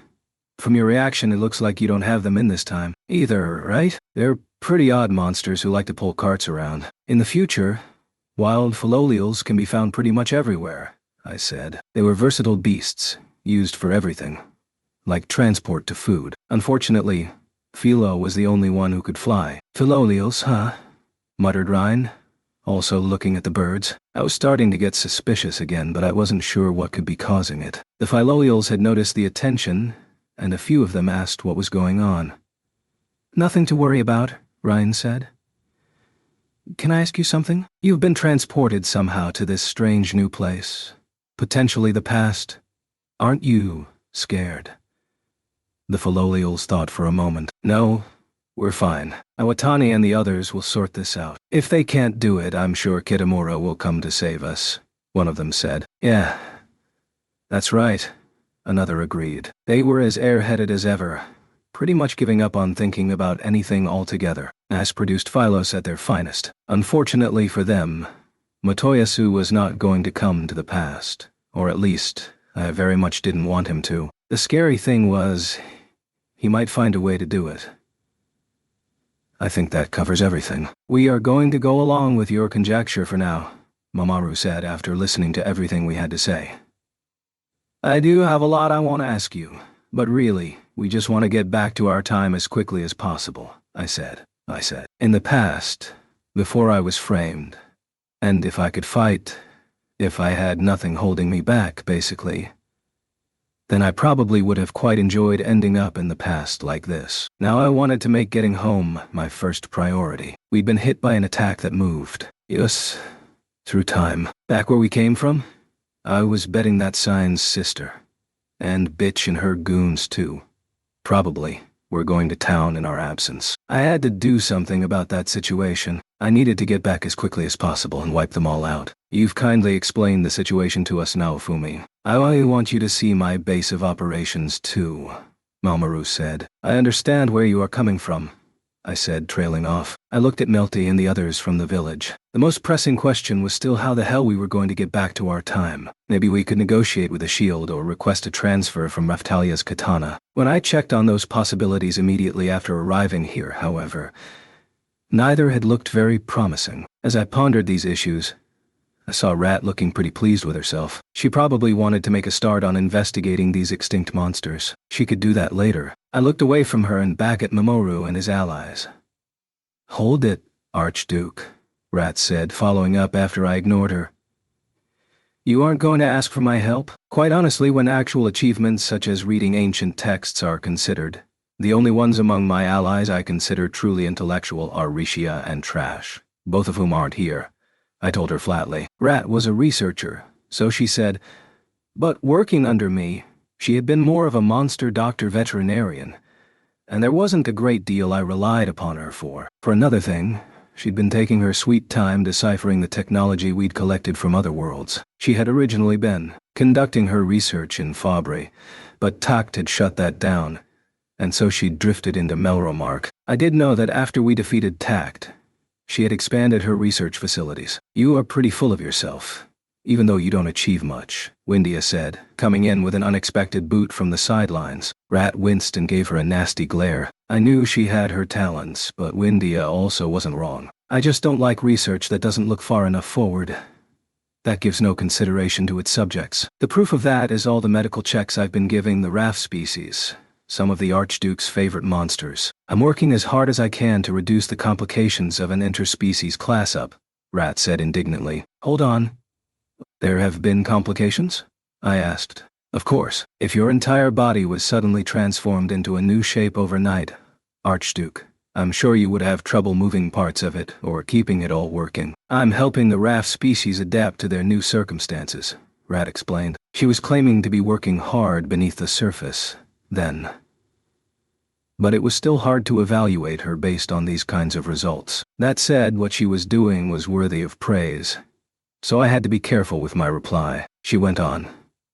I've also been keeping an eye on the technical stuff you've been asking other people to handle, Archduke. The texts translated by the projectile weapon hero, the Ivired girl, have passed through my hands too. And the reports on the pieces you've been bringing back from other worlds. She was starting to sound like a jack-of-all-trades. Maybe I should have been calling her Rishia too. She specialized in monster-related stuff, but seemed to actually know a reasonable amount about other stuff too. You must be aware, Archduke, that alchemy requires a wide base of varied knowledge. You have your own skills, after all, such as accessory making and cooking. So you understand, Rat said. She did have a point. The demon dragon blood I had used in the cooking, for example, was more a magical material if you were going to categorize it. Rat had specialized knowledge, so she clearly thought this was her time to shine. Raff! Came a gaggle of calls. The Raff species monsters clustered around Rat. I guess this meant it was okay to trust and rely on her. The monsters trusted her second only to me, after all. I would like to see how she reacted to the demon dragon. That was for sure. If the Raff species are vouching for you, I guess I can roll with it. What have you got, Rat? I asked. I'm not sure I like the way you're asking, Rat said. I have some resistance to the Raff species recommending this. Are you sure you want to proceed? Raftalia asked. Neither of them seemed that happy, but Rat herself had asked me for this. Raftalia, we'll discuss this later or we're going to get distracted again. In the first place, do you think Rat can't be trusted? I asked her. No, of course not. She performs health checks for everyone, and I think we can trust her, Raftalia replied. That settles it, Rat. We're going to search with you for clues, okay? I said. It's not my specialty, but I'm the biggest brain you've got around here, Archduke, and I'm very interested in this world of the past, Rat said. So that was what she was really after. A researcher like Rat was clearly going to react to having all these extinct monsters around. She wanted to get materials on them, no matter what that took. We'll take you along then, Rat. But we need to firm up the defenses of the village too. If we go out in force and fall into a trap, it will be hard to escape, I said. You still don't trust us? Mamoru asked with a frown. I didn't say that, I said cautiously, but quite obviously, believing anyone too quickly could only lead to pain. As your predecessor as the shield hero, let me remind you of something. What is the shield's power-up method? Trust, Mamoru said. I grunted. He certainly knew where to place his punches. The shield power-up method could raise abilities through trust and being trusted. Trust itself could become power. In some respects, the shield hero could be called the hero of trust. I understand, but I only survive by being careful, I told him. Just how dark are things in the future? Mamoru said, shaking his head. It's like being told that everything we're fighting for here is meaningless. I couldn't comment on that. I had no way of rating the difference his actions were making. We didn't even know how many years in the past we were. It certainly wasn't 10 or 20 years. We were talking hundreds of years here at least. Considering the lack of records, it could even be thousands. How many years ago was the founding of Siltvelt anyway? I seem to recall hearing a number, and it had been pretty long ago. I don't think we need to worry too much about that, Ryan said, giving what seemed to be a typically cheerful reply. I'm not suggesting hostages, but why don't we have some of our allies remove their weapons and stay here in the village? That should give you some insurance, Ryan suggested. Some of Mamoru's allies immediately put down their weapons and put up their hands. I can do that, said the guy whom the shadow had taken hostage. One wrong step and he would have been dead, and here he was, offering himself as a hostage. That was how much he believed in Mamoru. How does that sound? Mamoru asked. Fine then, I eventually said. If they were going to these lengths, it didn't seem like we had much choice. Naofumi, I'll go with you too. I'm a representative of this world. I can just hide back here, Melty said, in a rare proactive moment. She still had to be feeling considerable distress with Philo not being here. I guessed it was her royal colors showing through. Or do you think you will be unable to protect me? She asked pointedly, questioning whether I would be able to protect my queen or not, almost like a threat. I wondered if I should take that as an example of how much she had grown. Or maybe an example of how Trash's education was pushing her development in unexpected ways. Okay then, fine. Fine. Ruft, you and Fall can take over from Melty in managing the village, I commanded. Okay, Ruft said brightly. I honestly would have preferred to leave Melty here with them, but that wasn't the situation we were in. Ruft could look out for the villagers in Melty's stead, I was pretty sure. Everyone under my command was getting pretty mouthy in their old age, I thought, shaking my head. I just hoped they could back that up with action. Melty, you'd better stay close to me at all times, I told her. Of course. Being close to you is the safest place to be anyway, she replied cheekily. Hey, Melty, no fair, Keel protested, pointing accusingly at Melty. Don't start, I warned them. We don't know what's going to happen here, so I need you guys to just keep protecting the village while you wait for us to return. We won't be gone for long. Don't worry, I told them. I shall also accompany you, said the shadow, giving a salute to Melty. He could definitely prove useful, for both spying and protection, so I had no complaints there. Sign didn't speak, but she seemed very interested in the hero with the same weapon as her, and clearly wanted to come along. Even if I told her no, she would probably ignore me, so I decided to include her in our numbers. That meant it would be me, Raftalia, Rafchan, Melty, Rat, Sign, and the shadow leaving the village again. Not the usual lineup of faces, I had to admit. There being no Philo, the shadow being out in the open, and Rat leaving her lab were all standout features. Eclair had wanted to join us, out of worry for Melty, but eventually she decided to remain behind for Ren. Let's go, Reen, the sewing kit hero said. Then Mamoru and Ryan both sent us party guidance. There were also limits to consider on the number of people they could teleport. Jumping needle, said Ryan. Portal shield, said Mamoru. Everything flickered around us, and we moved into what looked like a castle courtyard. Chapter 9. Ancient Siltron. I looked around to see plenty of human activity, but the building itself looked older than Melromark and seemed to be under repair due to battle damage. Where are we? I asked. Siltran. This is the nation that summoned me, Mamoru said. Ancient Siltran, right? Commented Melty, providing some useful additional information. I've read about this in ancient texts, the country that came before ancient Siltveld. I wasn't sure how to express it, but the castle seemed smaller. More cozy when compared to Melromark and Siltveld. It probably meant that Siltveld had become more flashy and bigger as history continued. So this is what it looked like. From what I can see here, it looks like Vanira construction. But hold on. Something is a little different, Melty continued, tilting her head. I wondered what she was thinking. And to be honest, I didn't know what Vanira construction was. This castle isn't here in the future, Mamoru asked. Much has been lost to conflict, Melty reported. I'm sorry to hear that, he eventually said. This was probably just the vanguards of the waves again, working behind the scenes to ensure such assets didn't remain for future generations. I was getting sick of hearing such stories myself, but I also thought that maybe we shouldn't be sharing such tales of a dark and gloomy future with these people. They were going to have trouble getting out of bed in the morning if they knew the nation they currently lived in wasn't going to make it into the future. Still, there's something about all this.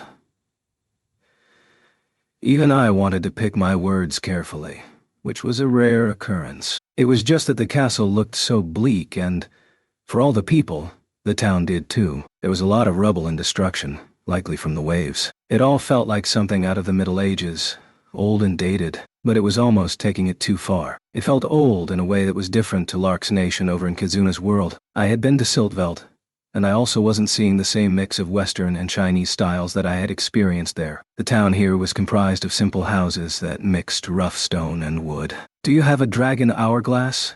Melty asked. Yes, in that building over there, Mamoru replied, pointing to a building in front of the castle. Placing the dragon hourglass in the vicinity of the castle was definitely a theme in this world. That would at least let me line this location up with the future.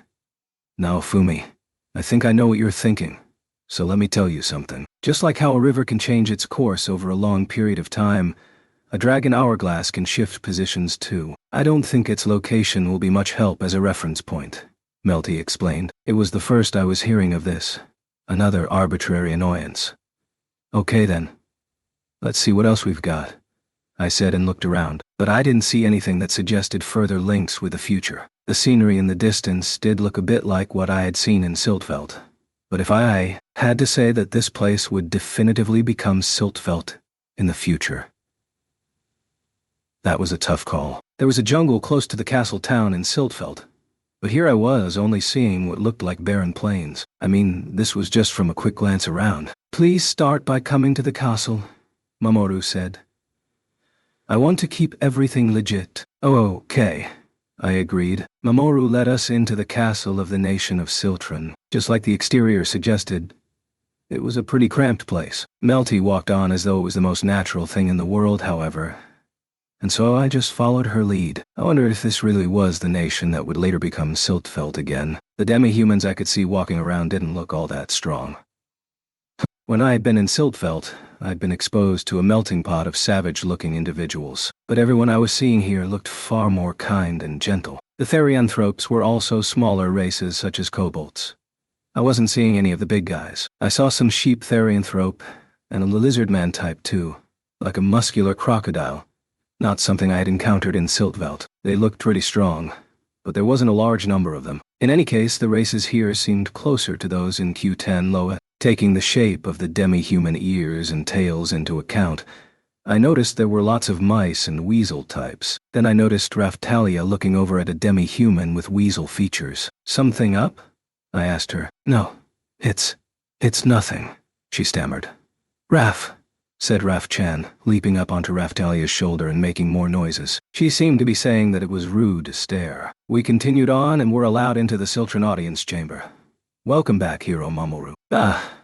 We were welcomed by a sheep Therianthrope. It was wearing a coat and tails, making me want to make an impromptu crack about a mutton butler for some reason. I was also very distracted by the bleeding noise, but I decided to let that one go. Whatever's going on here, Hero, who are these people with you? It seems they are heroes from the future, sent to this age for as of yet undiscovered reasons, Mamoru explained. What? Ah, said the sheep. This is one of the ministers of Siltran, Mamoru explained to us. What about the king? I asked. He recently passed away, I'm afraid, due to the betrayal of our castle magician, Mamoru said. The king was a good man. I frowned as soon as the word betrayal came up. I wondered why there was so much of that in the world. So my friend here has taken on a lot more of the detailed public duties, Mamoru continued. I do whatever I can to aid the shield hero Mamoru in his defense of the nation of Siltran, in place of our departed king, the sheep explained. You make it sound like Mamoru is basically the king now, I commented. Not the king, but a representative, maybe. I'm supported by so many other people, though. I'm just more like window dressing, Mamoru said depreciatingly. Maybe a bit like the position you hold in Melromark now, Fumi, Melty said. You need anything? The minister here should be able to arrange it. Mamoru turned back to the sheep. How about we start with some maps, our nation and others? He suggested. Very well. I will arrange for them at once. Bah, the minister said. Maps would be a big deal. Learning the terrain would be super useful for all sorts of reasons. If they were willing to show them to us, I wasn't going to turn them down, but I wondered at their security. I wondered why they would give such information up so easily. Please, take a look. Heroes from the future, the mutton minister said, having ordered his underlings to bring in maps for us. I spread a few of them out. I had been paraded around inside Siltfeld, so I had some idea of the lay of the land. The nations had different names. The locations of towns and villages were different, and the actual size of a nation was smaller too. But I did recognize the mountains and general terrain. When I looked at the world map, there was something I had no idea about. It did feel similar in some places, though. Melty was taking a look too, and was looking just as baffled as I was. So this was the world prior to being fused by the waves. At some point in the future then, the first world and second world would merge to create a third world. There was an island called Qtenlo in the east, so that was a definite commonality. But on these maps, the shape of the island itself was not depicted. It was more just supposition that the island was located there. Something I'd like to ask about. This magician who betrayed you. Tell me a little more about that, I said. A worm who took the head of our king as a prize to our sworn enemy, the massive nation of Piensa, Mamoru explained. I guess scum like that can be found in any age, I raged. He asked me and the king to save the world from the waves, begged us, and then turned around with this betrayal. To be quite honest, I would love to find some way to punish him, Mamoru admitted. It almost sounded like he was asking for my help with that. That was a topic I could actually get behind. But I also wasn't in the market for another revenge quest at the moment. The scariest part is that we don't know when they will attack, just that it is coming, Mamoru continued. We have you though, Mamoru, so we'll be okay, Ryan added. It sounded like his enemies thought quite a lot of his abilities then. They are a big nation, and they try to solve everything with strength. They claim to be free from discrimination. But that's just a claim. They believe that their national view of justice is the justice of the world. That sounded a lot like Shieldfrieden. I'd only heard about it secondhand from Melty and Trash, but they talked about their ideals of freedom while wielding tight authority over their people. That made sense. It was the nation ruled by the Aotatsu race, one of whom we had encountered as part of Takt's retinue. She had been seriously warped as well, triggered so badly by defeat, it had been difficult too. Watch. They have vast lands and yet always want more, believing that the hero is more suited to their own nation, Mamoru explained. And they are now trying to wipe you out. After you wouldn't do what, they asked. Ryan said. That's right, they sent assassins to try and kill me countless times, Mamoru admitted. At that comment, Melty gave me a poke in the ribs with her elbow, telling me she needed to talk privately. Historically, Piensa is described as a tyrannical nation that often attacked others. In the end, they were defeated in a war with Siltveld and wiped out, she told me. Based on that final result, it didn't sound like something we needed to get involved with. So what next? Are you going to let us use that spot for our village, so long as we help you with your revenge? I asked. I've no intention of asking you to help with our war efforts, Mamoru replied. I hope that's the truth, I said. Still not sure about the guy. Of course it is. However, you are going to need to be careful. If it gets out that we have a second shield hero now, that could bring trouble down on you and your friends, Naofumi. Your village is in a bit of a hotspot, to be honest, Mamoru told us. Hotspot how? I asked. We were in the region because we highly expect the enemy to attack from there, he said. I took a moment to consider that. It sounded like our village had popped out right between Siltran and Pienza.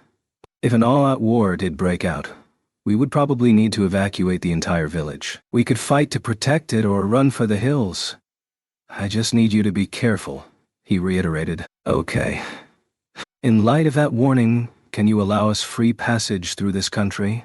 I asked. I'll set that up, he said, giving orders to the mutton minister to prepare the paperwork. We don't want to rile up Pienza unnecessarily, do we? I'll make sure everyone, Ren and Foal included, doesn't spread around the fact we are heroes. That should help to keep all this quiet, I said. That's a good idea, Mamoru agreed. That does leave the question of exactly what we should be doing next, though. I'd really like to find a way to get back to our time period, but I guess ideas for time travel aren't going to just pop into my head, I said. I could really use a time-traveling car around now. Over in Kazuna's world they had the ancient labyrinth library. A really convenient resource at times like this. I almost wouldn't be surprised if we found freaking DeLorean plans in there somewhere. Archduke, I would like to take this opportunity to start surveying our surroundings if you agree, Rat said. Maybe check and see what materials you can find here in the castle first, I suggested. Okay, good idea, she replied. We have someone most talented here who might be able to help with that. I will make the introductions, Mamoru said, looking over at the mutton minister again. A fine idea. I'm sure she will be a great help to them, the sheep bleated. I am afraid, however, that such a meeting will have to wait. She only just departed the castle. We missed each other, Mamoru said. Correct, the sheep confirmed. Who are we talking about? I asked. Someone most talented, huh? There was a phrase that tickled me the wrong way. An excellent researcher, most intelligent. Someone we could not do without, Mamoru replied. She's also the whip hero. That only made me think of tact, which I really didn't like. We had managed to save the whip 7-star weapon from him in the end, and I was still hoping it would choose someone in the future. I guess she wouldn't like it if we just go check out her lab, I said somewhat hopefully. Before I got an answer, however. Mamoru, welcome back. A horde of demi-human kids poured into the throne room, all shouting happily. I did a double take just to confirm it, but yes, they were all kids. They all looked at us and started talking at once. Hey, who are these people? They look like humans. This one looks a bit like Mamoru. You think? He looks scary. I think he looks kinder than Mamoru. The kids were staring especially hard at me. It made me uncomfortable. To be honest, I lifted my chin a little to highlight my arrogance. I didn't need more kids getting attached and annoying me all the time. Did he just say, Naofumi looks kind? Melty quipped, clearly unable to resist. Not overflowing with ambition, Rat added. I am surprised, too. Even the shadow got in on it, all three of them looking at me with puzzled looks on their faces. I had to agree with them, though. It was hard to understand why any of these kids would say I looked kind. He's got Mr. Naofumi pegged already. I'm amazed he saw that so quickly, Raphtalia said. Raf, agreed Raf-chan. Sine said nothing, but I could tell she was on their side in this. Unfortunately, it was the wrong side. Raphtalia, do I look kind to you? Really? I asked. You don't look kind. It's more your heart, she replied. Her explanation only made me feel worse about the whole thing. I did have that side to me, though. Almost childish. To pay back whatever I got. I knew what this was, anyway. It had been the same in Siltfeld. The modifiers on the shield holy weapon had an effect that made demi-humans and therianthropes instinctively consider me their ally. A little girl with cat ears moved over to me, tilting her head. He has kind eyes, she said. Kind eyes like a wild animal? I asked. I didn't need more annoying kids in my life. That must be true. If Shan is saying it, she doesn't like anyone, said another one of the kids. They all started to crowd toward me. I wanted to fend them off with a stick. You don't even know me. Stay back, I said. Look at him. He's trying so hard to play tough. One of them laughed. What's that, you little snot-nosed? I started in on the kid. Mr. No, Fumi, please don't get so angry. They are just children, Raphtalia chided me. It looked like even in the past I was going to have to deal with annoying children. I hated this. They have a point. I do see you trying so hard to be brash and tough when I actually spend time with you. I actually understand what they mean, Melty said. I swore to myself that she would pay for that later. Raph? Said Raph-chan. Wow, what's this little thing? One of the kids said. It's so cute and fluffy, said another. Raph, said Raph-chan happily, giving them a charming twirl. The kids immediately got a bit grabby with their stroking of her. But Raph-chan could take it. This was my chance to establish the cult of Raph-chan in the past, so her name would truly go down in history. Mr. No, Fumi? Raphtalia said suspiciously. Any more thinking like that, and she would definitely realize what I was up to, so I looked over at Mamoru instead. These kids lost their parents in the war. I've been taking care of them, he told me. I gave a whistle. So, he was charitable too. I couldn't compare with that. Actually, my village was pretty much the same thing. These kids would probably get along well with Keel and the others. I've seen this lady before. Oh? Are you someone else? One of the kids said to Raphtalia. A few of them seemed to be mistaking her for someone else. Right? About that. I'll need to make those introductions too. Mamoru started. Of course. The one from Q10 Low who looks like Raphtalia. I'd very much like to meet with her, I said. I know. We'll have to track her down, Mamoru replied. You can't just call her here? I asked. Unfortunately, we don't have such a close relationship. Quite a lot happened there too, Mamoru said. She still doesn't really trust Mamoru, Ryan explained. We are trying to be friendly with her, but there seems to be all sorts of reasons holding her back. She's pretty serious about things and seems more stubborn than your own right hand now, Fumi. Even as she talked, the kids were still buzzing around us. Kids, we can't talk with you all here. Run along now, Mamoru said. We just want to listen, one of them said. Mamoru put his finger to his lips, paying no attention to their complaints. The kid called Xian had a clouded expression on her face. It felt like there was something else going on here, and I didn't like it. More unwanted suspicions. Her expression looked like Keel's when she was ready for a fight. Okay, see you later. The kids finally accepted it and left, saying goodbye, all waving eagerly. I gave them a half-hearted wave in return. And then they were gone. Sorry if you think we've wasted your time. I'll make sure to introduce you if you can give me a little longer, Mamoru said. No need to worry too much. We just turned up so suddenly. You can't be expected to be ready for us. It looks like we're going to be here for a while anyway, I told him. We really had to find a way to get back to our time. And that wasn't going to be easy. Sooner or later, we were going to find all sorts of information. Another reason for coming here is to register our weapons with the Dragon Hourglass. That will let us confirm the time before the next wave, I said. The information I was seeing in my field of view was still unclear. We're here because of Sign too, I said, looking at Ryan. You have the sewing kit vassal weapon, right? Can I ask you some questions? Go ahead. What do you want to know? How I met Mamoru, or about my own world? Maybe about what tastes good in this world? She replied with a barrage of questions, making it hard for me to find the timing to reply. I also wondered why food was coming up. First, about your world. We need to confirm that it's the same one Sign came from. If you have vassal weapons, you must have holy weapons too. What are they? I asked. Okay, good question. The holy weapons, if you can really call them that in my world, are the armor holy weapon and the ring holy weapon, she replied. Armor and ring, I confirmed. They didn't sound like weapons. Armor was defensive, and a ring was an accessory. I looked over at Sign to see her twitch and turn away from me. Looks like that's a match, I commented. Well, well. Not sure I like hearing that my world has been destroyed, Ryan said, frowning, clearly distressed by not saying otherwise. I've heard others from your world say, well, a lot, I commented. Is that a thing where you come from? I don't think so, Ryan replied. Maybe it was just subconscious, a common speech pattern on their world. If they were related, I'd certainly had never seen Sign pop out wings like that. What kind of weapons do armor and a ring make then? I asked. I thought for a moment about Itsuki's former underling, who I already called Armor. That's why he came to mind. The ring is a weapon compatible with pretty much any ring you can find, and it mainly specializes in magic. The armor is like the shield. For defense, she said. The basics all sound the same, I said.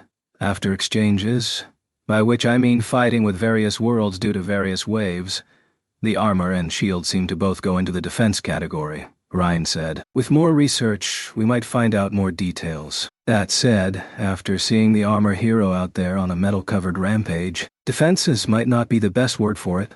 A rampage? I asked. Even if he was fully armored, completely protected from monsters or human attacks, I could only imagine him fighting in the same kind of way as me. I wondered how a guy in armor could go on a rampage. I think it's a pretty convenient holy weapon. He can fire off the gauntlets and give foes a good whack too, Ryan said. The armor immediately transformed into a robot in my mind. It sounded like some kind of rocket punch. I've never seen it do that, Sign said, shaking her head. The armor hero Sine knew about probably didn't use the rocket punch then. They were the same as you, Naofumi, she continued, specializing purely in guarding. I said. Sine nodded.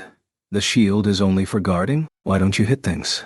Mamoru asked. Everyone from my side of the room looked at him in surprise. All his question did was give me questions for him. What are you talking about? I asked.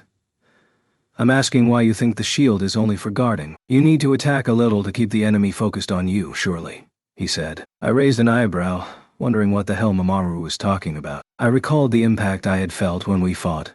Maybe that's what he meant. Naofumi, why don't we just show them how powerless you are? Melty said tauntingly. We had Raftalia, Raf-chan, Melty, Rat, Sign, and the Shadow here. So what was the best way to explain this to Mamoru and the others? How about we have the Shadow turn into someone else? Say, Tact, and let me whack him, I suggested. Oh my, you want to punch me? The Shadow said. Why are you getting emotional now? I asked him. I'll look like a real villain if I punch Melty. Nope, nope, nope, said the Shadow. I wondered where that came from. He should transform and let me hit him. Ha! Your attacks can't even tickle me, Naofumi, Melty taunted. Oh, you think so? I guess this will be easy to understand. Anyway, I admitted. Hey, what are you talking about? Mamoru said. It sounds like you were about to punch her, Naofumi. Just watch, I said. Melty was offering her cheek to me, daring me to hit it. So I proceeded to do so. Mamoru and his allies watched open-mouthed. As toothless as ever, Naofumi, Melty taunted. As expected, Melty didn't have a scratch on her. Level would be a factor, but she really was uninjured. I'll remember this, Melty, I said as she continued to taunt me. I've still not forgiven you for all the mockery in the past, she replied. I still can't tell if they get along or not. That's Mr. Naofumi and Melty, I guess, Raftalia said. I honestly feel bad for the Archduke, Rat commiserated. I'm amazed he has survived this long. I couldn't believe it. Someone driven out of there. Research by that punk Tact was taking pity on me. Shut up. Don't look at me with pity in your eyes, I said. I really didn't need my allies feeling this way about me. I would make them pay for this somehow. That was for sure. I'm sorry, Mr. Naofumi, but just who are you fighting with? Raftalia asked. Anyone who would dare to look at me with pity, I spat back. That's a lot of folks to fight, Melty chimed in. I didn't need her feeling that way, especially not her. I needed everyone to stop looking at me with pity. I was not pitiful. Are you seriously telling me that the shield hero can't attack in the future? Mamoru asked. Yes, it's as you just saw. Your reaction seems to suggest that things are different for you, I said. Mamoru gave a nod. As I suspected, those attacks he had performed on me could actually cause damage. I did feel a bit of an impact. Is it limited to skills? I asked. No, just a big whack with the shield will cause damage. Nothing compared to the numbers my allies can put out. But still. Mamoru responded. Mr. Naofumi, are you maybe just doing it wrong? Raftalia asked. I definitely can't cause damage, I replied after a pause. That had been proven when I started out with Bitch, attacking that balloon. If I couldn't fight with my hands, I thought, how about with the shield? I'd tried that too, of course. Even that didn't cause any damage. Even recently, I would sometimes whack a monster with the shield and I'd never seen it count as an attack. No matter how my attack value changed, it never made any difference. Any rare unlock bonuses only increased it by 1 or 2 points. Nothing more. I'd been without the shield for a while too, meaning it had been a while since I had any chance to work on it. I felt like rapping on the front of the shield. My predecessor Mamoru was allowed to attack, but I wasn't. Should we have told them all of this? The shadow asked in a quiet voice. I knew what he meant, but it was fine. We had plenty of methods of attack. If they tried to pull something now because they knew I was unable to attack, we'd just show them the error of their ways. Melty had taunted me with an understanding of all these facts. Putting this in game terminology, I guess it's like differences in build or status, Mamoru said. That's about right. Could just be the shield spirit mucking us about, I replied. Many online games allowed players to distribute their stats however they liked. Under those terms, I was a build specialized for defense, giving up on putting status on attack completely, while Mamoru was a balanced build also capable of attacking. I would ultimately win when it came to pure defense, but in terms of flexibility in battle, Mamoru's build had its advantages too.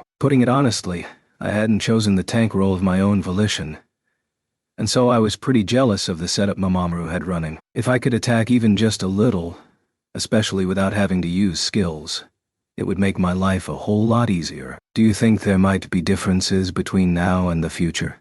Mamoru asked. In the future, the bow hero can use guns as well, I said. The applicable range might expand over time, from bow to crossbow, and then crossbow to guns. Ren's sword could copy a katana too. Motoyasu could copy almost anything with a long handle.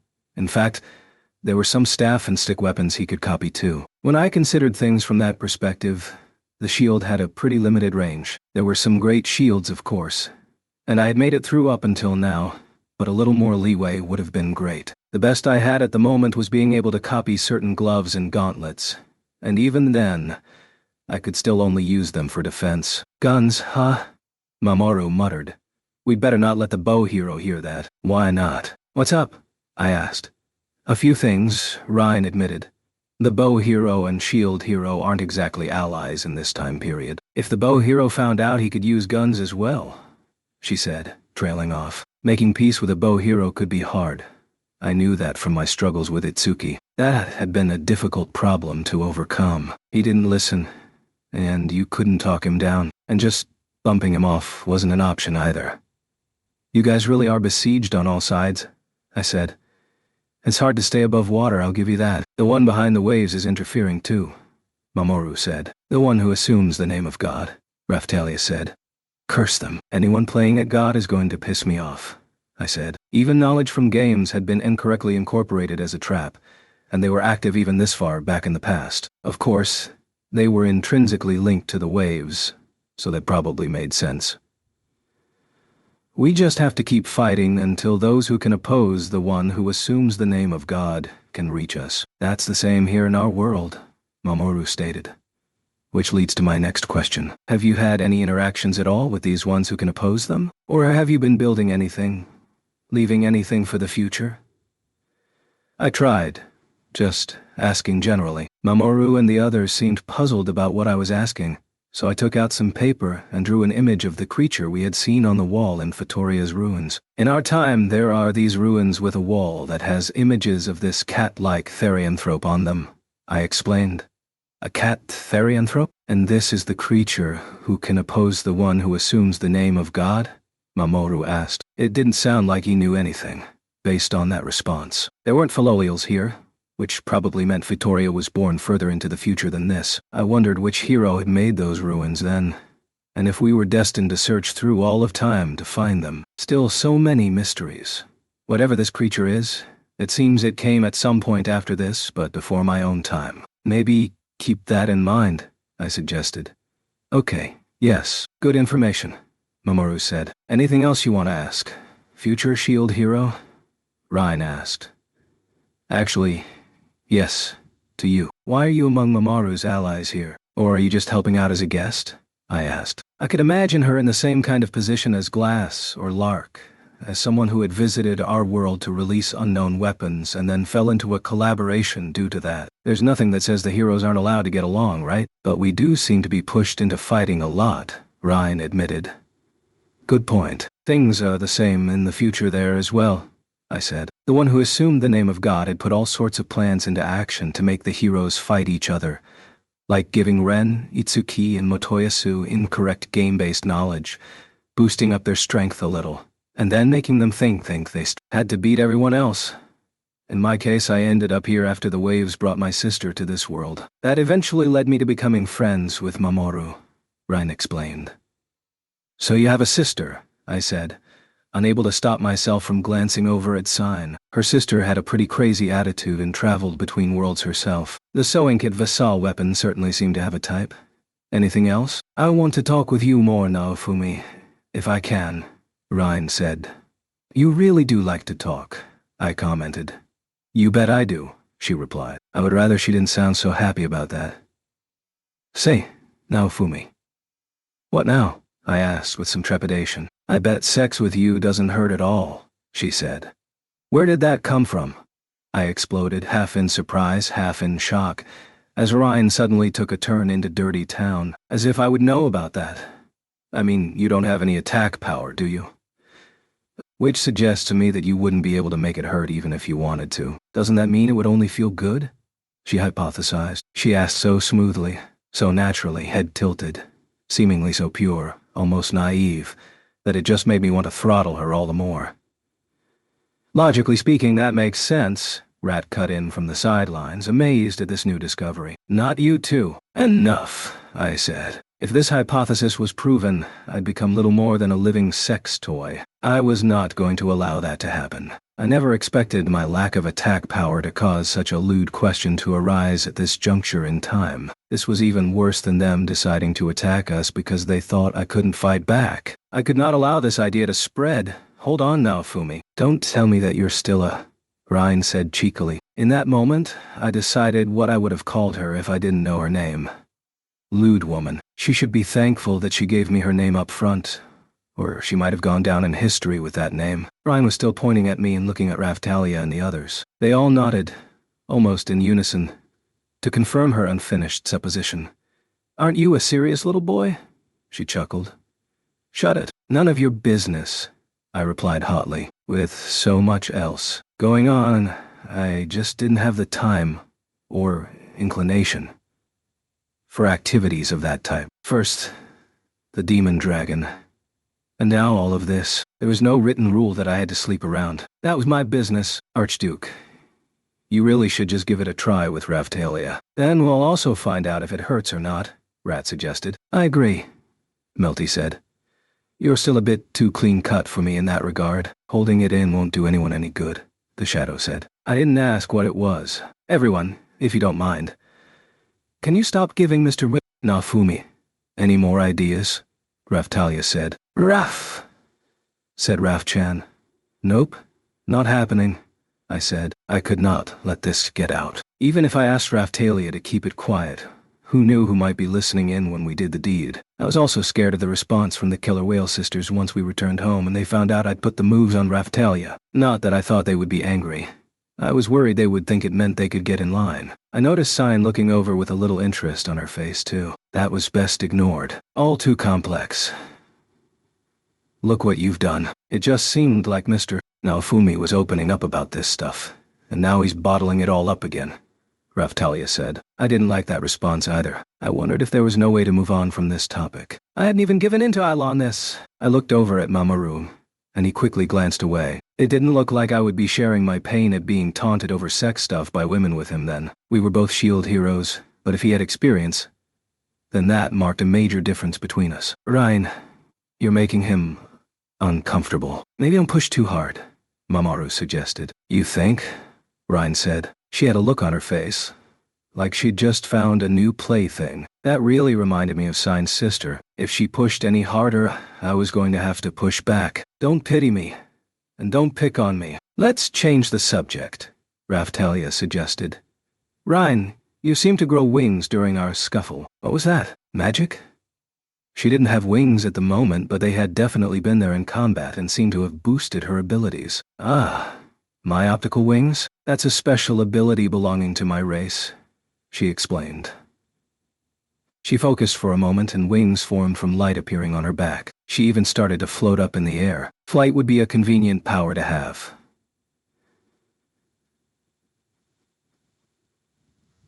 They demand a lot of stamina, magic, and life energy to maintain. So I can't keep them out for any extended period of time, like demi-humans turning into their therianthrope form, I suggested.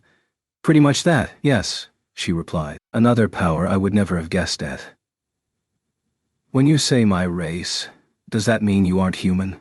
I asked. That's right. In my world we call ourselves Skywings. The humans call us angels, though, Ryan said. You look human at a glance, but you're actually a demi-human, I said. There sure were a lot of races out there. When I thought about it for a moment, I remembered both Glass and Therese looked pretty close to being human. All they did that was any different was turn transparent or get some jewels on. But your friend Sign is a Skywing, surely? Ryan said. She is? I asked, looking over at her. She shook her head vigorously, indicating that she had no idea about that herself. I don't know anything about that, Sign said. I'm pretty sure, Ryan continued, moving over and putting a hand on Sign's shoulder. Something like life force flowed from Ryan into her. Yes, the flow of the power is a little weak, but you should be able to use the same abilities as me. I can teach you if you like, Ryan offered. Good idea. I'd very much like Sign to learn that, I said. To be quite honest about it, the sewing kit vassal weapon was pretty much on its last legs, and Sign herself was suffering from clearly diminished capacity. She was still making it work with cooking power-ups and raising her level hard, but the limit of those approaches was close. It was clear. Facing all these issues, a way to enhance herself had just dropped into our laps. So she needed to learn it, if she could. Why don't you know about yourself, Sign? Ryan wondered. Was there anyone in your world who could use powers like Ryan? I asked her. Sign shook her head at my question. Then pieces started to click into place inside my head. This is just supposition, I said, but it seems to fit together. Let's suppose that these optical wings were an inconvenience for the one who assumes the name of God. Maybe that means they sought to wipe your race from history, Ryan.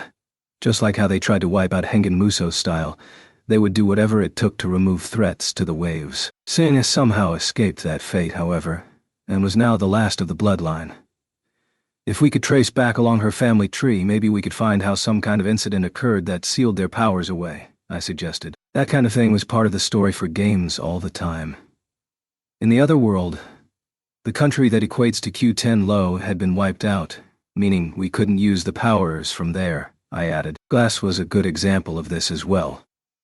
Whatever the case, Sign, I want you to study under Ryan and learn whatever you can to help us fight her in the future, I told her. Sign nodded in agreement at my orders. She seemed willing to give it a try. Finding any method we could to make Sign stronger was a great idea, and more than welcome. The reason I had paused and then said her was because the enemy we faced was Sign's sister. Sign's sworn enemy was also her flesh and blood. I decided not to let our new allies know about this ongoing battle between sisters. An unknown race from another world. This all intrigues me too, Rat said, watching the scene unfold. She specialized in monsters, but I guess that bled over into this topic too. I looked at Rain again. She did look like Sign, but perhaps more like Sign's sister, the way she carried herself. Their names were almost identical. She had to be Sign's ancestor. A lot of people I had met recently seemed like someone I already knew. There was Vittoria as well. I wondered if that meant something. It sounds like you visited quite a number of places, Mamoru said. We do get around, I replied. What about you guys? I've covered a lot of ground in this world, I'd like to think, he replied. As I thought back over our own exploits, I realized it was true that we'd seen a lot. Not just Melromark, but also Siltveld, Q10 Low, Fabre, and then a whole different world with Kizuna and her allies. How did you beat that? Go to the past. It sounds like we are on the same page at last, the Shadow said. Is that really the line you want to use after practically trying to force me and Raftalia into the sack? I said pointedly. We were barely in the same book yet. There was so much more I needed to know. Mamoru, about our fight. Which shield did that tree barrier skill come from? I asked. I already knew it was a chain skill leading off from airstrike shield. If I could use that myself, it could be pretty handy. But I already had shooting star wall if I needed to defend my allies. Setting this tree barrier up had seemed to take a bit of work too. I should be asking you about your kit, Mamoru said. How did you learn that chain shield move? It looked like there was a lot each shield hero was going to be able to teach the other. Chain shield appeared when I added a monster called a white tiger clone to my shield. That fight took place in a different world to this one, however, I said. Tree barrier, which more accurately comes from a skill called combo barrier, is something I learned by raising my status using the Bow Holy Weapons power-up method of job levels, Mamoru reported. That sounded similar to how I learned hate reaction. Finding the right combination to unlock skills like that could be a real pain. I've done quite a lot of that myself, but I've never seen that skill, I replied. Even when you use power-ups, Archduke, you never raise your attack, do you? Rat commented. Maybe that's the missing condition. Mamoru and I both fell silent at the observation. I felt like hitting the shield again. A little more support in these areas would have been nice. If attack power was a factor, there could be loads of skills I'd never have access to. A white tiger clone, you said. Mamoru muttered. They didn't have Hakuko here, so I wasn't sure how he could learn that one. At least you might be able to learn that one. Do you have any shields with skills I could actually use? I asked. Very well. I have a certain shield that I created for a very specific purpose. A little inside joke, if you will. A while back. I'll let you copy that, Mamoru said. A joke? Is this going to do me any good? I asked.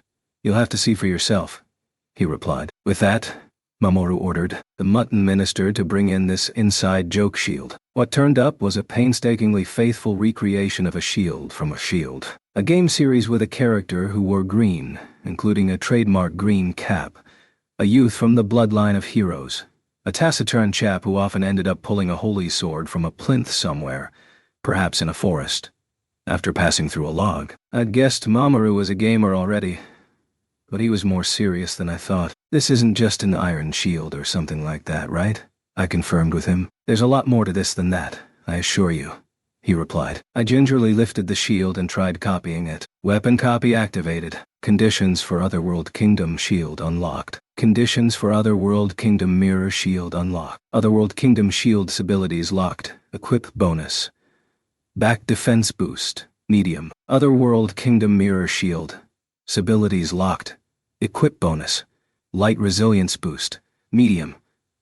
Skill shine shield. I didn't have much good to say about this shield. And shields, actually. Copying one weapon seemed to have given me two, but I wasn't sure how that worked either. Maybe it was something to do with the mirror vassal weapon, which didn't seem to have left me. I changed to the Otherworld Kingdom mirror shield in order to try it out. Huh? That doesn't look like the same shield, Mamoru commented. I'm just trying something out, I said. Shine shield. Just like the name said, the shield started to shine, and a beam of light extended from it like a torch. I pointed it at Mamoru, just to see what was going to happen. That's pretty dazzling, he said. That looked like the only effect it had. I turned it on the shadow, perhaps looking for a little payback for his comments earlier. He's right. Very dazzling, the shadow said. It reminds me of Keel when she was playing with reflecting light with that mirror she picked up from a merchant, Raftalia said, gently casting some magic to adjust brightness. So I can't even use it like Ren's flashing sword, I commented. It might work if you surprise someone with it, Raftalia said. It seemed like a lame duck skill. I couldn't imagine any use for this. It was basically a torch. If you could at least use a skill power-up, Raftalia said. Then do you think it might finally work like flashing sword? I said with exasperation. This was a downgrade. Nothing else. Raftalia could use light magic, meaning she could dazzle foes with a wave of her hand. Chan could do the same. This was going in with the other joke skills then. Maybe I could find a use for it if I was locked in a scuffle with an enemy. Okay then. We're going to be around for a while, so I hope we can get along, I said. I feel the same. We'll help however we can to get you back to your own time, Mamoru said. After that, he gave the permission for our activities inside the country, His country, basically. We achieved an agreement. We would work together to help each other with our respective issues. Chapter 10.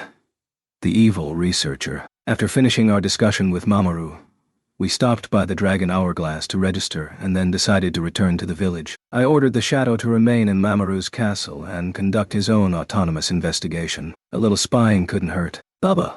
Welcome back, Keel said. Naofumi, you're finally back, Ren said, coming out to greet us with Ruft and Windia. Eclair was here too. It looked like something was up. Dafu. Raf-chan II was looking around the village, her fur standing on end. We need to tell you something, Eclair said. Someone entered the village from outside, and it's causing a bit of trouble for Windia. She claims to be an ally of the past hero and doesn't seem to be looking for a fight. Something else happened while we were gone, I asked. Yes, but she says she isn't our enemy, Ren replied. I thought it could be dangerous. So I evacuated the others from the village, Roof said. He was good at making decisions when they were needed. An excellent response to a potential threat. Her movements are so quick. We put Foal on her to start with, to keep an eye on her, but she took an interest in him too, and ended up keeping an eye on him. Basically, Ren continued, why did these problems always have to keep happening? One after another. I was getting pretty pissed off with everything. She said she wouldn't do anything, but she's going to mess up the entire lab, Windia proclaimed. What'd you say? Rat exclaimed immediately upon hearing that comment. Okay, who is this person? I asked. This whole situation was starting to feel pretty familiar. She's a researcher working in this country, an ally of the shield hero. Of this time, Ren reported. What? Raphtalia. Can you go get Mamoru? I asked her. Very well, I'll be back right away, she replied. She immediately followed my orders and used Scroll of Return to head back to find Mamoru. I wondered if it was too much to ask for a little time to relax. It was just one problem after another. Well, what are you doing? There came the shout from a Philolial, almost like a scream. Mo-chan, Melty, Master, save me. It sounded a lot like Philo. I was once again reminded how similar all Philolials were in terms of personality. Hey, what are you playing at? Melty dashed over to help the Philolial who was in trouble, shouting at the one tormenting her. They understand human speech. Quite unique monsters. Should I consider them a new breed, or maybe, said their tormentor. She had long platinum blonde hair and brown skin. She looked human, a little short in stature. Age?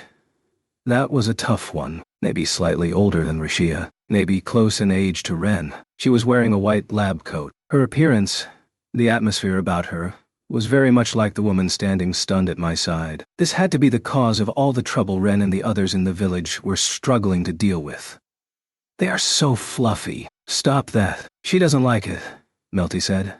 Everyone, just calm down, I commanded. Predicting what was coming next, I used Float Shield to pin the interloper between two shields and turn her attention away from the Philolials. What's this? The lab coat woman said. I thought she had noticed me. But then she immediately looked away and started looking at the Raf species. Raf, said one of them.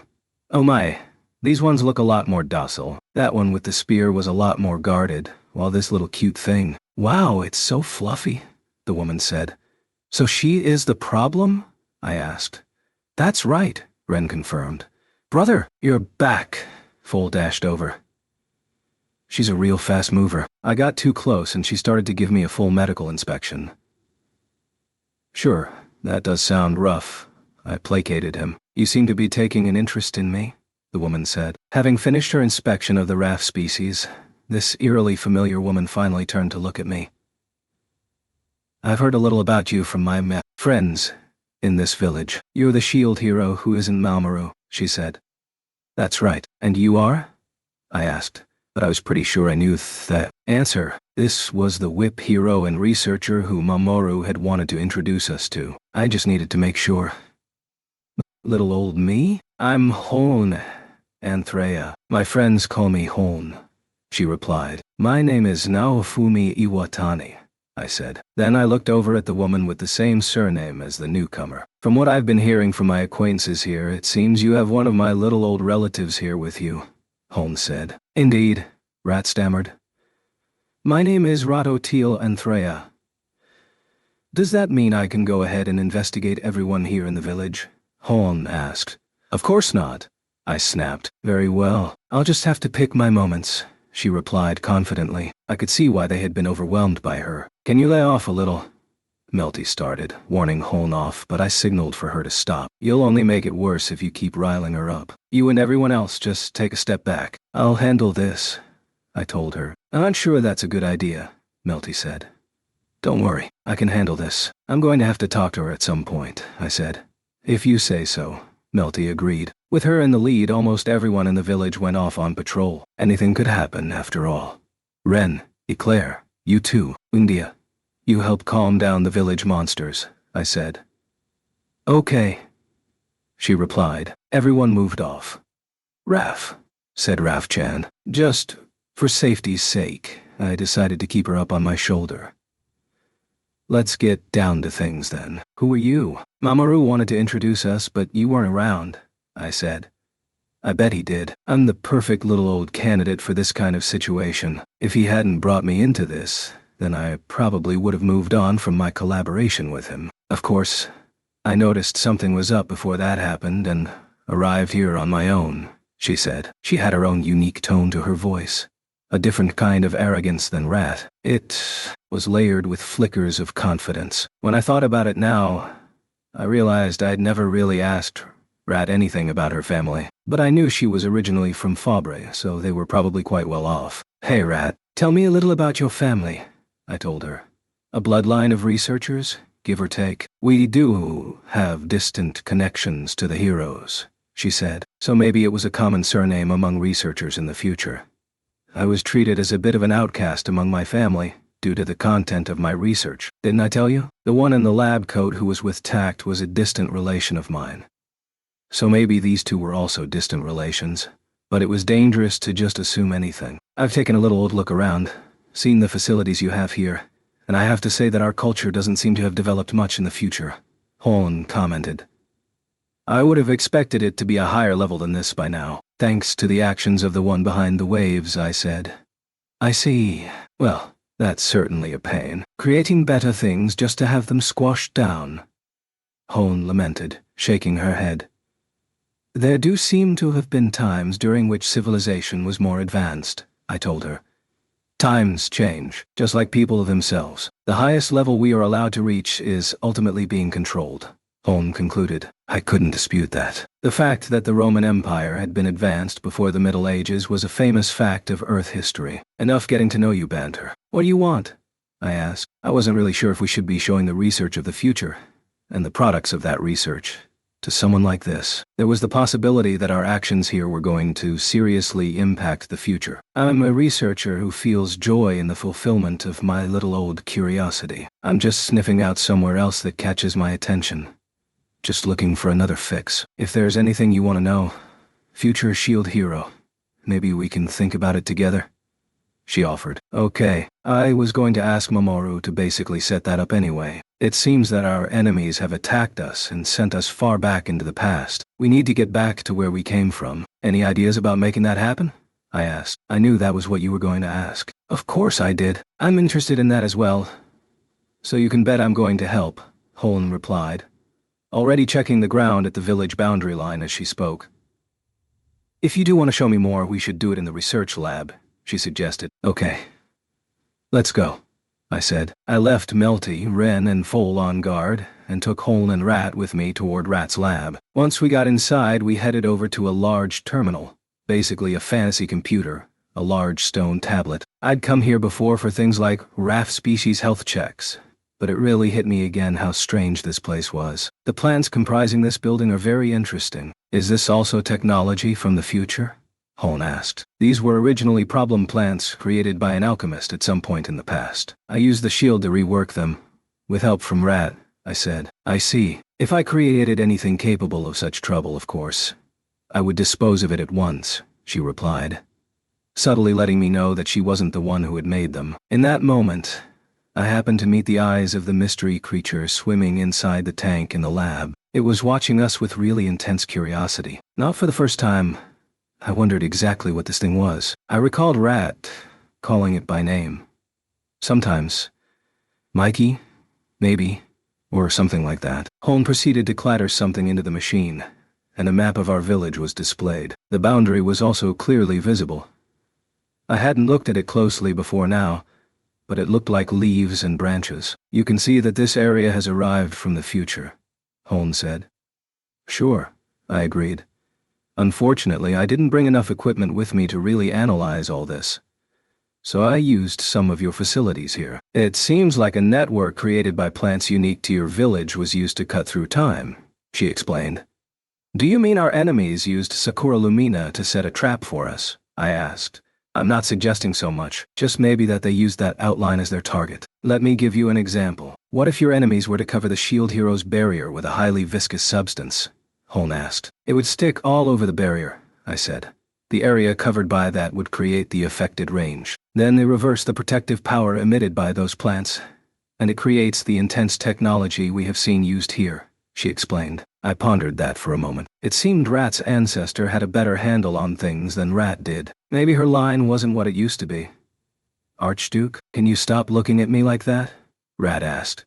She does seem very skilled, in her little old way. Her research just leans a little hard into prioritizing monsters. What I can suppose from hearing the history of her research is that it has been considered evil by society, but the content itself is actually all above board, Holmes said. She really had Rat pegged already. Rat was a genius, but there was always a bigger genius. This looks like a complete upgrade, I commented. Do you mean from me to her? Rat asked. You bet I do, I replied. Rat looked pretty upset about that. She did have some pride about her intellect. Do you want me to overstep the mark and cause some kind of magical apocalypse? She asked. That's the kind of mistake a rookie would make, I replied. I couldn't help thinking of a bioterror survival game in which evil was always resident. Zombies and stuff like that seemed right under Rat's umbrella. She had mentioned a magical apocalypse, so maybe the subtitle Magic Hazard would work. Rat was right about how careful she was, however, so there likely wasn't anything to worry about, including her actually getting any kind of results. Her motto in handling the bioplants had been to proceed as carefully as possible. My involvement there had definitely helped speed things along. If I had left everything to Rat, who knew how long it might have taken? Let's just take a look here, shall we? Holm said. Hold on, Rat exclaimed. Holm continued to clatter over the interface, and something that looked like Rat's secret file was thrown up onto the screen. She was being hacked. I wondered if I should be laughing about this or not. Holm placed a finger on the stone tablet, and something like a liquid crystal screen popped out from it, displaying some blueprints. It looked like a 3D depiction of something or other. I'd actually seen it before, I realized, when I came here with trash. It was a cart monster. Whatever are you making something like this for? There are so many limitations with a cart. It hardly seems worth it, Holmes said, quickly writing the project off. This is still just a monster that can't move for itself. So it's just a prototype. I'll dispose of it once I get it worked out, Rat replied. She probably had to make prototypes for all sorts of difficult-to-create monsters. It made her sound like a bit of a psycho, but I'd known that when I brought her into my team, so it was a little late to quibble about now. What do you mean by dispose of it, might I ask? Holmes said, pressing the matter. I'm looking at remote experiments for bodies that don't have their own awareness. However, I have others perform a neural connection, Rat said. And you get results like that, do you? I guess research requires sacrifices, Holm bemoaned. No unnecessary sacrifice is required. You can't be such a high level yourself, oh mighty ancestor. If you think work of this level requires sacrifice, Rat shot back. Oh my, so aggressive with little old me. How amusing. As an evil researcher myself, I'm going to have to put up a fight, Holm enthused. I couldn't tell if they were getting along or not, but I could imagine research from the past and future being merged together to create some kind of terrible monster. Very well. Well, I accept that you know your stuff, Rat finally said. But there are some areas I won't back down on, and I'm also going to show you that I'm superior in other ways. An excellent reply. I'm a sucker for people who feel that way about things. I really am, Holmes said. She seemed to have taken a shining to Rat already. Back on topic then, I cut in. Can we get back to our time? If we can find out what caused something, we can find a way to resolve it. I can see some leads here already. I hope you will allow me to collaborate, Holn said. Great. Sounds like we've reached an agreement, I replied. Indeed. Can I ask something? I presume this research is leading toward weapon-type monsters, correct? Holn inquired. Actually, no, Rat replied. Archduke, you mentioned weapon, monsters in another world, right? I see. I'm not especially interested in something already completed by someone else, but I guess you could give me an outline, Holn said. Okay.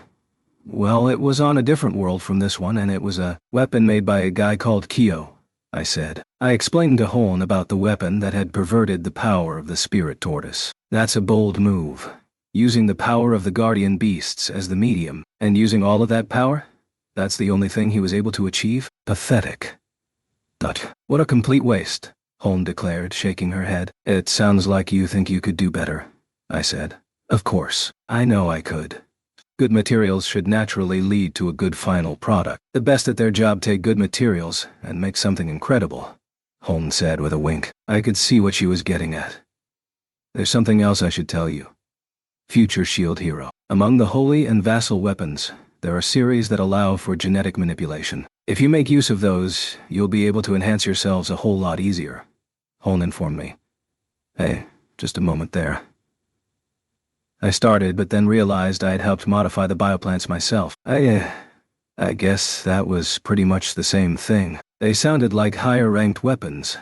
I've heard you have an affection for that monster on your shoulder. Why don't you make it even more to your tastes? Even stronger? Holn suggested. Make Raf-chan stronger. I pondered. Raf? Raf-chan asked. She is already growing so much on her own, I said. Raf-chan even had a tendency to develop as I desired. Based on Rat's research into a carriage-type monster, I started to imagine her becoming a bus like a cat. I had already gotten to hug the tummy of a big Raf-chan. So next was a Raf-chan vehicle. I had an image of Raftalia not being especially happy about that. Likely with a sword to my throat. Nope, she really wouldn't like it.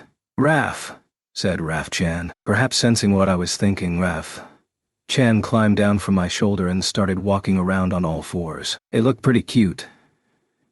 She's doing pretty well with autonomous evolution all on her own. I think we'll get better results without getting involved, I said. That's one take on it. Continuing evolution, even after the departure of their creator. I'll give that some thought, Holn said.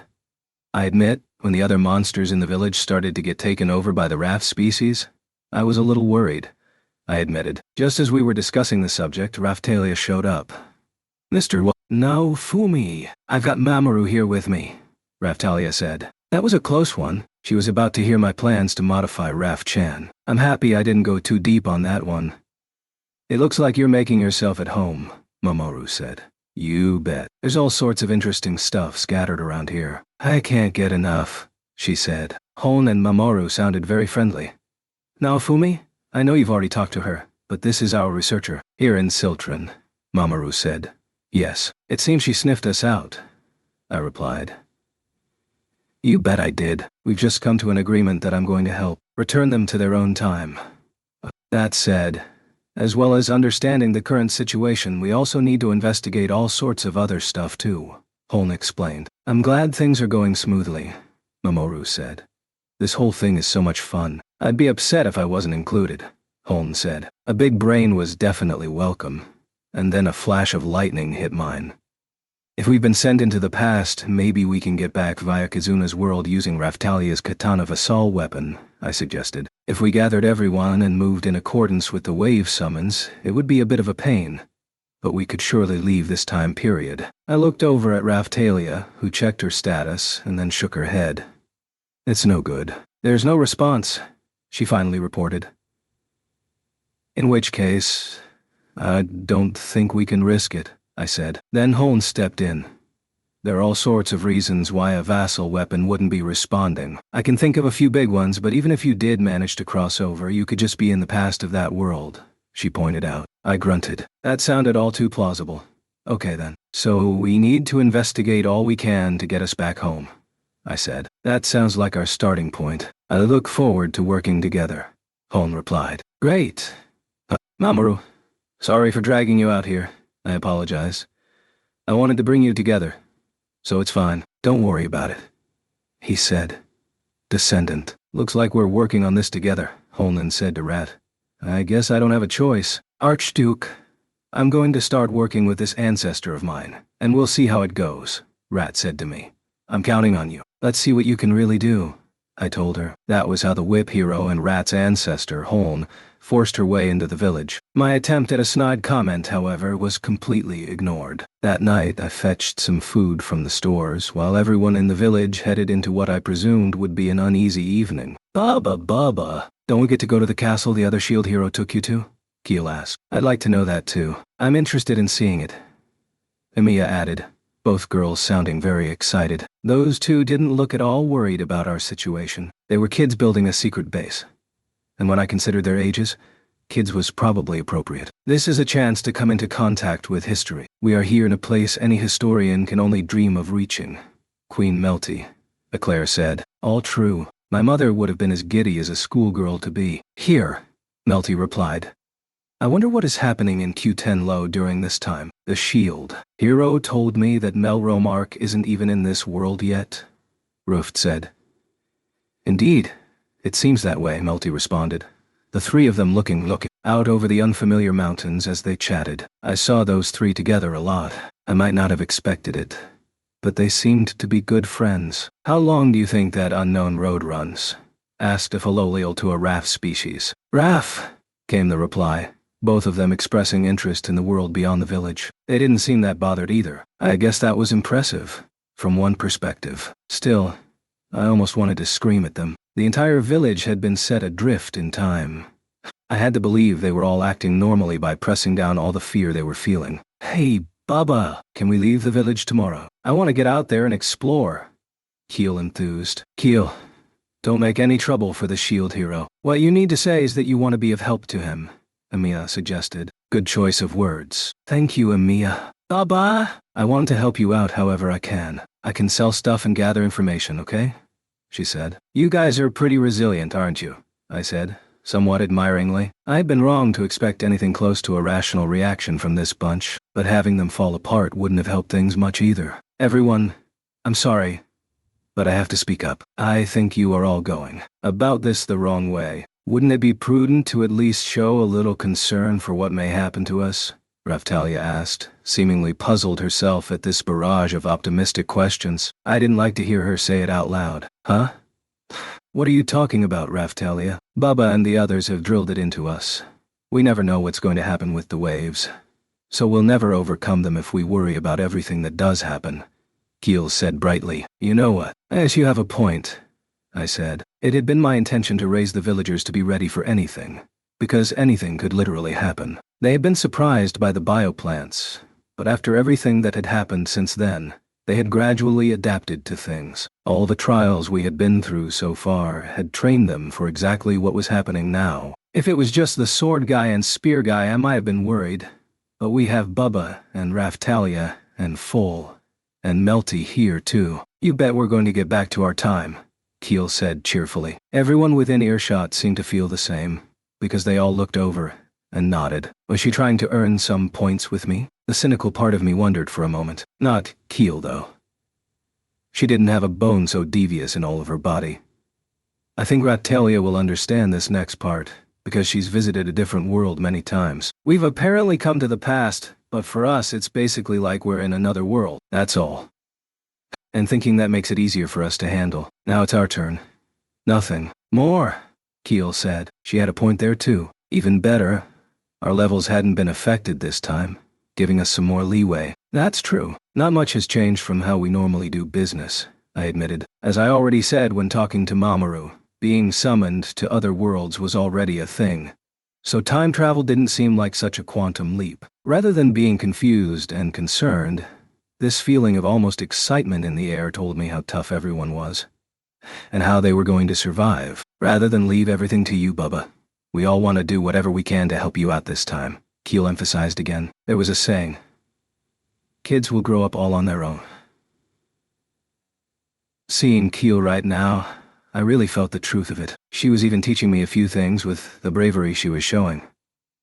Okay then, it is easier to think of this as just having wandered into another world, I agreed. I recalled what it was like when I first visited Kizuna's world. Just me and Rishia, both level 1 and her the only one who could actively attack, and we had returned alive. Going back even further, I had been summoned and then framed in short order.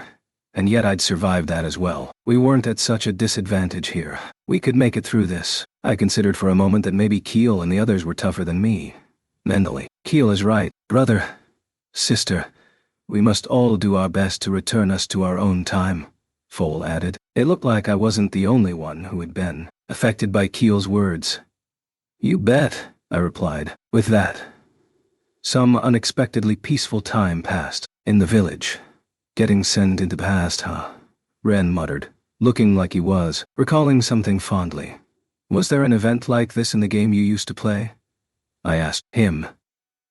When they were first summoned, Ren and the other two holy heroes had all operated based on knowledge from video games they had been addicted to at the time. At a time like this, I kind of hoped such game knowledge would come in handy, but it was difficult to trust it. There was a high likelihood that such game knowledge was a trap, sent here in advance by the one behind the waves. Sometimes you played through an event from the past. Perhaps. But I don't recall the stages and events all being sent into a period of previous waves, Ren said. Fair enough, I replied. If there had been such an event in his game, he probably would have mentioned it before now. Maybe I should have followed the backstory for the game a little more closely, Ren muttered. He could say that now. But there were plenty of people playing online games who only cared about leveling up and fighting other people. In the game I played, there had been folks who played along without any understanding of the backstory at all. They just found the best spots or events to grind out experience and didn't bother with the overarching story at all. Ren seemed to know a lot about the main game he had played, but maybe now he had also identified something he had overlooked. Don't worry too much about it, I told him. I'm sure the one behind the waves has scrambled everything up anyway. I really wanted him to lighten up and enjoy life a little more, but having him act completely based on game information would be a mistake too. I had the same issue with Itsuki, both of them thinking in such extremes. It was exhausting. I suspected the strong sense of duty he had now was a rebound from his former lack of emotions, a kind of contradiction in which having a strong sense of duty pushed him away from taking any responsibility. Let's not get too into it tonight anyway. Rest up for tomorrow, I told him. You should take your own advice, Mr. Naofumi. But, Sword Hero, in particular, you need to rest and be ready in case anything happens, Raphtalia said. Ren nodded at her words. Okay. No, I'm still not quite in top form. I'll go and get some sleep, he said. He really didn't seem to be in great condition. He had pulled his weight today when it mattered, though. I'd give him that. Claire, can you see Ren back to his house, please? I'll put Melty in Philo's room so you can concentrate on Ren, I told her. Then I warned her specifically not to let him start doing practice swings with his sword in his room. Understood. Come on, Ren. Resting is also an important part of a warrior's job. Not everyone can be like Hiro Iwatani, she said. What about me? I exclaimed. Everyone around me seemed to have such strange ideas about what I could do. Then, I recalled something. I needed to apply the mirror power-up method to everyone in the village. Raphtalia's katana still worked here, pretty much, so I should be able to do it, and it would provide a reasonable boost. It is nice to know you are around again now, Fumi, Ren said, and then Eclair led him away toward his house. As I watched Ren heading away, I almost felt pity for him. How much of myself was I mixing in, I wondered. That the youngest of the four holy heroes seemed the most aged to me in that moment. Having to deal with Motoyasu's rampages for so long would probably do that to any man. I needed to be careful. If things got too bad, I'd dump everything on Melty and make a run for it. Now, Fumi, do you need something? Melty asked me. No, I wasn't thinking anything in particular, I replied. So why did you look at me like that? I had a nasty feeling for a moment there, I have to say, she commented. The people around me were getting far too perceptive. I had to think for a moment about how to dodge this bullet. Hey, Melty, you came to visit me for a quick break from your royal duties, but it looks like you'll be taking quite the vacation after all, I said. That's true, though I'd hardly call this a vacation. Spending time with you is just so utterly crazy now, Fumi, she said. All of this is my fault, huh? I asked. I was going to get angry if she blamed me for all of this, but I would admit I had plenty of trouble causing enemies. I wouldn't go that far. I'm capable of wandering into plenty of trouble. even without you. I've just got a bit too accustomed to peacetime recently, she said. She had been away from the front lines. Nothing really big had happened in the vicinity of Melty or Trash since the defeat of Tact. Then I showed up again and we were all sent back in time. I could see why she would want to complain. I'm sure my sister is mixed up in all this. I've had enough of her too, Melty said. We're on the same page there, I replied. My side got some good hits in the last few times we met, but she's not giving up, I said. I'd turned her into a great ball of fire, and then she'd been smashed into the ground and whipped like 100 times before actually being killed. If I was the one coming back to life after all that, I'd probably want to stay away from the sadist who did it to me. But it probably wasn't enough to make that particular bitch reflect on or regret her actions. You seem to be suggesting I will be taking a break as queen, but that's not my intention at all. I'm going to be meeting with people from Siltron tomorrow, as village representative, to arrange all sorts of things between us, Melty said. You continue your work as heroes in order to get us all back to your own time, she commanded. Her face was starting to take on a regal aspect, a real sense of responsibility, far beyond her still young years. I did wish she could take things a little easier. But she was being a big help too. Summoned heroes could get involved in public life, but there were finer details they could never really touch or influence. You could make an excellent proposal, just to see it shot down without a second thought. In this world, it was the job of those running each nation to make an environment in which their heroes could move around freely. Like I said to Ren, just don't collapse on us, okay? I told her, if this much pressure is going to knock me out, I'll never make it as our queen anyway. I know I need some time to myself when I can grab it. To be honest, I'm most worried about Philo, Melty replied. Yeah, I can see that, I agreed. Could almost hear her voice calling out for Mel-chan and Master. And then Moriyasu shouting her name in pursuit. She would scream so loudly her scream probably would travel back in time. I need to do whatever I can for her sake. The bioplants growing in the village and the monster meat we can obtain from hunting are going to keep us alive for the time being. But if we are going to be here a long time, then we'll also need to start thinking about acquiring some money, Melty said. Good point, I told her. You're good at that kind of thing, Melty continued, almost as though she was checking off some kind of list. So I've got a proposal. Taking information gathering into account too, I think we need to start trading. I made a noise to show I was thinking. Trade was one way to naturally gather a lot of information. Luckily for us, I had already directed those in the village to trade as much as they could, and so we had lots of people skilled in the field at our disposal. Even if we do have information from the future, we can't be sure how it applies to the situation at hand, Melty pointed out. That was true enough too. There were differing opinions on exactly what happened, even for things like the Japanese history that I'd been taught in school. Records from the past could be very vague. And so Melty was saying events different from the hero stories she had heard could still very much unfold here. The one behind the waves was involved in all of this too, of course. We still need to get stronger, but we also need information and money. Oh, Fumi, I hope you can handle that, she told me. You hardly even have to tell me, I replied. I wasn't keen on Melty ordering me around. In the little time I had been away, she had really leaned into this queen thing. As I considered how much she had changed, I recalled what things had been like for us up until the Phoenix battle. That was basically back where we were now. Nothing much had changed compared to that. Sounds like a busy day tomorrow. A lot of busy days are coming up, I said. We faced problem after problem, but the way we had to tackle them wasn't changing. Become stronger and gather information with the final goal of bringing peace to this world. Just as Melty and I reached this agreement about our upcoming activities. Baba, you've got even better at cooking.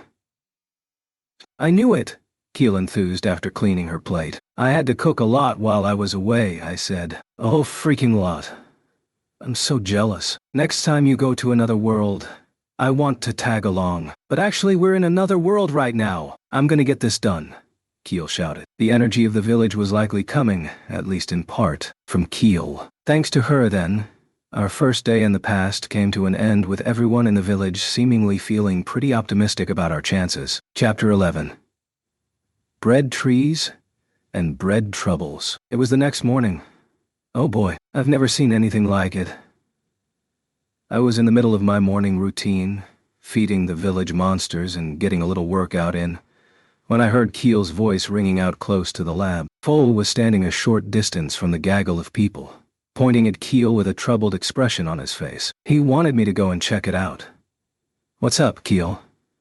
I said as I approached the hubbub. Keel and others from the village were all getting excited about something with Holn. Rat was part of the throng, too, but had a less than pleased look on her face. The villagers really seemed excited about something. I already knew why Foal was keeping his distance. He didn't like Holn. That only made me lump him in with the Philolials, though. It was like the natural instinct of a wild animal to keep away from a perceived threat. Ah. Future SHIELD hero. You should take a look at this, too. Just a first attempt from little old me, Holn said, pointing at a tree I'd never seen before. I did a double take. It looked like a bioplant, but it was growing something different. Normally, they grew red tomato-like fruit or berries, but this one was growing what looked like bread. Bubba, check it out. Isn't that amazing?" Keel yapped. She picked one of the bread berries and carried it over to me. I checked it over to make sure it wasn't poisonous or dangerous in any other way. The poison check came back clear. I split it into two. Yep, this looked like normal bread. I gave it a nibble, and it tasted fine too. Bread was the perfect description, apart from where it had come from. It also had some seeds inside it. They were kind of soft, and looked edible too, but I decided to take them out and keep them. Keel had carried a bread roll over to me, but there were also what looked like baguettes growing on the tree. "What is this? A bread tree?"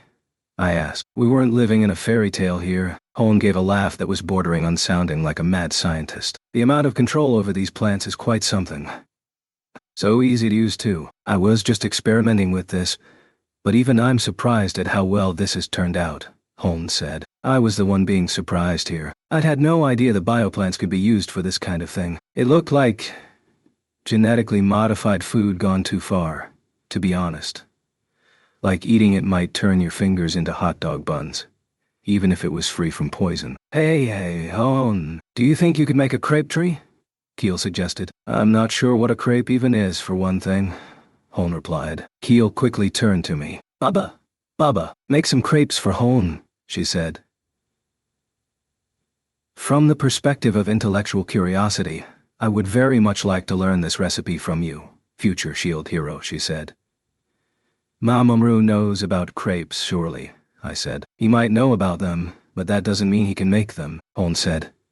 "Archduke, I'm not sure we should be doing things like this," Rat said, hesitantly. She had a point. We could return to the future to find bread trees had taken over. This was all very dangerous, so I wanted to keep a tight lid on its operation. Taking all of that into account, I thought if she could make plants like this so easily, it was really going to ease up the food problems in the village. I wondered how best to proceed. "Hey, Bubba, I want some crepes," Keel continued over and over about eating some of my crepes. "Crepes in the morning?"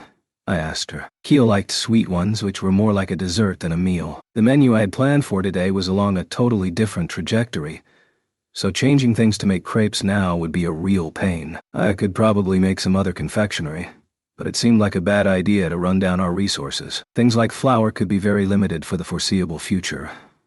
We would need to find somewhere to get them from in Siltron. They might not even have such things. If that was the case, we could always have Holn modify more bioplants and boost our food supplies. "I guess I can make some," I conceded, "but you'll need to work hard to earn them." "You bet! I'm going to bring in pots of gold." "You'll see," Keel replied. "I'm sure you will," I said, and I meant it. Keel actually was one of the better merchants in the village. It had been a while since I'd done any serious merchant work. We'd made some cash during the festival Melty had held. That was based on Philo's pop star popularity. But when talking about ongoing gains, Keel was probably doing better than me. We also need information right now, so giving Keel and the others a boost might actually be most effective. "Just don't share too many details about us or what we're doing here. We still don't know what could happen," I warned her. "I'm with you there, Bubba," she replied. I wondered if she really was with me. I looked over at Emiya at her side. The two of them were good friends, so I hoped Emiya would be able to keep Keel under control a bit. She noticed me looking and gave a slightly embarrassed nod. She guessed what I was asking. Sometimes Emiya really reminded me of Raftalia back from when I first met her. "You can worry about making accessories later. For now, do some trading with Keel," I told her. Okay, I'm not sure what we'll sell yet, so I'll do some investigation, Emiya said. Crepes! Crepes! Keel yipped, in full-on dog mode. Raff! The raff species watched her with happy looks on their faces. The sight was almost soothing. If you let little old me get serious about something. These are the results, Holm bragged. Future SHIELD hero. I'm pretty sure you could use these plants to make far more than just this temporary housing, like a castle, for example, Holm said. That would be quite something, but what about the foundations and stuff like that? I asked. Yep, that's a good point. If you built a whole castle, nothing else would be able to grow in the vicinity either. She responded. She had already shown she had a habit of just throwing dangerous ideas out there. I could see where Rat got it from. In fact, in a side-by-side comparison, Rat looked like the sane one. What's all this morning noise? Melty said with a sleepy look still on her face. Raphtalia had still been pretty worried about everything last night and had taken a long time to get to sleep, so she was still sleeping now. If this hubbub grew any louder, it would surely bring her out too. To explain to Melty, I just pointed at the bread tree. She frowned, shaking her head. That's a pretty intense piece of botany, she commented. Sure is. Raphtalia is going to flip when she wakes up, I said. I can imagine, Melty agreed. Don't you have these in the future? Holm confirmed with us. Well, during the winter, I guess there is the chocolate, Melty said. Huh? Chocolate? I wondered if she meant cocoa beans. It grows on trees. Yes, thanks to an event called Valentine's Day that a hero from the past spread, Melty explained. I never expected to hear that here, and we had bigger things to worry about with the waves anyway. A certain region has trees that grow chocolate. When chocolate season comes, it gets sent out from there around the world. Wow.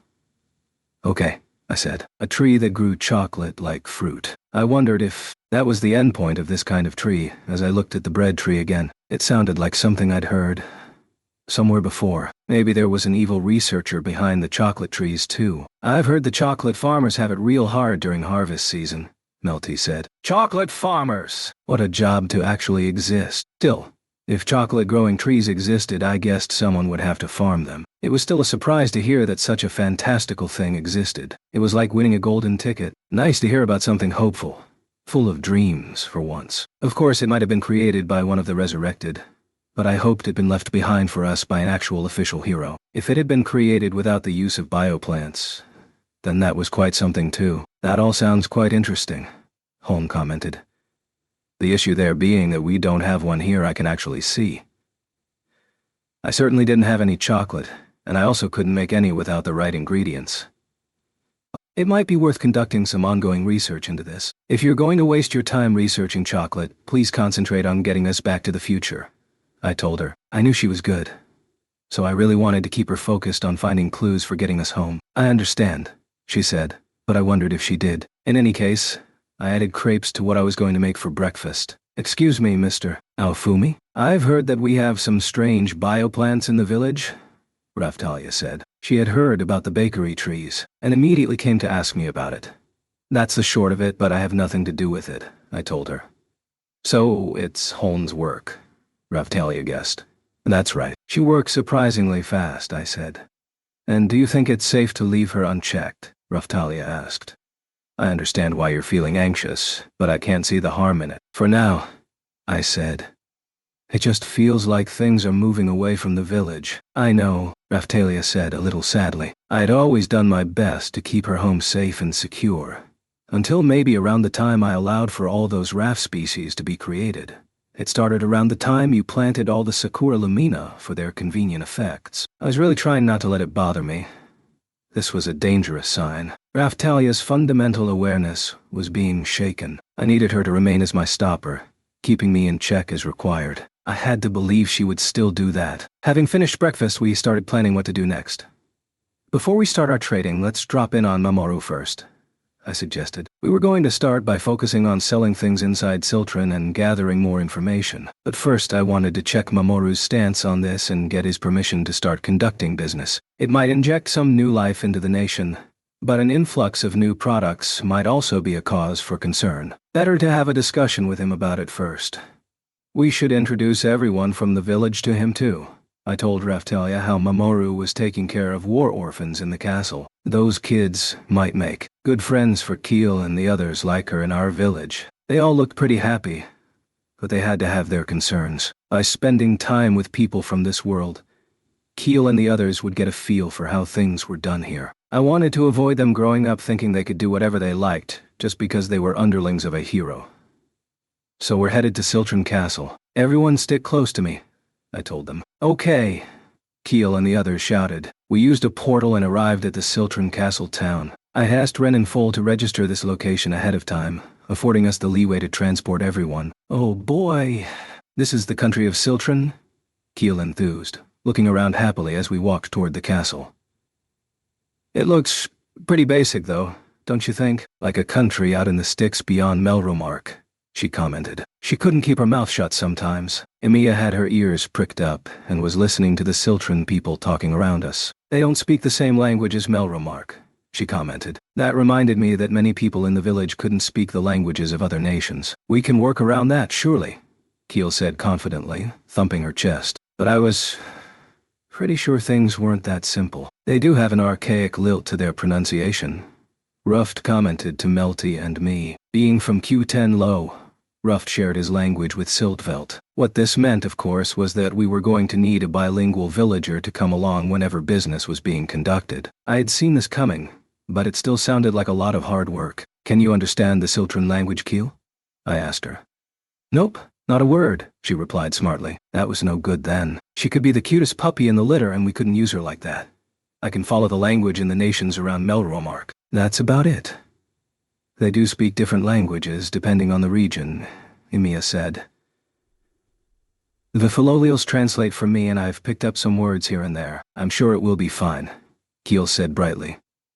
Some of the other village kids can speak other languages, so I'm sure we'll be able to conduct business, Emiya continued, explaining Keel's overly optimistic take on everything. Well, if you say so, I replied. Kids grew up fast. That was true, but I hoped they knew what they were doing. I had to admit I was a little concerned. We chatted as we continued toward the castle itself. After asking someone where Mamoru was to be found, we arrived in the castle refectory. Hey, Naofumi, you're here early. I was just getting some breakfast for myself. Would you like to join me? Mamoru offered. No thanks. We ate before leaving the village, I said. I'd picked a bunch of early risers for my villagers. That was for sure. Mamoru, on the other hand, seemed to take his time with breakfast. Okay. What can I help you with so early in the day? He asked. We were thinking of doing some trading in order to gather information and make some money. But I thought we'd better get your permission first. I told him. I see. We've been having some distribution difficulties ourselves. So it would be a big help for us too. There are lots of bandits out there who have quietly crossed our borders to plunder us, so you might have to deal with them, Mamoru commented. A small nation being attacked by a larger one was nothing new. No problem. If some trouble comes up, you can handle yourselves, right? I asked my would-be traders. You bet, said Keel, speaking for everyone. They had seen plenty of level gains, so they could fight. I would vouch for that. They had been through the Phoenix battle and taken on Tak's forces, so they also had some big battle experience too. It would take more than some random monsters or bandits to take them down. I've seen a lot of demi-human therianthropes among your people, Naofumi, but not so many of the stronger races, Mamoru said. I thought back over those from the village. The ones who could be considered strong races were likely just Foal, Sedina, and Shildina. With the absence of the Killer Whale sisters, that really only left us with Foal. Raftalia was from the bloodline of Q10 Low, so she was like a raccoon race. But she was actually something else. Same thing for Ruft. I guess you're right. At a glance, we don't really have any strong-looking ones. I agreed. For therianthropes, I'd purchased a lot of the mole, type called Lumo, due to them being skilled with their hands. Then the others were just whatever. Emiya and her uncle were representative of them, but her uncle was hardly around, meaning Emiya really held that title. They should blend in quickly here then, Mamoru said. From what I had seen of the Siltron people, they didn't seem especially combat-oriented either. From that perspective, they should be easy to trade with too. Less aggression to deal with. You also have those Philolials and the raft species, though. Those are rare and will definitely stand out. You might want to give that side of things some thought, Mamoru advised. From what we had learned so far, Philolials hadn't appeared in this world yet. Unless I was planning on making a name for myself by completely changing history, it was probably best that we didn't let them stand out too much. The raft species are good at concealment, so I'll have them use that to avoid being noticed, I said. The monsters that had chosen the raft species route had strength enough to pull a wagon while also being able to use illusion magic to conceal themselves completely. They could turn into a horse or something to hide in plain sight while getting around. If they did get into any trouble, they could work with the Philolials to fight it off. You have some pretty talented monsters in the future. Mamoru chuckled. I guess we do, I said, not sure how to take that comment. Another approach would be to pretend they were monsters who had come from afar to serve under Mamoru. I'd have to tread a little more carefully around that idea. So I decided to approach Mamoru with it later. It's that guy from yesterday again. Have you finished talking? It was the kids who Mamoru took care of. They looked very interested in Keel. And the others. Baba? Who are these kids? Keel asked me, interested in them. They're under the care of Mamoru, I explained. Oh wow. Really? Keel exclaimed. That's right, Mamoru confirmed. They might not be able to understand you, but I hope you can all be friends. Hearing that, Keel looked back at me. I felt the same way. We were going to be here for a while from the look of it. Sounds good to me, Keel said, then turned to the kids. My name is Keel. Nice to meet you.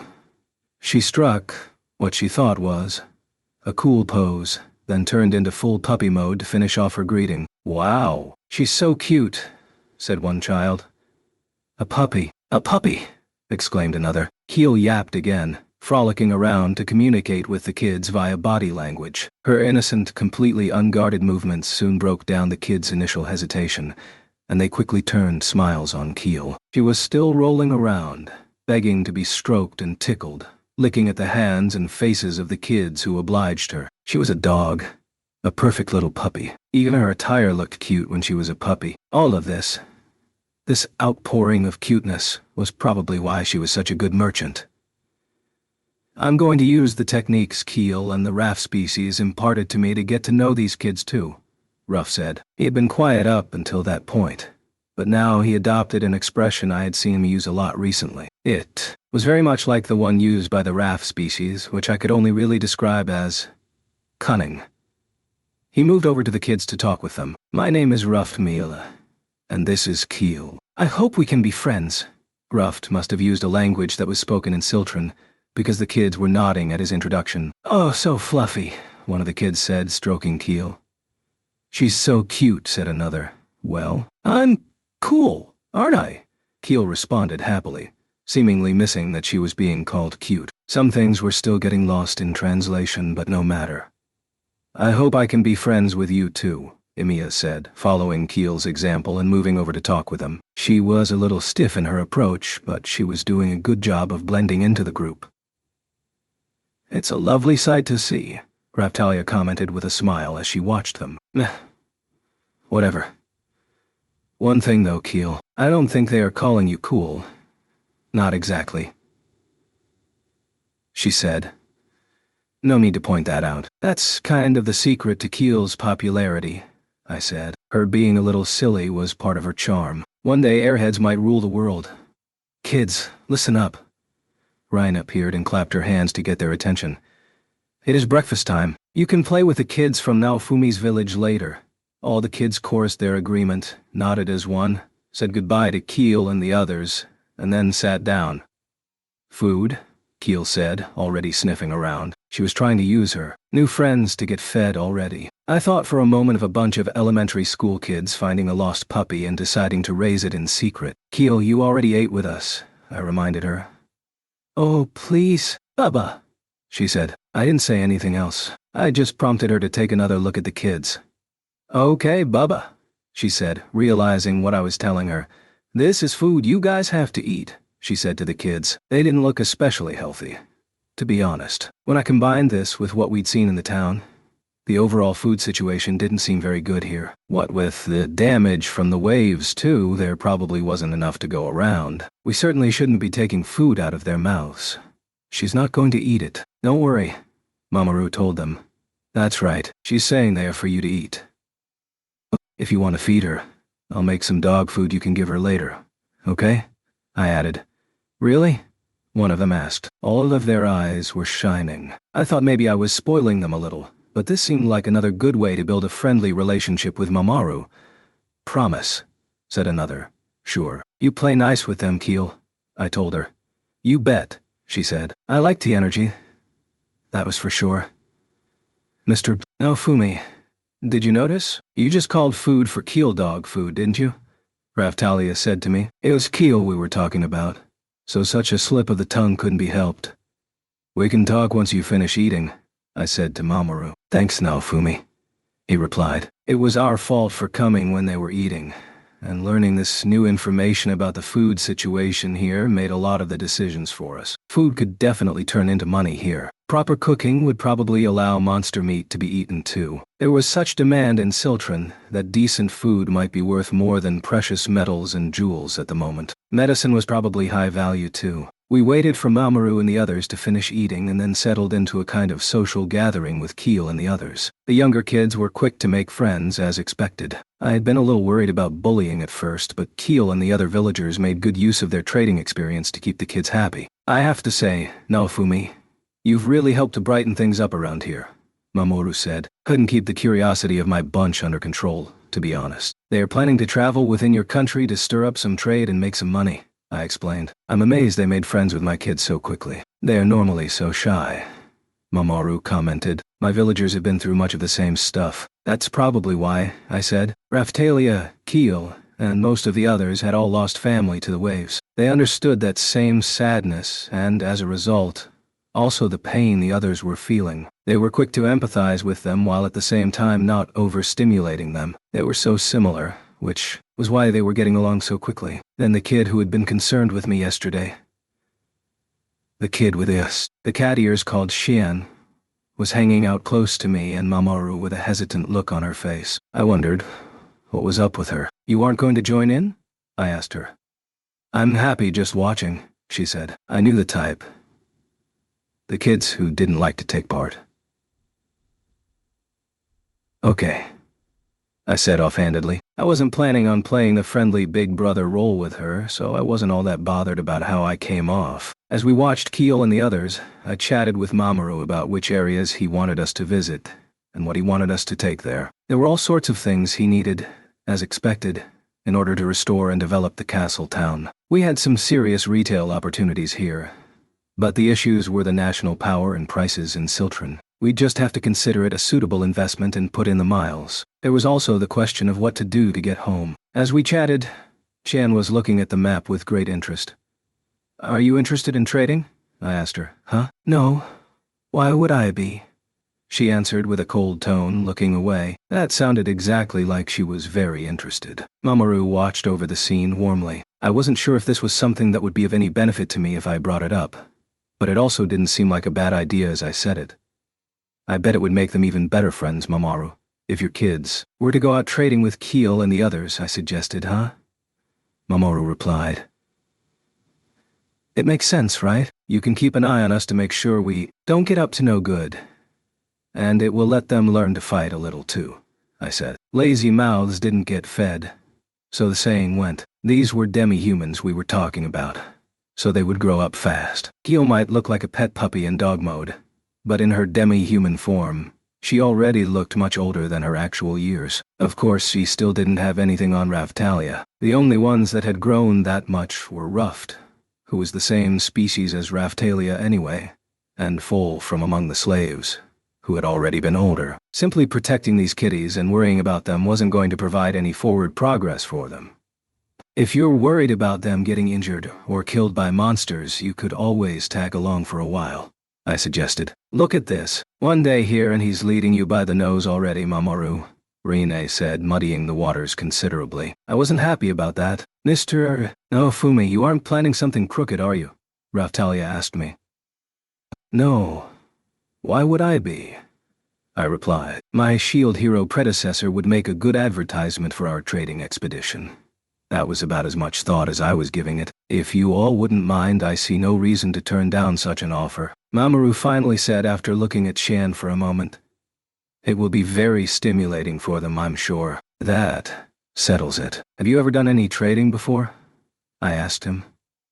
The country provided most of what I needed, he admitted. I was quite jealous, having had a completely different experience myself. It looked like we needed to give him a crash course. Preparing supplies and a fighting force correctly could keep even a far bigger opponent at bay. Melty from my village will take part in your meetings at the national level, if that would be okay, I said. Meanwhile, we'll teach you to invigorate trade and get distribution flowing again. I won't be able to stay with you for too long, but anything you can teach me would be most welcome, Mamoru replied, and so our wagon journey around Ciltran began, accompanied by Mamoru and the others. This is it. We're going to travel all over Ciltran and trade, Keel said excitedly. The kids shouted their general agreement. I don't know what's going on, but I'm excited, said one of them. If we work hard, everyone will have an easier life, another one explained. Keel and the others had an infectious energy, completely unafraid to head out and trade with unfamiliar regions in the past. And Mamoru's kids seemed to be picking up on it. Let's go then, Mamoru said. As he climbed into the wagon, people from the castle town sent him off with crisp salutes. Be careful, Hero Mamoru. We hope for success in this new endeavor. Let's restore glory to Ciltran. Listening to their voices, I was impressed again with how much they all trusted him. The rough impression I had gotten from him during the battle might have originated with that trust from the people. The shield's holy weapon power-up method involved trusting others, and being trusted by them. In my case, it had started as a vague sort of trust, pushing me to a reasonably high defense, even unconsciously. But once we had become aware of it as a power-up method, it had clearly taken shape as a significant boost. It had also placed the focus on the Siltveld people and those from Melremark I had been dealing with, however, and the trust from other quarters wasn't quite so high. In Mamoru's case, he didn't come off as just a saint. He felt like a true hero, someone you instantly wanted to trust. That's your mark as a hero, I said. What is? He asked. Your charisma, I told him. That's not what this is. I just want to protect everyone, and so in turn they believe in me, he said. He made that cornball line work. I had to give him that. He was a natural. So this was the king of heroes whose name went down in history. I could never do that, I told him. I think you already are, Mr. Naofumi, Raptalia said, trying to console me. But the difference between us seemed obvious. He would surely earn that Shield Demon King name that he came to be known by. The grass always looks greener, Mamoru said. You've got a bit of a caustic mouth, but Xian has taken a liking to you, so you can't be a bad person. Xian? I looked down at the kid who was clinging close to Mamoru. This is her taking a liking to me? She really did look like a cat. She reminded me of the feral ones I used to see sometimes back when I was in Japan. I waved my finger to catch her attention, using only smooth movements. She watched it intently with her eyes. Then I slowly moved my hand forward and stroked her around the neck. She started making happy purring noises, then curled up on Mamoru's lap and went to sleep. Yeah, so she really was just a cat. We already had a pet puppy with Keel, and now we had a cat too. At least they were easy to understand. I think she really likes you. I'm amazed at how much, to be honest, Mamoru said. You are? I always suspected that Mr. Paul Naofumi was good with children, Raphtalia said. Really?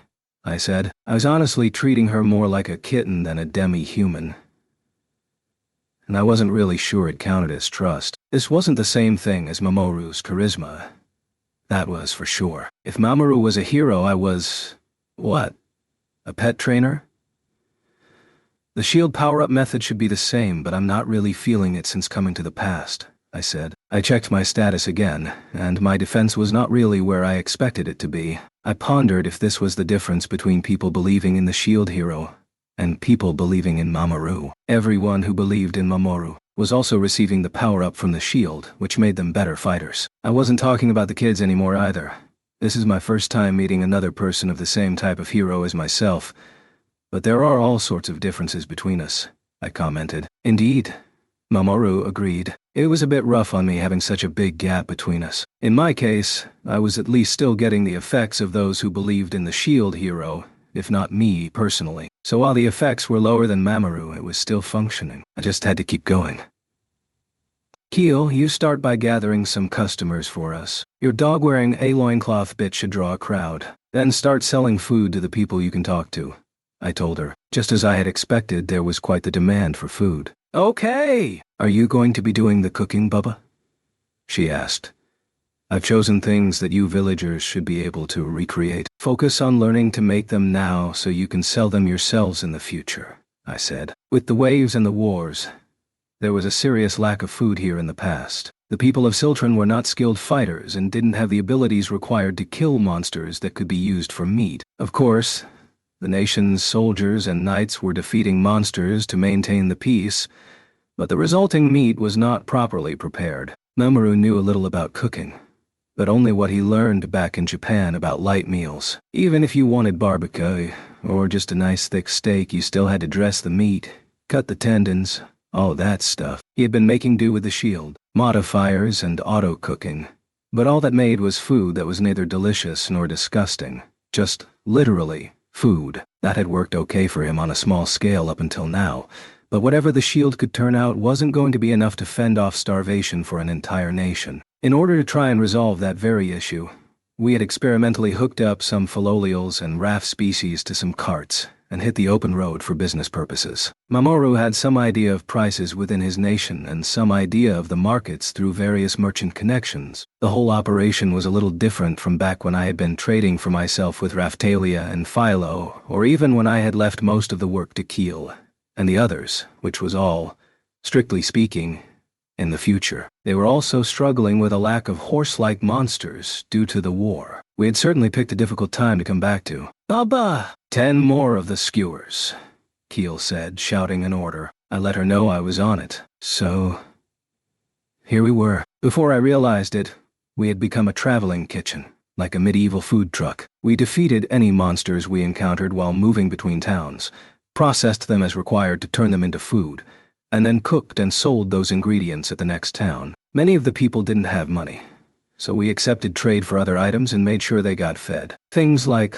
lumber and stone, which we would have turned down prior to being sent into the past, could be used to help rebuild, and so we accepted them now. These materials were sent on their way back to the castle town in order to start the repair work. It was a pleasure to see the recovery proceeding, day by day, right before our eyes. Having the Lumas from the village take part in the work was leading to sturdier house construction too. You have some most reliable allies. Future shield hero. Thank you so much for everything, Mamoru said. In many RPGs, monsters dropped gold when they were defeated, but unfortunately, that wasn't the case here. Ren, Itsuki, and Motoyasu had made some money by taking requests to solve problems within the nation, and Mamoru seemed to have followed a similar approach. Of course, there were also heroes who hit it big in business. And then there was trash like Tact, too. In any case, amid the national havoc that the waves could cause, there were plenty of chances lying around to make money through a little business. All you needed to do was be willing to bend down and pick them up. Our business got off to a good start. That was, until 1 week after our arrival in the past. That was when the incident happened. Chapter 12. A Determination to War. It was late at night. I was back in the village, and after preparing the next batch of goods to sell, I was discussing with Melty and the others what steps we should be taking next. I was about to go to bed when Mamoru came and knocked on the door of my house. I answered to find him there with Ryan and his other allies, all of them looking concerned. The villagers seemed to have realized something was up, and many of them had come out of their houses to see what was going on. People from across the village were gathering. Everyone was so sensitive to this kind of development. Naofumi, we need to talk. It's an emergency, Mamoru said. I gave a sigh and headed to the village square to hear what Mamoru had to say. What is it? I asked. A coalition of our enemies, including Pienza, has advanced into Siltron, he explained. We don't want you and yours to get involved, Naofumi, so please prepare to evacuate this area. This certainly is sudden. Why do we need to move, though? I asked. We really don't want it to drag you into this, Mamoru replied. It reminded me of something he had said when we first met, about patrolling his borders in this region. After bumping into Ren, they had quickly engaged him in battle, which highlighted how tense they had been. "You're not trying to get us to abandon the village so you can take our tech, are you?" I asked with an arched eyebrow. Raftalia and Sine shook, their heads at my continued distrust. "What's going on?" I just nodded off. Melty said sleepily, coming out from Philo's room. "Mamoru wants us to evacuate the village. Other nations are attacking. This place could become a battlefield," I told her. At my reply, Melty snapped awake and stood alert at my side. I was glad she could switch on so quickly. "I've heard talk at the Siltran Castle, but I didn't expect them to attack like this," Melty said. "Why does this Piensa and their coalition have it in for you guys?" I asked. "They likely take issue with the fact Siltran won't bow down to them, but there seem to be other reasons as well. They have the past bow hero with them, for one thing, and they also seem to want to turn the remains of a country founded by a past hero, Holy Land, into their territory," Melty explained, spreading a map and pointing. Piensa itself was actually a little distance away. They weren't a direct neighbor, but it looked like they were aggressively expanding at the moment. The issue was that Siltran, the nation we were currently in, was in the perfect spot to act as a staging area for Piensa to attack their real target, the Holy Land, I muttered, thinking back. "You remember that too, Naofumi," Melty said. "It was the ruins Fatoria had taken us to during the whole Melty kidnapping thing by the Church of the Three Heroes. That place hadn't seemed all that special to me. It seems in this time that the place is believed to be land the one who will rule this whole world must hold. If Piensa can take it, they will have a foundation for world domination," I replied. It all sounded a little too good to be true. There are other legends about the place too. They believe powerful weapons, magic, anything you want can be found there. Some real fairy tale stuff. No one back in our time would give it any serious thought, Melty huffed. That was why they called it the Holy Land then. But if they were going to start fighting a war on such a baseless story, I kind of wished they would just send the hero in to fight. It wasn't hard to see it all as a pretense to invade. "The crazy king of Piensa doesn't think we should be fighting the waves," Hone said, appearing to offer some additional information. "He believes his own nation should first unite the world and receive the blessings of the Holy Land in order to overcome the waves."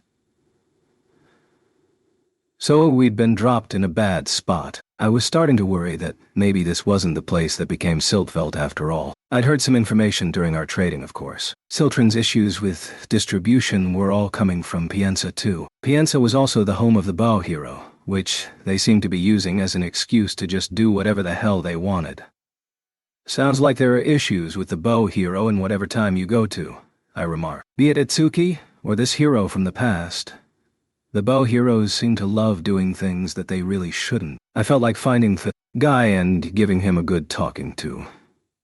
"He has accepted that the best way to combat the waves is through the stability offered by the unification of the nations," Mamoru explained. That sounded a lot like Melromark back in our time. The defeat of Fabri created an atmosphere of swearing off pointless fighting, not only among neighboring nations but on a global scale. Meanwhile, after we were unable to achieve the same shared feeling in Kizuna's world, the threat of war still lingered there. Lark had been busy trying to resolve those issues.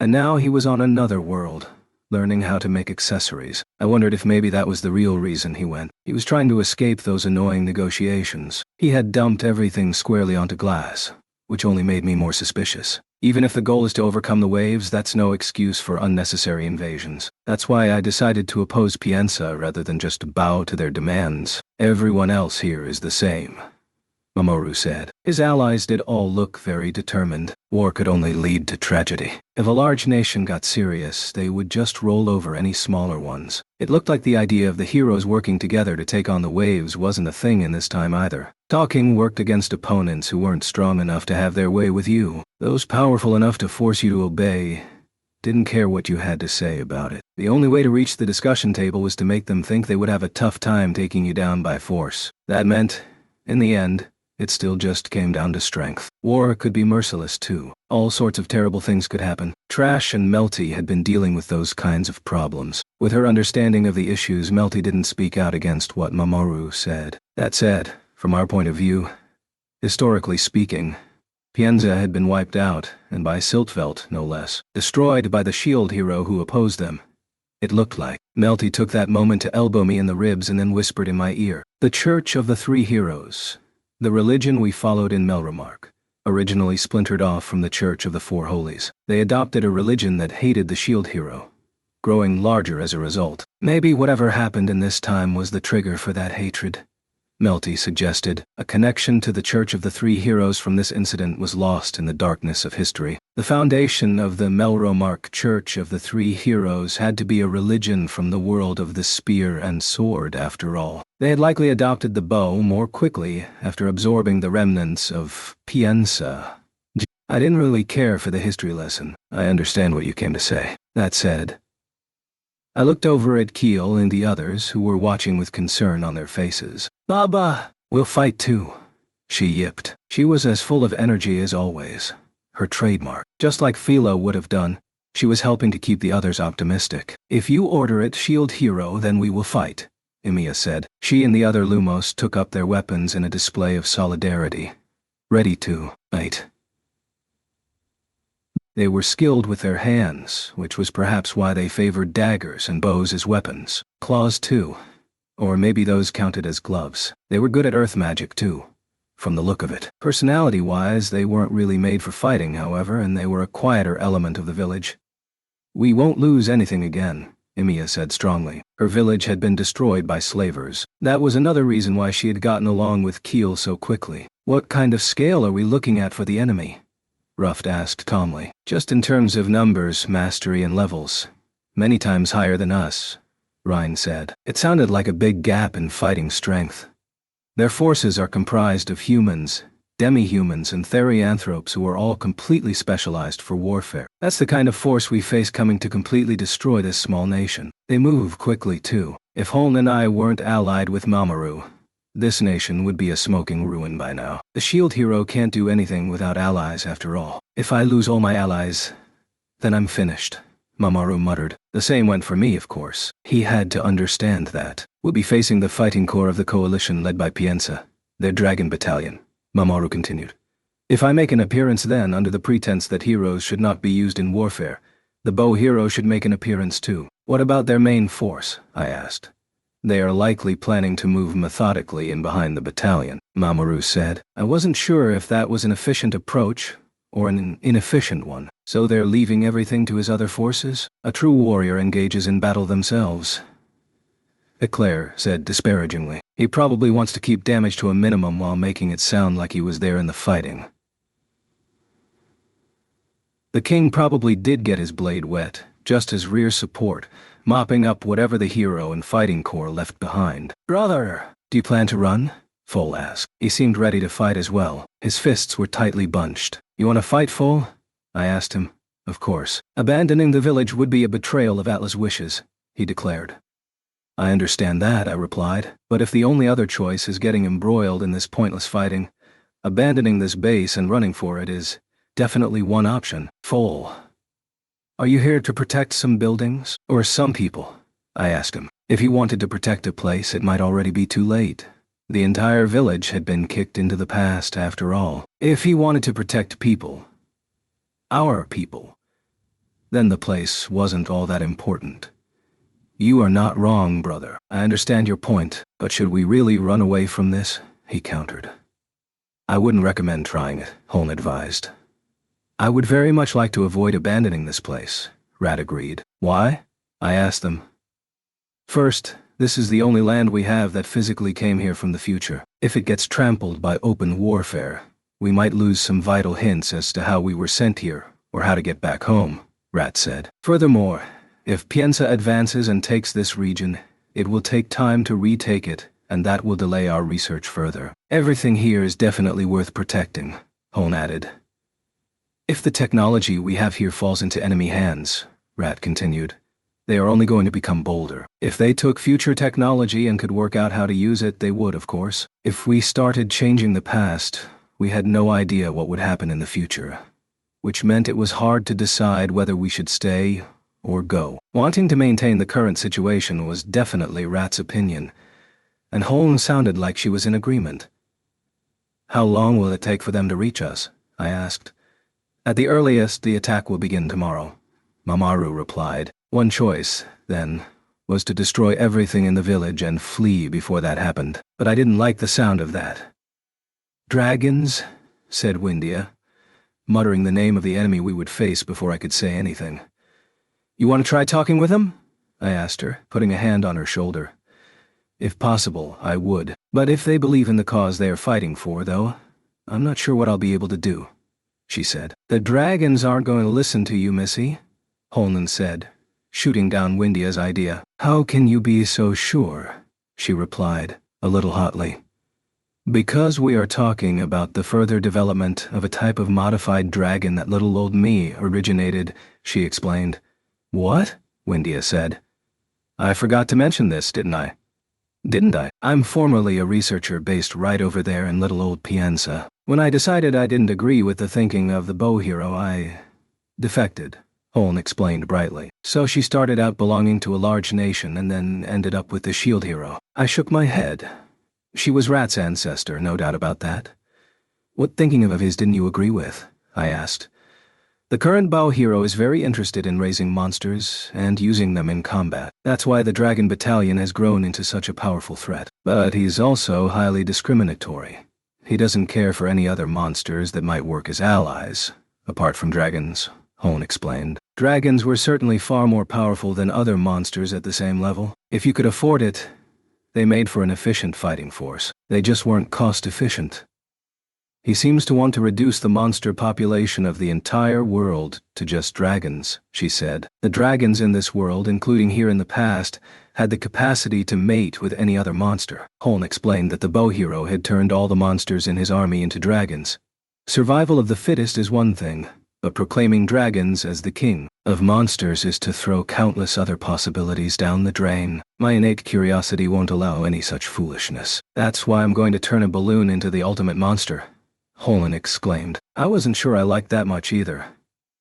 The ultimate balloon was not something I was interested in encountering. I couldn't help wondering if maybe it was Holn's research that had resulted in the monsters in our world remaining unorganized. Over in Kizuna's world, they had quite an organized structure, with the demon dragon at the top, a bow hero who will only accept dragons as powerful monsters, I muttered, looking over at Windia. Then I stroked the caterpillant that had become a raft species and looked back at Holn and the others. In our village, there was no competition for the top spot between dragons, philolials, or the raft species. They sometimes bickered about what to change into when performing a class-up, with most of them wanting to become raft species. Maybe there was something there that appealed to them. Even the monsters Ren and Itsuki raised had started to show that trend. That had Rat very interested. Do they have a dragon emperor? I asked. My own investigations have only gotten me so far. I can't be sure about that, Holn replied. In which case, we should assume that they did. What do you think, Windia? Ren inquired, looking over at her after sharing a glance with Eclair. Shouldn't you ask our shield hero first? She asked. I want to hear from you first, before Naofumi. Ren replied, his face deadly serious. I turned my blade on your father, Windia. That's why I've made a vow to never kill dragons without good cause. I don't care about your silly vows, Windia snapped. I know, it's almost selfish of me, but those are the feelings I took into my battle with Tax Dragon Emperor, he said. Galeon killed that one. So I heard, she replied. That was true. Ren had fought Tax Dragon Emperor, but he hadn't landed the killing blow. This all made more sense when it came to his general attitude. His actions had traumatized him. But I still fought. Things are different this time, though. Windia, in order to protect everyone here, is it okay for me to face this dragon battalion? I want you to decide, Ren said. Then he turned his sword into the Ascalon, the weapon he had copied from the one we found lying in the Philolial sanctuary. Windia looked around the village and then met the eyes of the caterpillant that had become a raft species. What if I say I don't want you to? She answered. I'll think of another way. Negotiation, something else, he replied. Windia gave it some more thought. I don't think they are special just because they are dragons. Not anymore, she finally said. I don't want to lose the village, to lose anyone else. Please, Ren, fight. Okay, Windia, I will use my sword to protect you and everyone else here. That shall be my atonement, he proclaimed. I liked his energy, but we hadn't actually made the decision to fight yet. Baba, so we're gonna fight, Keel yapped, staring me down when I didn't reply. You said it yourself, Bubba. We have to choose for ourselves, and we have to protect the village and everyone in it. Keel, Raphtalia said, sounding very moved by this. The dog had gotten one over on me. I was indeed always telling Keel and the others to make their own decisions. That's why I'd let them choose their own class. Ups. That's all very well, I said, but that doesn't mean you should just fight everyone who comes along. You understand that too, right? I told them. Of course. No killing the bow hero, right? Keel replied. That's one thing for sure, I said back. This might be the past, but the nature of the waves was likely the same. Killing the holy weapon hero would only place greater strain on the remaining ones. That wasn't even the worst of it. If all the holy weapon heroes were wiped out during a wave, then that world was finished apparently. This was coming from Sign and the forces of her sister. People whose world had actually been destroyed. And so it sounded like legit information. Even if we were enemies, killing a holy weapon hero would be the height of foolishness. That said, it might be faster to just kill a hero who wouldn't listen to reason. In that respect, they had done pretty well in summoning me. Ren and Itsuki had come around and listened to reason now too. When I thought that all this was probably a trap set up by the one behind the waves, the one who assumed the name of God, it did make me sick though. But it would be a mistake for you to lead the charge into battle, Keel, I told her. What? If we don't fight to protect this place, what's the point? She replied. We've got other moves we can make first. You'll see, I told her. There was no reason to throw Keel and the others meaninglessly into battle. Sounds like you need me, said the shadow, popping into view and bowing to Melty and Ruffed before heading over to me. I sensed trouble and have been out Zeke-outing. Hero Iwatani, what the Z's people from Siltron have told you appears to be the truth, the shadow reported. He had confirmed that a large force was approaching the borders of Siltron. I wanted to inform you as quickly as possible, but they move very quickly. So it wasn't easy. Are you sure Mamoru isn't counting on our aid in order to pick a fight with other nations? I asked him, lowering my voice to almost a whisper. We couldn't ignore the possibility that he was playing the victim to make use of US, or make a run for it, leaving us carrying the can. As far as my investigations have revealed, he is in the clear. The reason for this attack is more likely to be because of your aid, Hero Iwatani. You've been helping them recover so quickly. That is not something their enemies can easily overlook. So helping them recover through trade had made their enemies move more quickly. It sounded like those looking to capture Siltron would prefer a soft target, and they were going to try and roll right over us now. I pondered this news. I was still worried that making the wrong move here could change the entire future. We were yet to confirm the effects of any such changes, however. It was definitely a thing that time in this world didn't really affect me, since I had been summoned here from another world to this world's Melromark in the future. So we had to choose between abandoning the village and delaying, or completely losing, our chances of returning to the future. Or we could fight and risk changing history itself. Quite the plot twist. It was a tough choice to make. Whichever one we chose, I was sure it would change history anyway. I would just have to hope that any ripple created in the past would be smoothed over by history's power to correct itself in the length of time prior to us reaching the present we had departed from. That said, just hitting them head-on isn't the only solution here, I commented. We had seen our fair share of warfare, but very little of it involved face-to-face battle. There was the conflict in Q10 Low, for example. We had made good use of Ruff's ridiculous policies to take the castle without spilling any blood. The battle with Fabry had been won thanks to the strategy from Trash. It really hurt that he wasn't here, to be honest. I think we can come up with some more interesting plans than that. Right? Queen Melty? Roof said, giving her a look that suggested the two of them had something to share. Huh? Melty didn't seem to be in on the secret. If you think back over the countless strategies Trash has proposed, I'm sure something you can use will come to mind, Ruff said. You remember all of those plans? I asked him. Huh? Yes, I mean. It was fun watching him explain them all, Ruff said, a little abashed. Just like Raphtalia was so good with remembering names, Ruff seemed to have a good memory too. He had learned the Melromark language in short order. He was a smart kid. Shield hero, Ruff said to me, keeping his voice low. We might have a problem if Siltron wins a complete victory here. Queen Melty told me that Piensa isn't meant to be wiped out yet. That's true, I said. We might have a problem if Piensa was wiped out at this point in time. In which case, I'll make sure not to hit them too hard, Ruft replied. Then he increased the volume of his voice again and started talking with Mamoru. Are we to presume that the battle between Siltron and Piensa is going to proceed through a number of stages? He asked. That's right, Mamoru replied. To recap. First, there will be the attack by the Dragon Battalion. Second, there will be the battle between the heroes. Third, the arrival of their main force. After that, to the victor go the spoils. The boundary between the Dragon Battalion attack and battle between the heroes is a vague one though, isn't it? Ruft continued. The hero is also being used to legitimize what they are doing, Mamoru said. In terms of other things they might already be doing. Do you think they have active operations within Siltron already? For the purposes of distraction and confusion? Ruft asked. Mamoru nodded. We've received reports of suspicious raids by bandits on our villages. Some of our allies have been dispatched to take care of it, he said. So they have a thorough plan in place. The cowardice on display reminds me of someone else, Rhine said. I wondered if she was talking about a resurrected, like Tact. The enemy had the bow hero among their forces, so it was possible. Aye. Do you know where the bow hero is? Ruft asked the shadow. I don't know the exact location, but I have a rough idea, he replied. Why don't we have your shield hero meet with the bow hero before anything else happens then, Ruft suggested. By putting the bow hero on the spot, maybe we could nip things in the bud before it all became about the pretext for this conflict.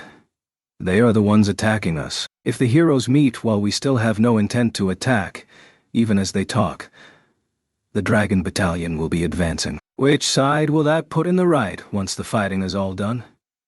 Ruft asked. It was cunning. I'd give him that. A way to gain some leverage even if we lost. Very much the kind of thing Trash would think up. I wasn't sure how happy I should be at these signs of growth in Ruft. What about the Dragon Battalion, though? Won't they Zash ooze under that plan?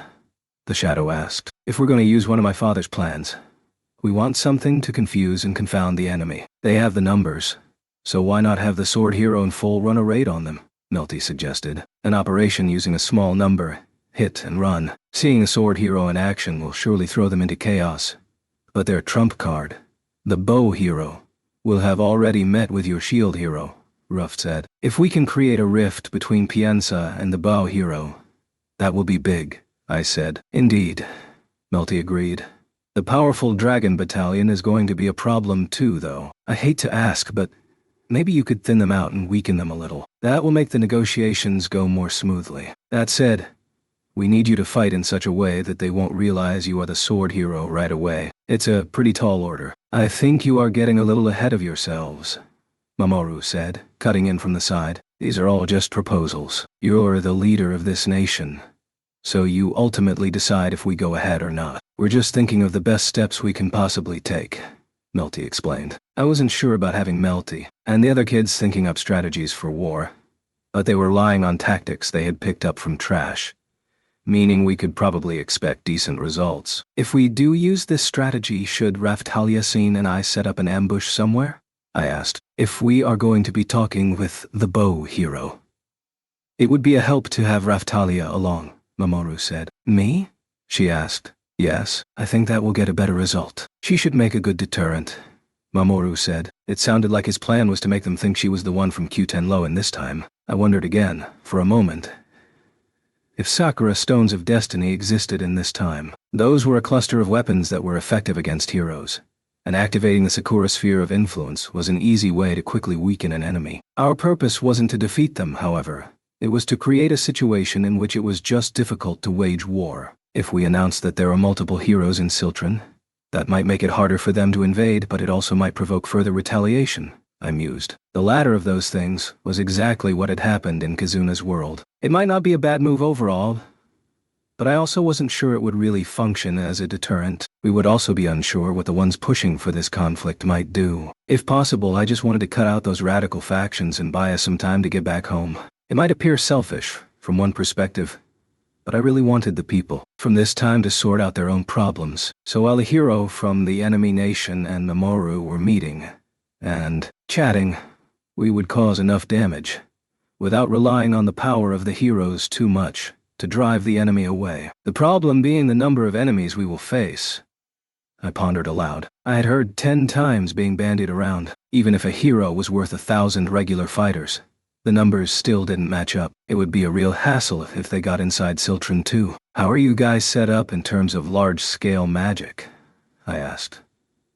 I hate to say it, but poorly, Mamoru admitted. I hadn't seen any units with the potential to fire off some large-scale ritual magic. One facet of warfare in this world was the exchange of ritual magic, so I had been told. There was always the possibility that, while we were dealing with the dragon battalion in front of us, a rain of ritual magic would pour in from behind. We had some collective attack magic at our disposal, but there were limits to that. It wasn't going to be very effective against a force carefully raised by the Bao hero, and any attacks from them would probably hurt even a hero, and cause serious problems for Keel and the others. They had the numbers, and we only had empty spots in our forces. Even if we did have a response, I didn't really want to use Keel and the others in battle. If Mamoru and his allies came to rely on us too heavily, they could easily be defeated once we returned to the future, messing everything up for all of us. We lacked decisive firepower. We just needed more boots on the ground.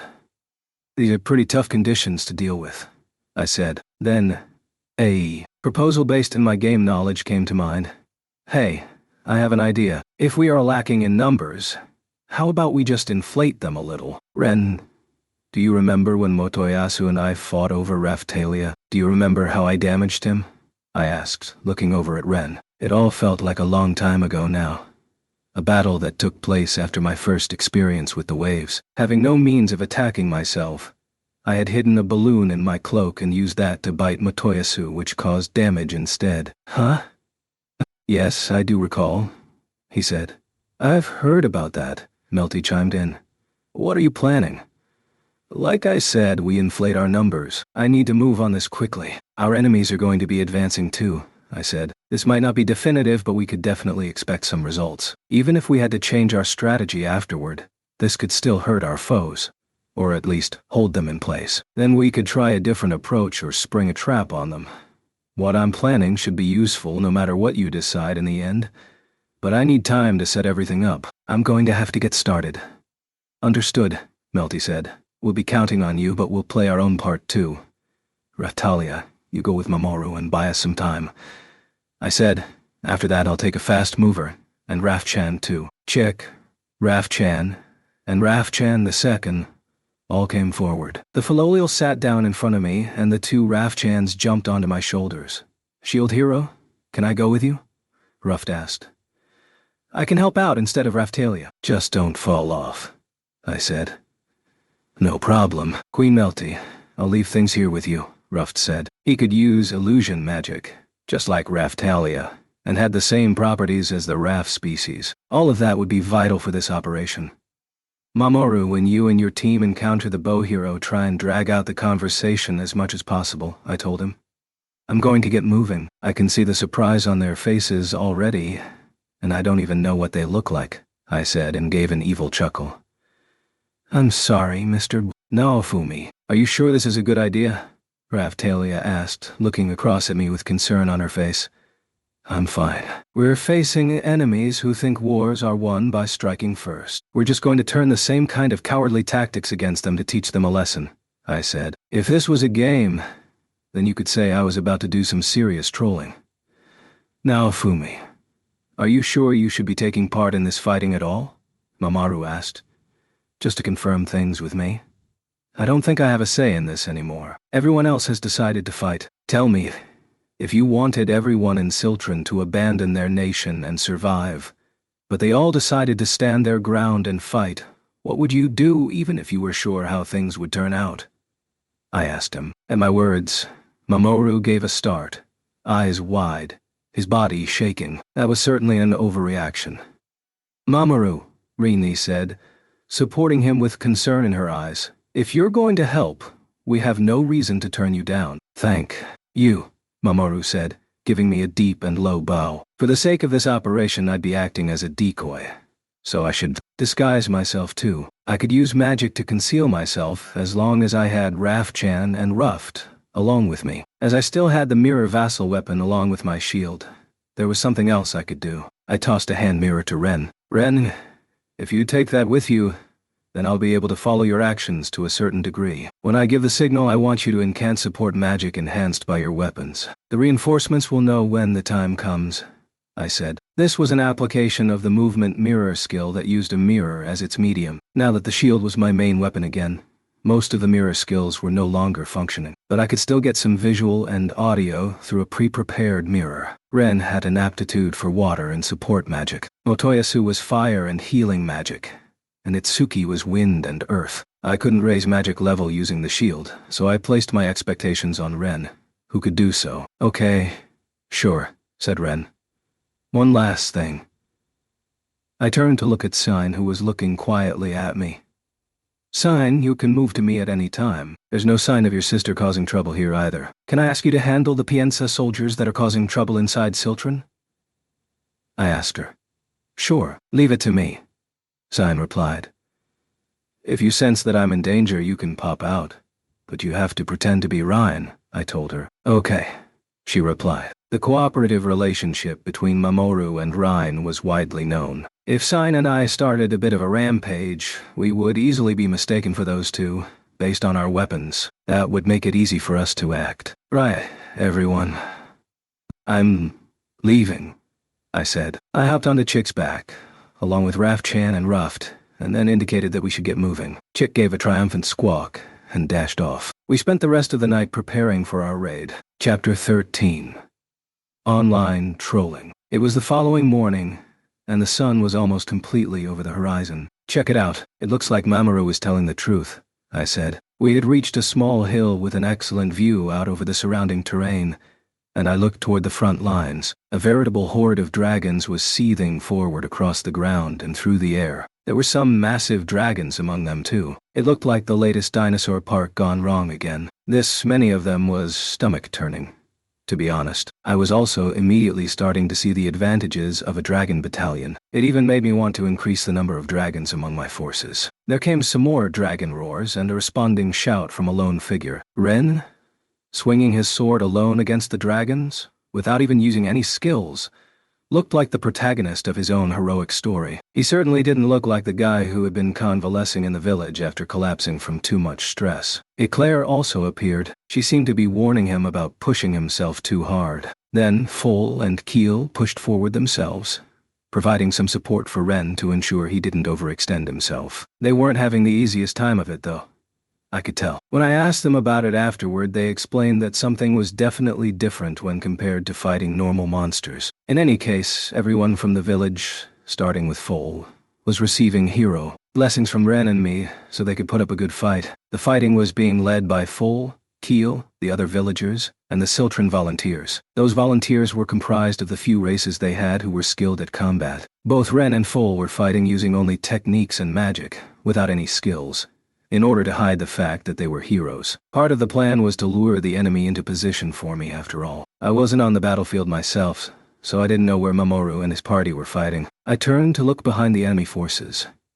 And there they were, a threefold force comprised of humans, demi-humans, and therianthropes. They were watching everything unfold under the pretense of support from the rear. This was a new type of enemy for us. It was a composition we hadn't seen before, even in battle with Siltveld. It felt more like the Melromark army that had fought with us against Fabry. Even at a distance, it was easy to see the difference in the size of the two forces. Our enemies saw nothing other than a small, weak nation feebly trying to fight back. "Shield hero," said Ruff. Chick and Rafchan made noises too.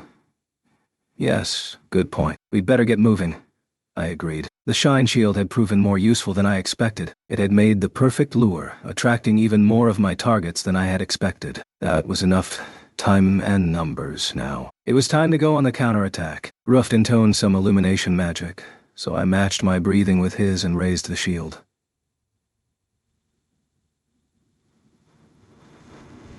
It was a chance to use a combination skill. As the source of your power, I implore you, let the true way be revealed once more. Create light to illuminate us. Drifa illumination. into a combination skill. Prism light shield, I shouted, while giving off ridiculously brilliant light. Almost divine in its brilliance, we charged into the dragon battalion and the forces behind them. Cacophony of roars and growls greeted us. The forces in the rear had countless wild monsters with them too. You really could find wild monsters anywhere. I kept Chick running at a speed that wouldn't wear her down completely.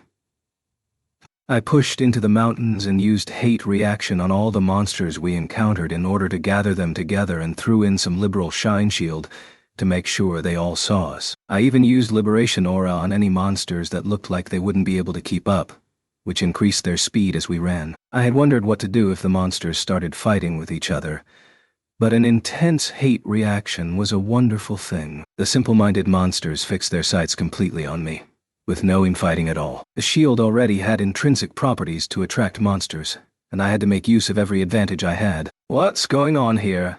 A horde of monsters. Is that the shield hero? Impossible. He's already engaged with the bow hero. What is the shield hero doing here? The enemies in front of us had a lot to say about the massive makeshift horde of monsters I had put together, and I felt cracks of chaos starting to run through the Pienza chain of command. MPK using a train, bringing in more monsters to make up the numbers. This is my first time actually seeing it in action. I breathed. MPK was an online game term that stood for Monster Player Kill. It was exactly what it sounded like, a form of trolling that involved using monsters to kill other players.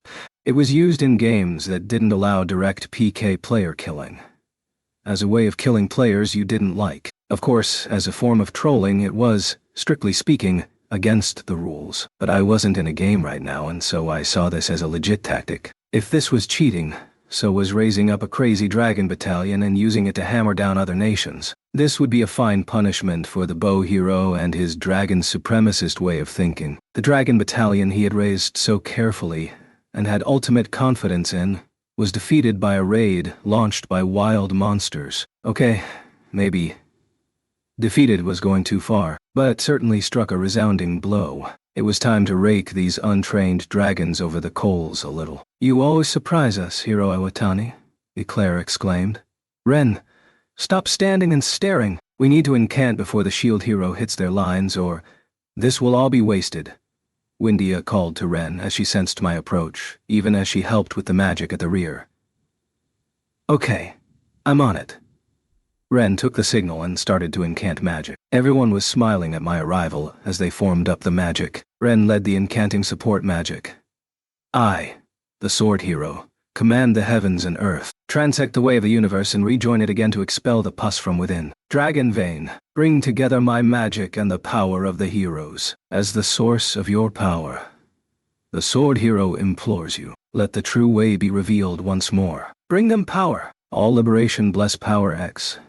The magic Ren had just incanted was different from the aura that increased all status. Instead, it just increased specific statuses like power and speed. I specialized in healing and support, meaning he couldn't quite match me overall. But at the moment, Ren could actually use support magic that offered a higher boost to attack power than mine did. Having received the benefits of his support, the monster army I was dragging along behind me all started to speed up, coming up after me even more intensely. Of course, I had a full wall of shooting star shields deployed around me, so even if any attacks reached me and my small party, they weren't going to break through. Chick gave a squawk, informing me that Ren's magic had been applied to us as well. She spread her wings and speeded up. We were almost transformed into nothing but a pure bolt of light that was piercing into the dragon battalion and Pienza army. Just when it looked like we would cut right through the enemy, a singular shaft of high-speed lightning. Ruft and the two Rafshans all activated their illusion magic,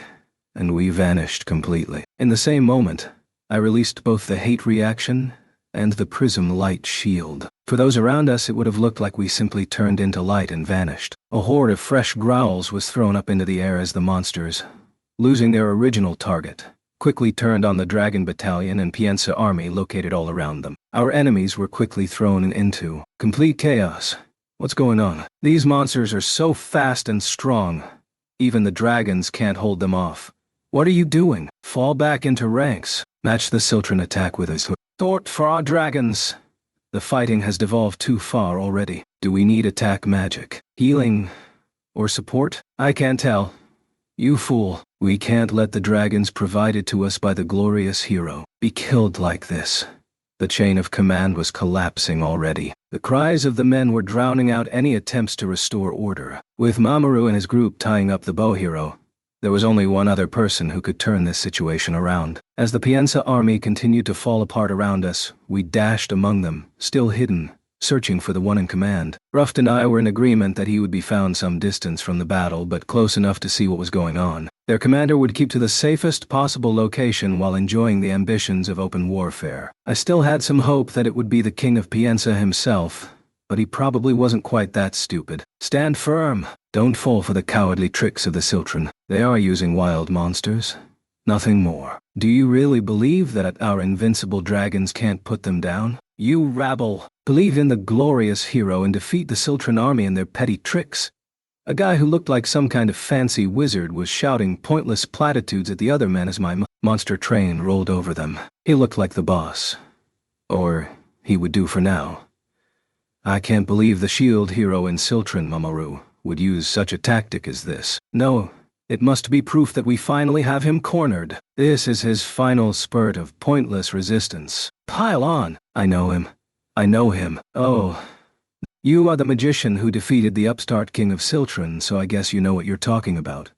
One soldier conveniently shouted, almost for my benefit. So this was the guy. This was the traitor Mamoru had mentioned. Drop our lines back. Allow the dragon battalion to fight more easily, the magician shouted. Hold on. I'm not about to let you put an end to our fun so easily. More chaos, please, I quipped, grabbing the turncoat by the shoulder and turning off the invisibility. I still had Ruft, and the raft shans making me look like Mamoru, of course. What? How can you be here, shield hero? You are engaged with the bow hero even as we speak. I am sure of it, the magician raged. You, of all people, should understand that one never reveals how the trick is performed, I replied. It was a pretty good comeback for me. I hoped a lot of people heard it. Let go of me, charlatan. Your tiny nation is going to be squished today, the magician raged. Remove your hands from our strategist, a soldier shouted, coming with other subordinates to protect their leader. At the same time came a guttural roar from what looked like a bodyguard dragon that the leader had, held back for protection. Of course, they thought I was Mamoru, and so was able to attack for myself, and obviously hadn't totally underestimated what might happen during the battle. If I activated Shooting Star Shield again, I would knock the magician away, and he would escape. That seemed to leave me with only one choice. Take all the incoming attacks head-on and cause some damage using counterattacks. Airstrike shield, second shield, Dridit shield, chain shield. I deployed my shields and then transformed them, catching all the magic and arrows flying in toward us. The incoming attackers weaved between my shields, pouring in to attack me. I also started to feel a little pain, no more than a tickle. But there was definitely contact. It was a sign that maybe the bow hero could train his goons after all. The shield gave a solid response, and the counter effect was triggered. I had the Spirit Tortoise Carapace shield equipped, and the counter effects of Sea Magic Snatch and Sea Magic Shot quickly scattered out among all of those who had attacked me. My tactics were greeted with pleasing cries from the attackers and shouts about their magic being drained away. I've got a little bonus for you too. Take this! I tossed out the enhanced snake balloons that had been biting onto me. It was just another little piece of fun I had cooked up. What's this? Snake balloons. Ow, that hurts. Stop it. Further chaos ensued, and I reveled in their shouts and cries. That said, it was an annoyance that I couldn't cause any truly incapacitating injuries. Using these methods only reminded me of when I'd first had to resort to such tactics. And I honestly didn't like that feeling. Shield hero. Ruft was still using his illusion magic. He split himself into multiple copies, then snatched an axe from one of the enemies, and smashed it with considerable force back into him. He was fighting a lot like Raftalia and unleashing some powerful attacks. In his Therianthrope form, he looked pretty brawny while he did it too. It was starting to feel like Raftalia would be the technical character and Ruft Mila, the power one. Raf! Said Raf-chan. Dafu! Said Raf-chan II. The two cuties were also working together to send Piensa soldiers flying. Raf-chan II was swinging her beast lance around as her weapon. She had really been favoring that one recently. Meanwhile, with a mighty neigh, Chick sent incoming Paenza soldiers tumbling away with a powerful kick. She was pretending to be a horse at the moment, and so had probably decided it best that she didn't squawk like a bird. Melty had told me that Chick was quite unlike Philo and that she was actually a pretty smart Philolial. I wasn't sure I saw much of that in how she generally carried herself.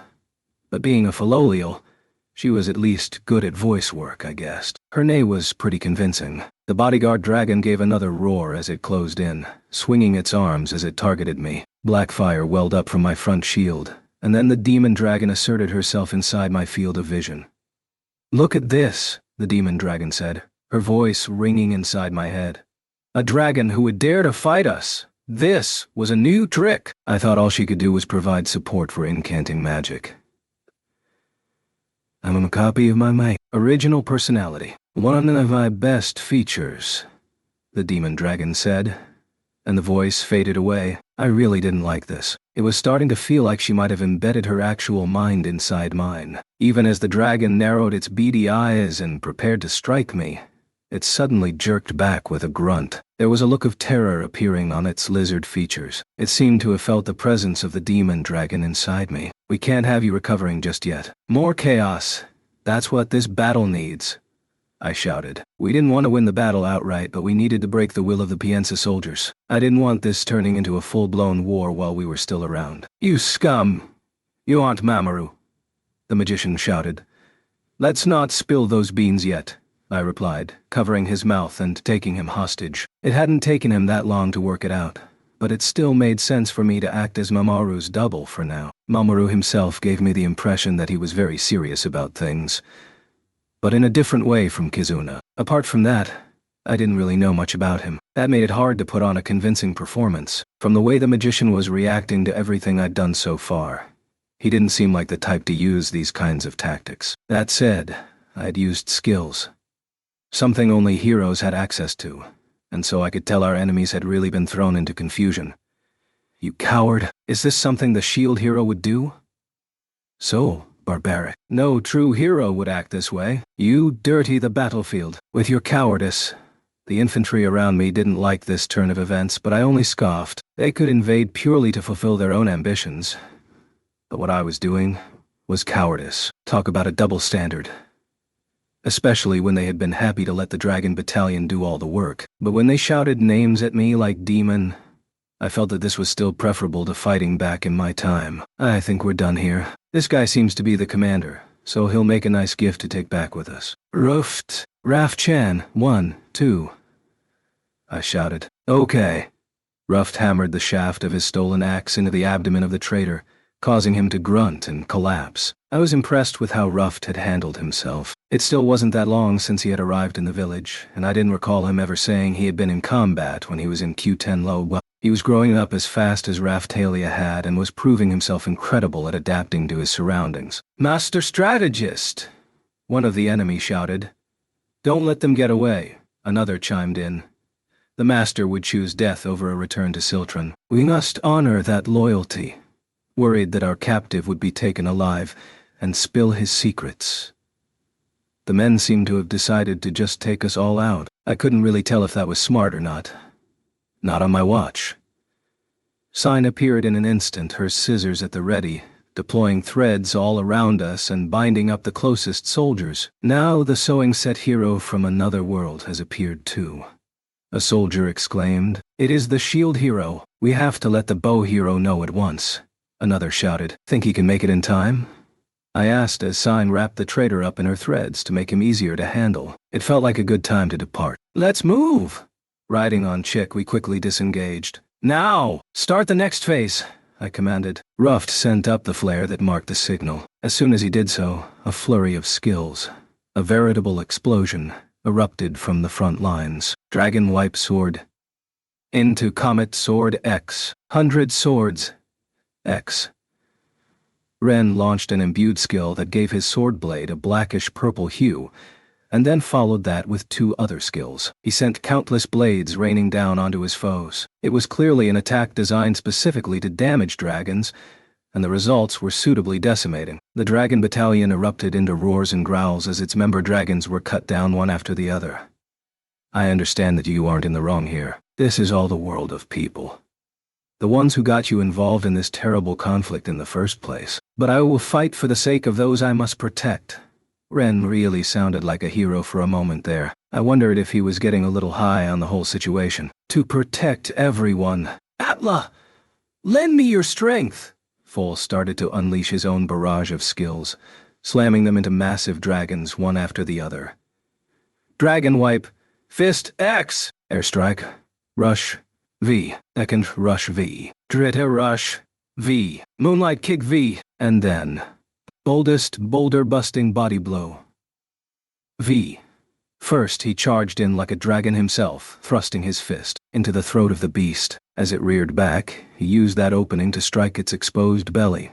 This flowed into a succession of swift blows. After Foal unleashed 4 powerful kicks, the dragon recovered itself and moved in to try and smash him down. Foal proceeded to somersault the beast, lifting it into the air from where he used its downward trajectory to unleash a final smash into the ground. The dragon crashing into the ground matched perfectly with his killing blow, taking the massive dragon out with a devastating impact. I'd heard him calling for aid from Atla, but I was pretty sure she had nothing to do with his combo. In fact, she'd likely only call him out on everything she thought he'd done wrong. The gemstone on my shield was flashing in much the same way it did when taunting Raftalia. That settled it. Atla was still as hard on Foal as she had ever been in life. I was glad he couldn't hear her anyway. He was fighting like a monster out there. And a monster full of life. At that. Foal. That was so cool. We need to show off what we can do too, Keel said, accompanied by the other villagers. He was yipping around in dog mode, keeping the attention of the monsters I had brought in with me focused on the Piensa army. A dog rushing across the battlefield.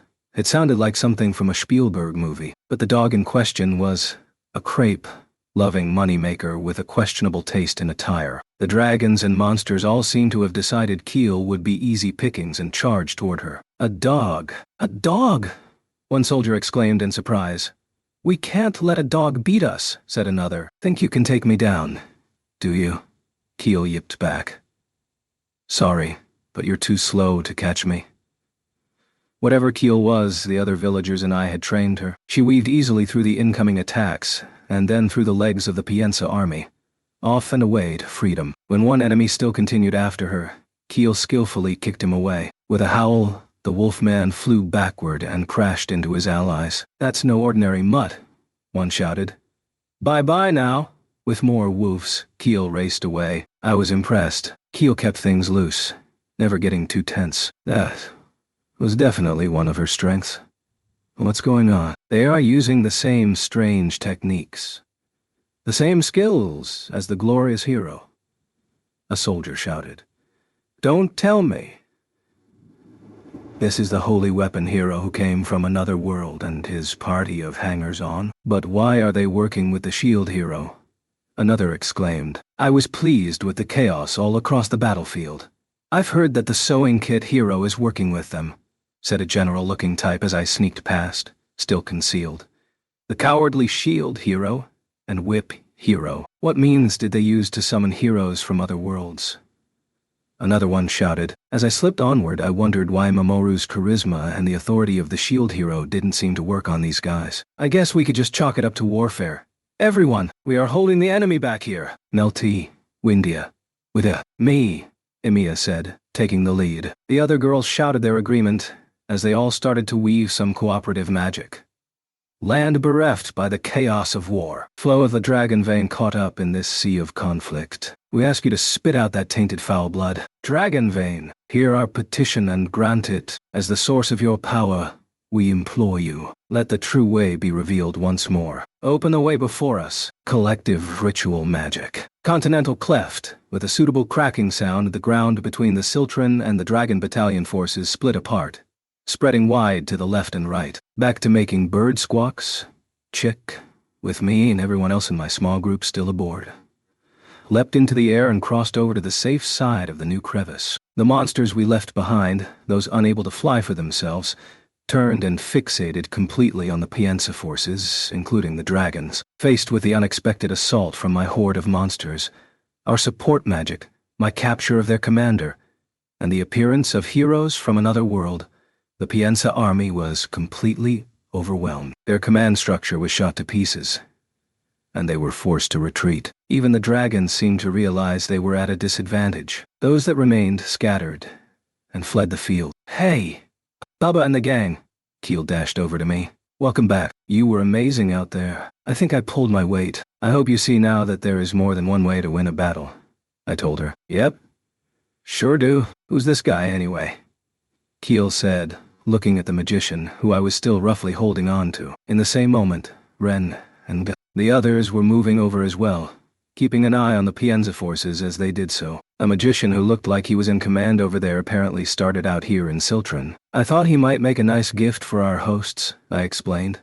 Pretty pleased with myself. Keel and the others all looked impressed. It had gone well, even if I said so myself. "No, Fumi, I do think we may have gone a little far," Melty commented. I turned to look back at the Pienza forces, watching them flee as they barely managed to fend off the monsters that I had unleashed on them. They had been more than just a big flock of weaklings, but I wasn't sure how I felt about our actions. I guess I chalked it all up to strategy. It didn't look like they had suffered too many fatalities, apart from the dragons, and there was nothing wrong with whittling down the number of wild monsters. All part of the strategy, I mused, looking down into the pretty deep crevice that had been created. Warfare in alternate worlds was quite a crazy thing. I wondered if there was combat in modern Japan that involved changing terrain on such a scale. Digging trenches, traps using bombs, and those things were possible, but probably nothing on this scale. That settles the fighting for now anyway. The Pienza army had been defeated. "I doubt they will get any ideas about attacking again too soon," I commented. "Melty, you know what to do next." "I'm on it. We'll seize the narrative at once and spread word around the world about how monsters and new collaborators raced to the aid of Siltron and sent the Pienza army and their dragon battalion packing," Melty said. "This kind of battle wasn't won on the field. We were facing the kind of enemy who would easily make excuses about how cowardly enemy tactics led to their defeat, turning us into the embodiment of evil and turning the world against us. In that case, we needed to strike first and use the rumor mill to our advantage. Whatever gets spread around now can only help us out. The real battle, the information battle, only starts once the fighting has been won. I will aid you in this," the Shadow said, also keen to help. "All of this should really put a crimp on any Pienza plans to wage war anytime soon. They wouldn't be invading the sanctuary anytime soon. I didn't know if they had ever managed that feat or not in the official history either. I was thinking, Naofumi, that maybe you just sowed the seeds of all the shield demon stuff for the future," Melty said. That question was like a knife in my heart. Like I might be the one responsible for all the grime I suffered attached to the shield hero name. Bringing in a horde of monsters to defeat an enemy force sounds a lot like a shield demon king to me. Melty chose to press the point, perhaps seeing that I wasn't really enjoying the situation. I had long become numb to such names, however. If they wanted a demon king, I'd give them the cackling king of all evil. "Did you see the terrified faces of those weaklings as they fled from me?" I laughed. "Wasn't it wonderful?" I laid it on nice and thick. "You want something like that, do you?" Melty said. She knew I was joking and chuckled along with me. It was nice to have allies who got my sense of humor. "What about Mamoru and Raphtalia? How did I do?" I asked, looking in the direction Mamoru and his party had gone. They were in the forest some distance from the battlefield. I saw smoke rising from the trees. That looked worrying. We headed in the direction of the smoke. By the time we drew close to where the smoke was rising, the forest was quiet. Perhaps because the fighting had finished. We arrived at the scene to find scratches gouged out of the ground that spoke of the battle that had happened there. "Mr. Naofumi." Raphtalia noticed our arrival and came over, accompanied by Mamoru and the others. It didn't look like the bow hero was around. "How did things go here?" I asked. "It worked well. Their bow hero was shocked to hear the shield hero was on the battlefield, when Mamoru was right here," Raphtalia reported. "It sounded like our raid had been a success. And what was the bow hero like? Something like Itsuki?" I asked. "Well, he listened to us, and it seemed like he might cooperate with us depending upon the circumstances. But he also spoke of prioritizing his own goals," Raphtalia replied. "That sounds about right. That's the bow hero," I replied. "He was like the sword hero used to be, but maybe with a bit of a broader perspective on things. I don't think he's going to be a good fit with us. Raftalia explained. So, another hero with a pain-in-the-ass personality. Unlike the vanguards of the waves, he gave the impression of taking being a hero pretty seriously. He fought in good unison with his allies, which made me think it would be hard to overwhelm him with pure force. He was one of the 4 heroes, and a legit one at that. I wished Mamoru had been able to get through to him. Mamoru tried to negotiate with him, Raftalia continued, almost reading my thoughts. But there's something about all of this, something behind it that we're not seeing yet.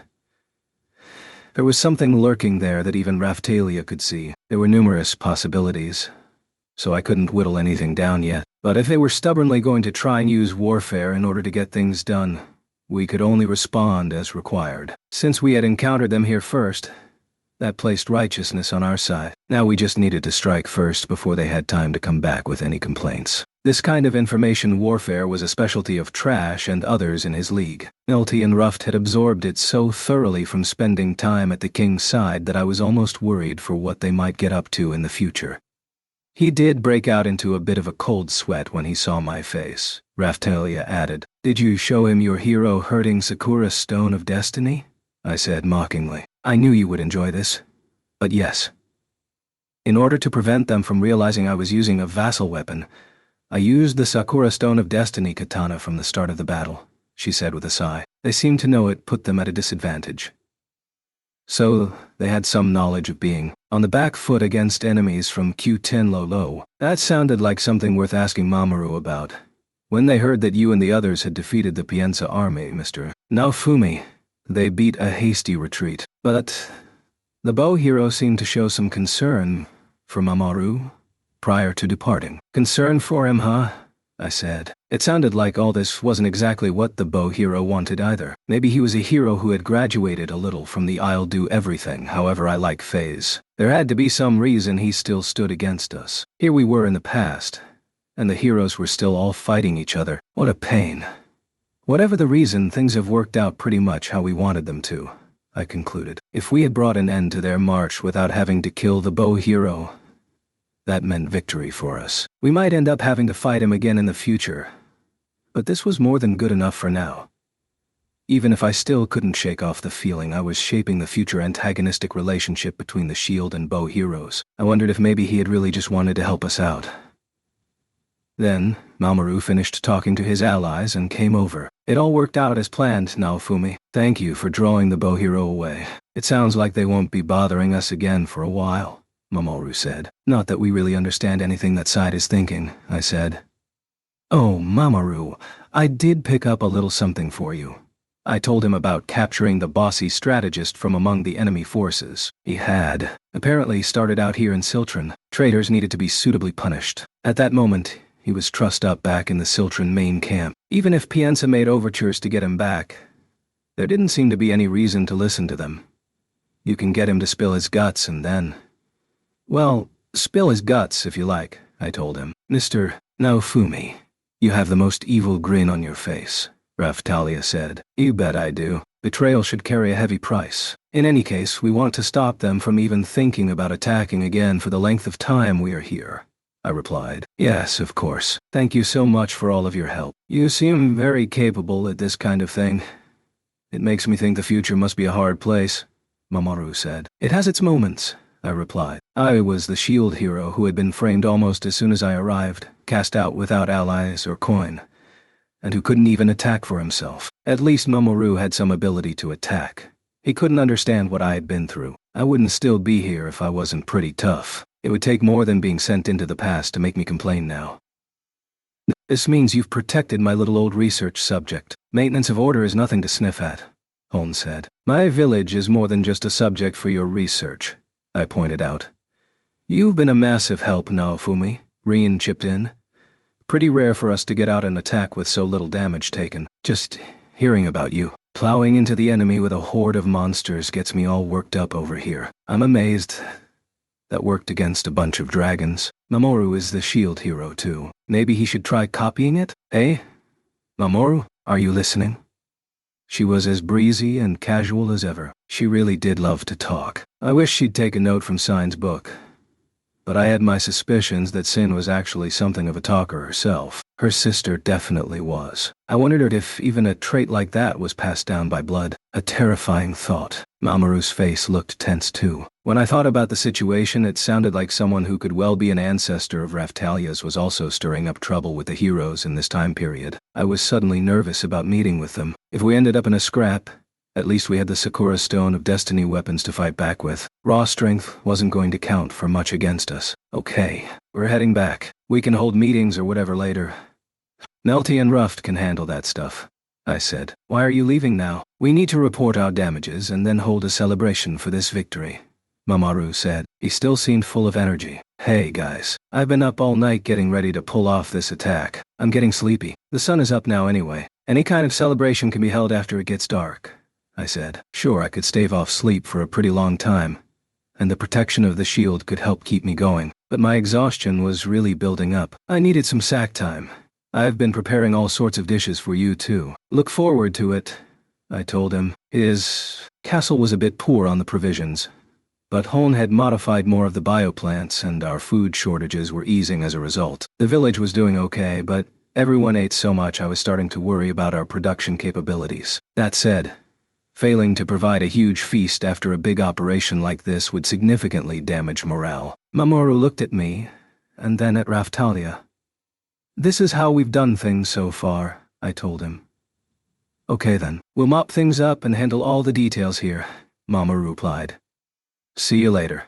With that, we retreated. Keel and the other villagers had managed to get some sleep while we were preparing for the fighting, and so they stuck around to help out. The remains of the monsters I had led into battle and the dragons were carried away, processed as required, and delivered to the village. Once I finished my nap, I came out to find a veritable pile of monsters and wasn't really sure what to do with them. Then I put the cooks who hadn't done any fighting to work. Epilogue. Different constellations. We had so many people to accommodate now. We invited Mamoru, his soldiers and his other collaborators to come to the village for a large victory party. It was being held outside, more on the scale of a festival, to be honest. Wow, that tastes great. What a strange plant. Is this edible too? A tree that grows bread. Whatever will they think of next? Everyone seemed pretty impressed with the produce of our village and enjoyed the meat dishes, including some flavorful dragon. The village cooks and I prepared. It seemed celebrations in the past weren't much different from those in the future, however. All the small animal-type demi-humans and therianthropes running around created a bit of a different atmosphere. They also all had that look in their eyes that was unique to those who had come from regions that lacked food. Seeing people with a lingering hint of desperation in their eyes, the eat now or I might not survive look, tucking into this veritable feast gave me mixed feelings. Bring more in and get it cooked as quick as you can. Don't worry too much about the taste. Just suck it in, I said. All the food I had prepared in advance had been consumed in a flash, and now we were making barbecue from some newly defeated monsters. Roasting them whole might have seemed like one possible idea, but that was actually a pretty difficult time-consuming process, and the resulting meat didn't taste very good anyway. Get it wrong and you could end up eating meat that was still raw. Still, running a party like this was great experience for the village cooks. Monster meat needed to be completely drained, and the sinews cut before one could even consider eating it. The meat that hadn't been prepared properly, or that didn't taste that nice, could be used to feed our own monsters, or it could be processed into fertilizer. It could also be used for shield compounding, so there was no waste. Everything got used. Interesting. I had some knowledge of the skeletal structure and musculature, and I performed some precursory examinations myself, but I've never done such a thorough dissection before. This is a great opportunity for me, so let me help out, Hon said. She was very passionate about her research, I'd give her that. Oh? You don't know the best places to cut them, ancestor. For this monster. Rat was showing off, putting on her teacher face. Here, and here. I finished for her. If you cut it here, it can't walk. You have a good eye for observing monsters, Archduke. If you could swing a weapon in battle, I think you'd clean up quite nicely, Rat observed. Maybe. Monsters will use magic to recover themselves even while you fight, though, so you can't count on just knowledge like this, I said. They could often pull off unexpected movements too. Just another one of the rules you had to live with in an alternative world, where healing magic was a thing. Healing magic went as far down the tree as you could imagine, right down to bizarre but useful stuff like healing tooth cavities. I took a moment to wonder how that worked. Maybe gathering calcium from around the rest of the body. I wasn't quite skilled enough with magic to understand something that complex. There are ways you can defeat monsters to make them taste better. Would you like to know more? I asked. You bet, Holn replied. Her intellectual curiosity was clearly tingling. I didn't see the harm in sharing this information. A hunter would tell you this too.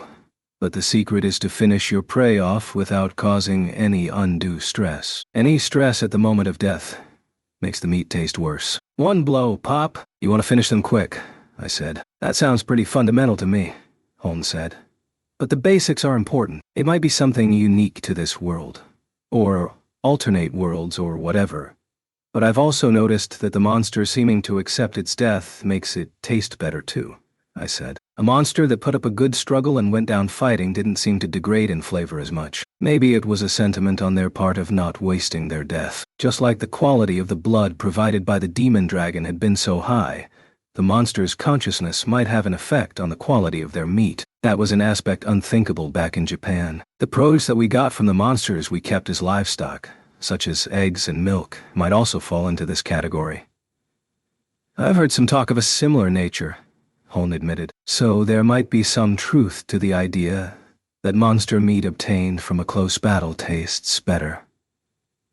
My research also suggests that defeating a monster while imbuing it with some life force will keep the flesh almost in a living state for a short while, making it easier to dress and process, I said. Maintaining a live state meant the blood would not seep into the flesh, meaning it could be drained completely and would taste and smell even better. Aging the meat still tasted the best, but it was a start. That's because the cells are activated by the life force, Rat theorized. Sounds right to me. We already know that not only in cooking but when producing anything, using life force can improve the quality of it, I said. Such wide applications. So much room for research, Holn said. Please try to stay focused on how to get us home, I said. I know, she replied. I wasn't sure that she did. Her reply felt too glib for my liking. Holn did seem to be in a very good mood, though. Maybe because we had struck such a blow to the dragon battalion, I got the impression that she didn't like dragons much. Something there nagged at me, but I wasn't going to pull too hard on that thread. There's one final trick, but it's only available to heroes. You can place the corpses of poor quality monsters into the weapon, turn them into meat, and once the quality is normalized again, you can cover the rest with your cookery skills, I explained. Wow, such a cunning ploy. And only available to heroes. It's not even a way to defeat them that makes them taste better. It's a cheeky way to enhance them after you've defeated them, Holn said. Just the kind of cunning I'd expect from you, Archduke. How much of today's cooking relied on such methods? Rat inquired. Enough. If it tastes good, that's all that matters, I replied. Okay then, little old me's going to get back to my little old research, Holn said. She started off back toward the lab like it was the most natural thing in the world. Rat started after her with suspicion in her eyes. You want something? Holn asked. I've seen you looking at my Mikey, Rat replied. Don't try any funny business, okay? That's for him to decide for himself, isn't it? Holn responded. You seem to have put a lot of work into him, but just what is that thing? I can't back down until you let me know. Mikey is my precious research sample. He's clumsy but lovable and can't come out from his tank due to a terrible accident, but one day I'll let him emerge again, Rat said. It almost looked like the two of them were fighting, but they seemed to be getting along, so I decided to leave them to their own devices. I'd let Windia know to report to me if either of our two resident crackpots tried anything too risky. This is the band of traitors Naofumi leads. He is a collaborator with shield hero Mamoru. I hope we can all get along, said Ruft, making introductions to some of the soldiers. Dafu, said Raf Chan II. Ruft was different than Raptalia in that he was politically minded and also had some understanding of trade, which was a big help. Our village had popped up from the future onto the border between two nations, which meant soldiers defending that border were likely to drop by often. We might not be in a bad spot if this was peacetime, at least in terms of being able to obtain things from other nations. The soldiers Ruft was talking to only had good things to say. This is all such a big help. I've heard the talk, but I'm so glad Hero Mamoru has found such powerful allies. Now, the people of our nation will surely survive into the future.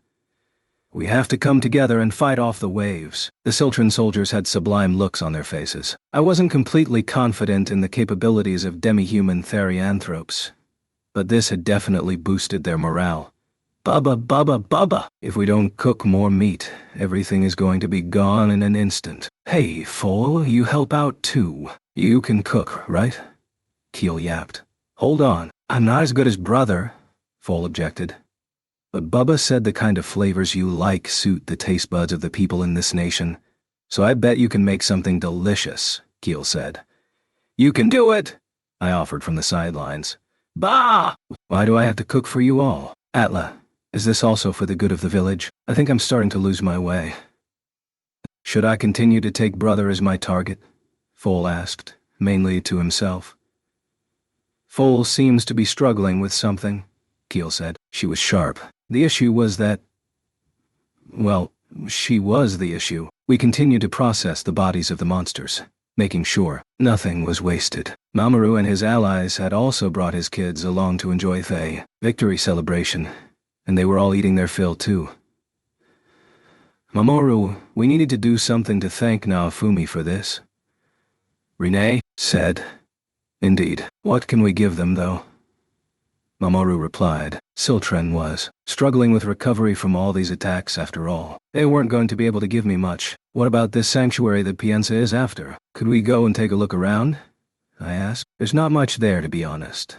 But if you want to go, I can arrange it for you soon. But that's not really a reward. Mamoru made a noise that let me know he was thinking. We don't have money, food, or resources. The best I can do is issue rights within our nation or passes for travel to other nations. And rank, I suppose. I don't need rank, I quickly stated. This was the past, so rank might come in useful if we were going to be here a long time. But with Mamoru helping us out, I didn't really feel the need for that. Maybe getting Melty a temporary position would make negotiations easier, but that was about the only use I could think for it. And again, with Mamoru helping us, it didn't really feel needed. I didn't think so. Then maybe helping Holn to work out how to get you home. Mamoru suggested. She's working on that well enough already. You're doing plenty. No, need to worry about it too much, I said. Maintaining a sense of debt toward us might make future negotiations easier too. Having something to hold over them could be important. But we needed Mamoru to feel things were resolved too. In which case, can you share any monster materials that you and the other Ciltran forces have collected with us? I asked. I'm sure you know what I'm after. The heroes could obtain new weapons from various materials coming from all around the world. Receiving such materials from one in authority could be more than enough of a reward. Very well. I will make the arrangements, Mamoru agreed. We could always hit the hot springs together. No better way to get to know someone than in the buff, said Ryan. I was starting to worry that she was getting a bit sexual with me. I can show you to a secret spot I found. That could be nice, Mamoru said. That could be a good way to ensure you have good intentions, I said, still keeping my cards close. Since I'd come here, it felt like I was bathing in hot springs even more than I had at home, like on the Kalmyra Islands. As I pondered these things, a strange look came over Mamoru's face. Philolials, huh? He was looking over at a bunch of the birds as they stuffed their beaks with food. They didn't exist in this time from the sound of it, so maybe that was from where his interest stemmed. From his perspective, we were from the future, so we had access to futuristic technology. If we could share some of that with him, he might make new gear for facing off with the waves. I had to hope that Holn and Rat would work together. Come up with something to compete with the bizarre inventions Signed Sisters forces kept coming up with. Something to really knock their socks off. Something a bit more exciting than that useful but boring bread tree. Mamoru. Ryan was observing my conversation with Mamoru, with a look of concern on her face that definitely caught my attention. Chan breathed his name as well, looking between him and me. You know now is the time to be happy everyone is still alive, right? I said. That's right. Well said. Chan, I want you to eat your fill and grow up big and strong too, Mamoru told the girl. Okay, I'm going to get strong too and protect everyone from nasty wars, Qian said with a look filled with conviction. It sounded like the villagers had started to influence her too. As we chatted, I saw Ren eating with Windia and Eclair. The three of them seemed to spend a lot of time together now. I also got the impression that the two girls could be a little hard on Ren. But maybe that was just me.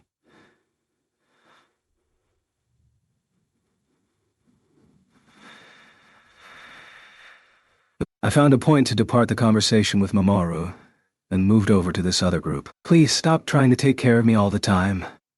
Windia was just saying to Ren, looking quite upset about it. Ren stammered some kind of apology. No need to play the guardian with me. I can make my way through life alone. And right now this is the place I belong. It's the same for you, right, Ren? It sounded like Windia was entering her rebellious phase. Or maybe she was just pissed at Ren always trying to smother her. That said, I know I said this before, but thank you. No problem, Ren managed. I took a moment to think about it again, and I realized what has happened to us here really is quite insane. I wonder how my father would have reacted to all this, Eclair pondered. He was the original ruler of the territory that Naofumi now holds, wasn't he? Ren asked. That's right. I want to become the same kind of ruler as he was. A wonderful man, trusted and loved by the people. But I'm honestly not sure what I should be doing in this time, Eclair admitted. Even before coming to the past, she had just been living in the village, operating with Ren. She was a guard for Melty as well, but she clearly wanted to achieve more than that. At least she was continuing with her Hengen Muso-style training. I said it before, haven't I? I've seen the way Hiro Iwatani and Queen Melty have worked to restore their territory. And I'm ashamed of myself for not being close to being able to do the same thing. I know your best is good enough, Eclair. You can do it. I'll help you, Ren said firmly. If you help, Ren, we'll just end up with a bunch of fanatics who want a piece of the sword hero. Eclair bemoaned. You could say the same thing about Naofumi. What's wrong with me, then? Ren replied. This is a hard one, she said, thinking. Would it be wrong for me to use you like that, Ren? I mean, everyone uses everyone else to some extent, the top, don't they? Hiro Iwatani, Queen Melty, the former queen, the king. All of them have used each other, but I'm not sure I'm at that level. Eclair crossed her arms and really started to think. She was a serious, straight-laced woman, but also more a warrior than a ruler. It was hard for her to understand that mindset.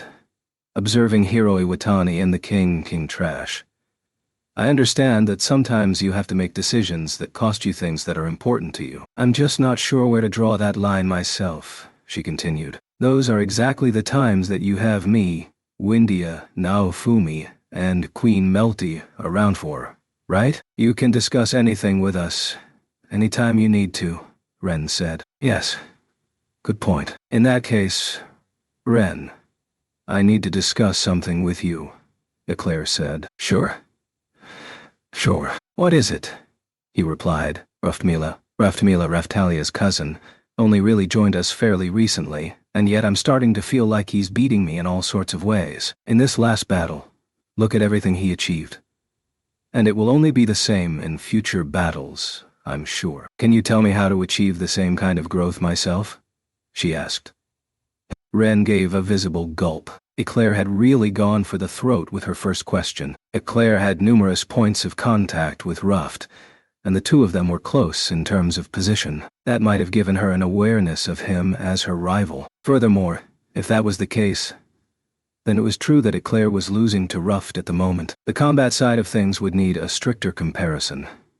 But if Ruft managed to learn Life Force, then Eclair was going to have trouble defeating him at anything. I had to have Ren tell her later that having a rival around could actually be a good way to grow stronger. Ruft was going to continue to make his own impressive progress, day after day, and she would have to try and keep up with that. It made me wonder if I was really doing a good job of leading myself. It felt like the only real instructions I was giving were about trading. I did say things that I hoped would boost morale, and I had used my experience in a guild for an online game to create an environment favoring the villagers. In Q10 Low, Raftalia had taken on the role of Heavenly Emperor, but all of this didn't really feel like being a ruler. I looked over at Mamoru. I could tell with a single glance at the soldiers gathered in the village that all the expectations of Siltran were focused on him. They had been willing to stand firm even in the face of the Dragon Battalion. Even if they weren't the most highly suited demi-humans or therianthropes for combat, They had a willingness to go into battle. The same thing could be said about those in my village,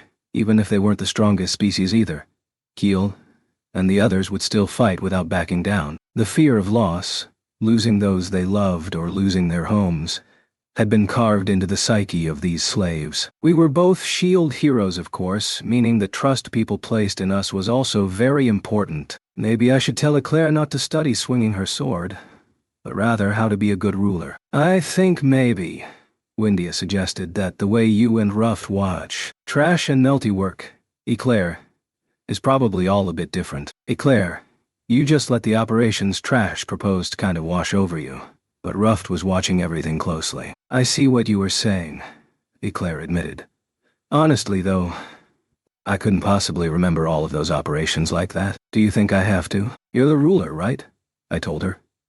So you can leave that stuff to someone who can handle it. I had to say that Eclair seemed more like a lark type to me, throwing everything to skilled subordinates and then bearing the brunt when a tough decision had to be made. I wondered why so many people around me, like Risha and Ethnobalt, were so keen to overextend themselves and push themselves to tackle challenges that seemed far beyond their skill sets. Looking at Eclair, I could kind of understand how Melty felt. Having these thoughts, I looked over at Raftalia and Melty, noticing them a little distance away, and looking up at the sky. It reminded me of when we had to sleep outside during the Melty kidnapping thing. That was a long time ago now. Philo had been there, but she wasn't here now. We needed to get back to our own time.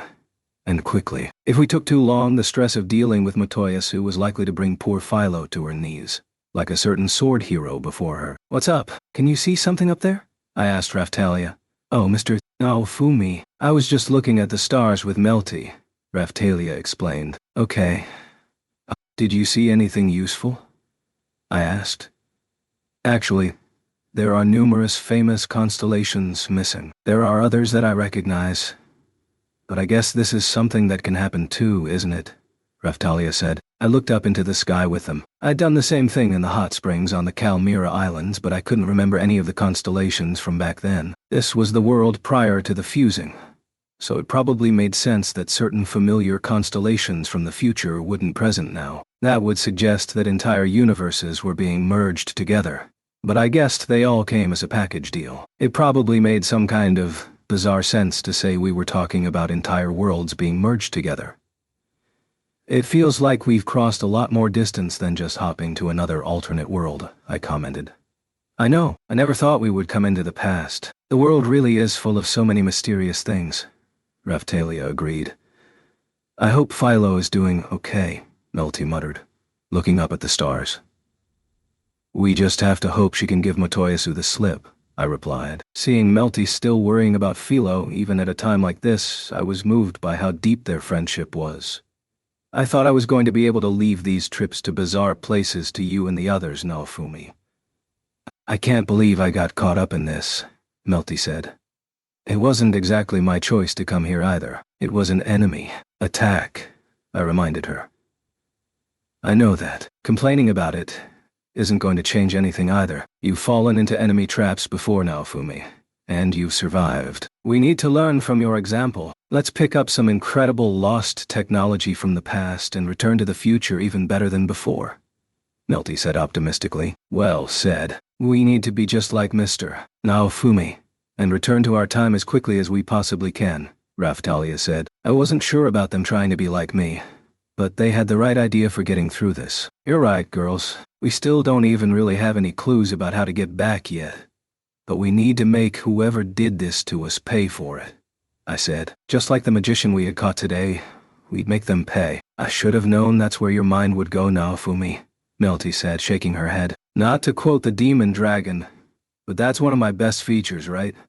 I joked. You think your bloodthirsty desire for revenge is a good thing, Melty shot back. I guess you girls get to decide in the end, I replied. Things have worked out so far, so I can't deny the effect it has had, Melty admitted. Let's just keep working toward getting home. Never giving up is very important. I will give you that. You can count on me, Raftalia said, neatly sidestepping the whole bloodthirsty bit. We might have been kicked into a new type of alternate world, right back into the past, but with the unfamiliar stars twinkling overhead, The three of us vowed more strongly than ever that we were going to make it back home.